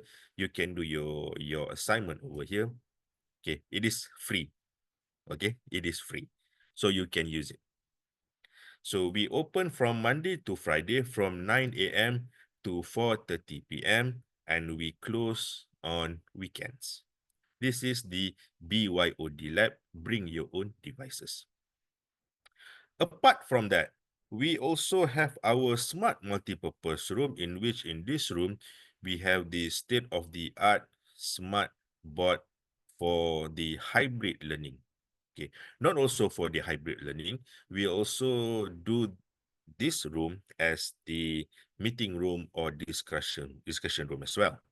So in this picture, if you can see it, we have a 86-inch smartboard equipped with the microphone, equipped with the point to zoom camera, and also we have the soundbar, so that you can use to do your class or to do your presentations or to do your hybrid classes as well. So how to apply? You can just go to service desk at iium.edu.my. You can email or you can WhatsApp WhatsApp us at 016 983 2415. Okay. Our WhatsApp channel is open 24 hours, yet the reply for that is only on office hours only. So you can WhatsApp us or you can just email us if you want to use the Smart NPR. Okay. These are the do's and don'ts of the ICT service. That's what we do. What we do is we provide support for university-related IT services. For example, you have a problem with your Wi-Fi, you have problem with your Google account or Microsoft account, for example. This is what we do. This is what we will entertain. Okay. We do not entertain, for example, to repair your laptop or to modify your laptop. For example, you have a new SSD to replace with your old hard disk in your laptop or desktop. We do not do that. You have to go outside and do it. Okay. We do not also do the virus and malware removal. Okay. We do not do also personal software installation. We do not do the data recovery or OS repairs. For example, you have a problem with your Windows or iOS operating system, we do not do that. And we do not do warranty support. All of this, you have to go outside, you have to go to a proper shop to do it. We do not do this because we do not want to hold accountable for any issues resulting from personal device handling. Okay. This is what I would like to emphasize about. Okay. Any unauthorized device with the capabilities of forwarding data packets, especially the switches, the hub, like the picture below, is considered illegal. It's considered illegal. If you get caught, then it will be a university case against you. And this is treated as legal consequences, not limited to expulsion may be charged. Okay? Because these devices will heavily disrupt the teaching and learning process in IIUM, especially the Wi-Fi network strength. So please do not do this, yeah? Okay. And lastly, for all that I have mentioned over here throughout the presentation just now, you can find the IT services catalog inside our website for more information.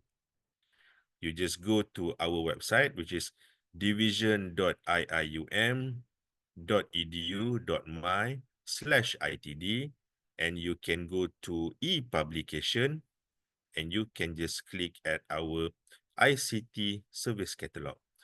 Click to e-publication, and you just click ICT service catalog. Okay. Inside here, we have the service catalog for staff, and also we have the service catalog for students. So inside the catalog for students, inside here, you can read all about it, in which all of these have been covered throughout our presentation just now. So inside here, it will be more in-depth. So you can just download it for your reading material after this. Okay. Okay. So this is the service catalog. So I think that will be all from ITD. On behalf of ITD and also from IIUM, welcome to IIUM once again, the Garden of Knowledge and Virtue. And if you have any problems regarding your Wi-Fi or also your softwares, which is Google and also Microsoft, do come to us at ITD service desk, which is located just near the mosque and also beside CELPAD. With that, I thank you. I handed the floor back to the MC. Thank you very much. Assalamualaikum. Assalamualaikum warahmatullahi wabarakatuh. Thank you so much, Brother Sharil. Is there any questions from students? If there is any question, just feel free to write it on the chat box, or you can just switch on your microphone. Okay. I think we have one in the chat, right? Or Okay. How can we use, Rani said, how can we use the Google 10 gig Google Workspace? Once you have your email, which is your name at student.iium.edu.my, you can use it already. Once you have that username and also the password. Okay. is it clear for Sister Rani? Okay. I hope that answers. Yeah. Is there any other questions? All right. Okay. Thank you. I think there are no more questions. Thank you very much, Brother Sharil, for making your time to be with us today for the very informative briefing. And I believe for those who have more inquiries and questions, feel free to visit the ITD division for more information and guide. Right. Thank you. Assalamualaikum. Waalaikumsalam. All right. Now we almost reached the end of our event, but I believe that since we are conducting this Taaruf online, I believe that there are some of us who like to see and experience the beauty of IIUM campus. So let us have a virtual tour of the IIUM Gombak campus.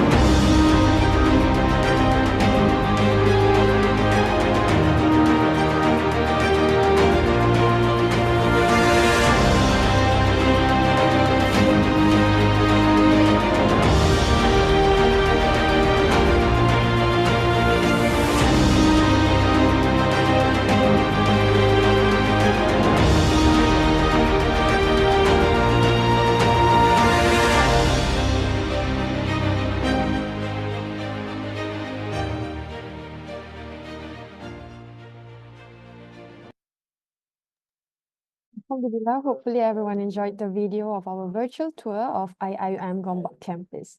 as an IIUM student myself, I still find that it is very astonishing to actually view IIUM as one of the most beautiful campus that I've ever seen. Okay, so can please share the slide.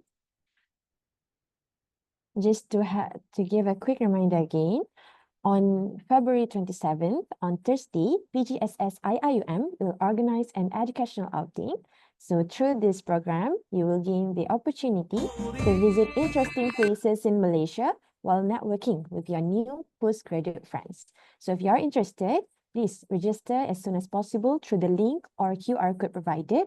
And remember that seats are limited, so only those who registered for the outing can join. No walk-ins, so grab your opportunity now. And kind reminder that this outing is only for those who are able to be in Gombak on Thursday, February 27th. A quick reminder for everyone as well, please fill in the attendance link for the afternoon session, which is shared by Sister Liana in the Zoom chat box.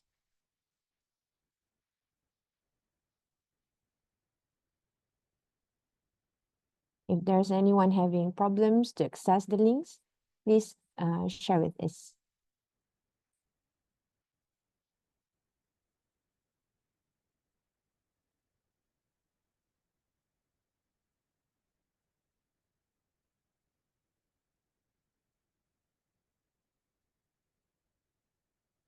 All right, before we end today's session, I would like to share tomorrow's tentative for everyone's reference.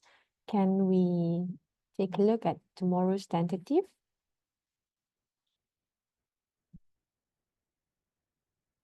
All right, okay, so for tomorrow, on 26 February, on Wednesday, we'll have the briefing by IIUM Finance Division, and also followed by postgraduate presentation skills session. Then at 11 a.m., we will get to know about the research proposal write-up. And for the afternoon session, we'll have the briefing by Education Malaysia Global Services, followed by the cultural diversity among the Muslim in IIUM community talk. And we'll have the closing speech by the Deputy Dean of CPS.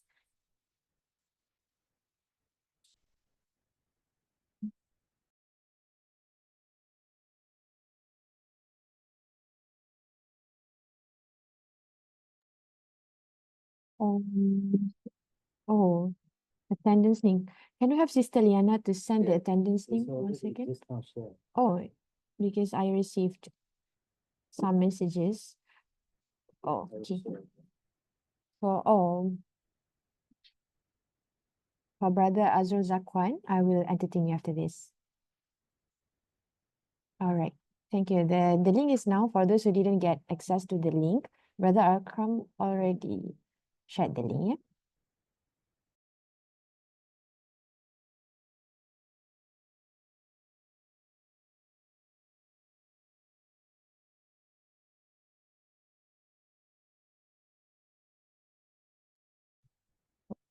Okay. Now I believe that we already reached. Oh.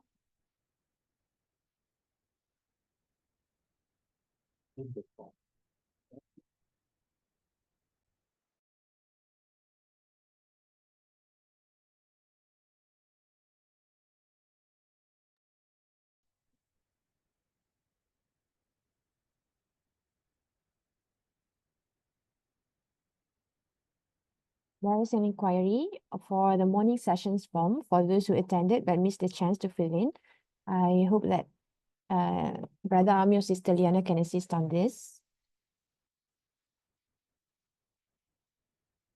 Okay.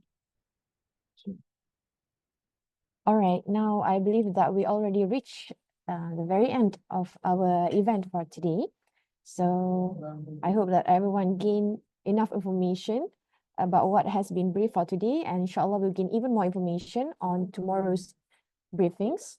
So we truly appreciate each and every one of you for making your time today, and we hope this event sparked your motivation for the postgraduate learning journey in IIUM, and once again, welcome aboard.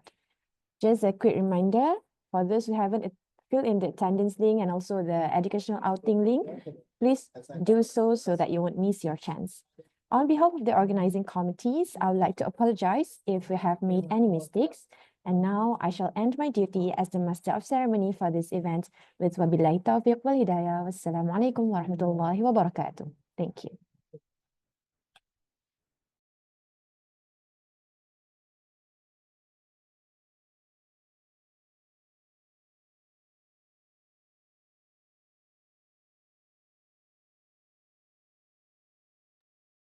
For those who didn't get to access the outing link, it will be shared in our official IIUM PG group.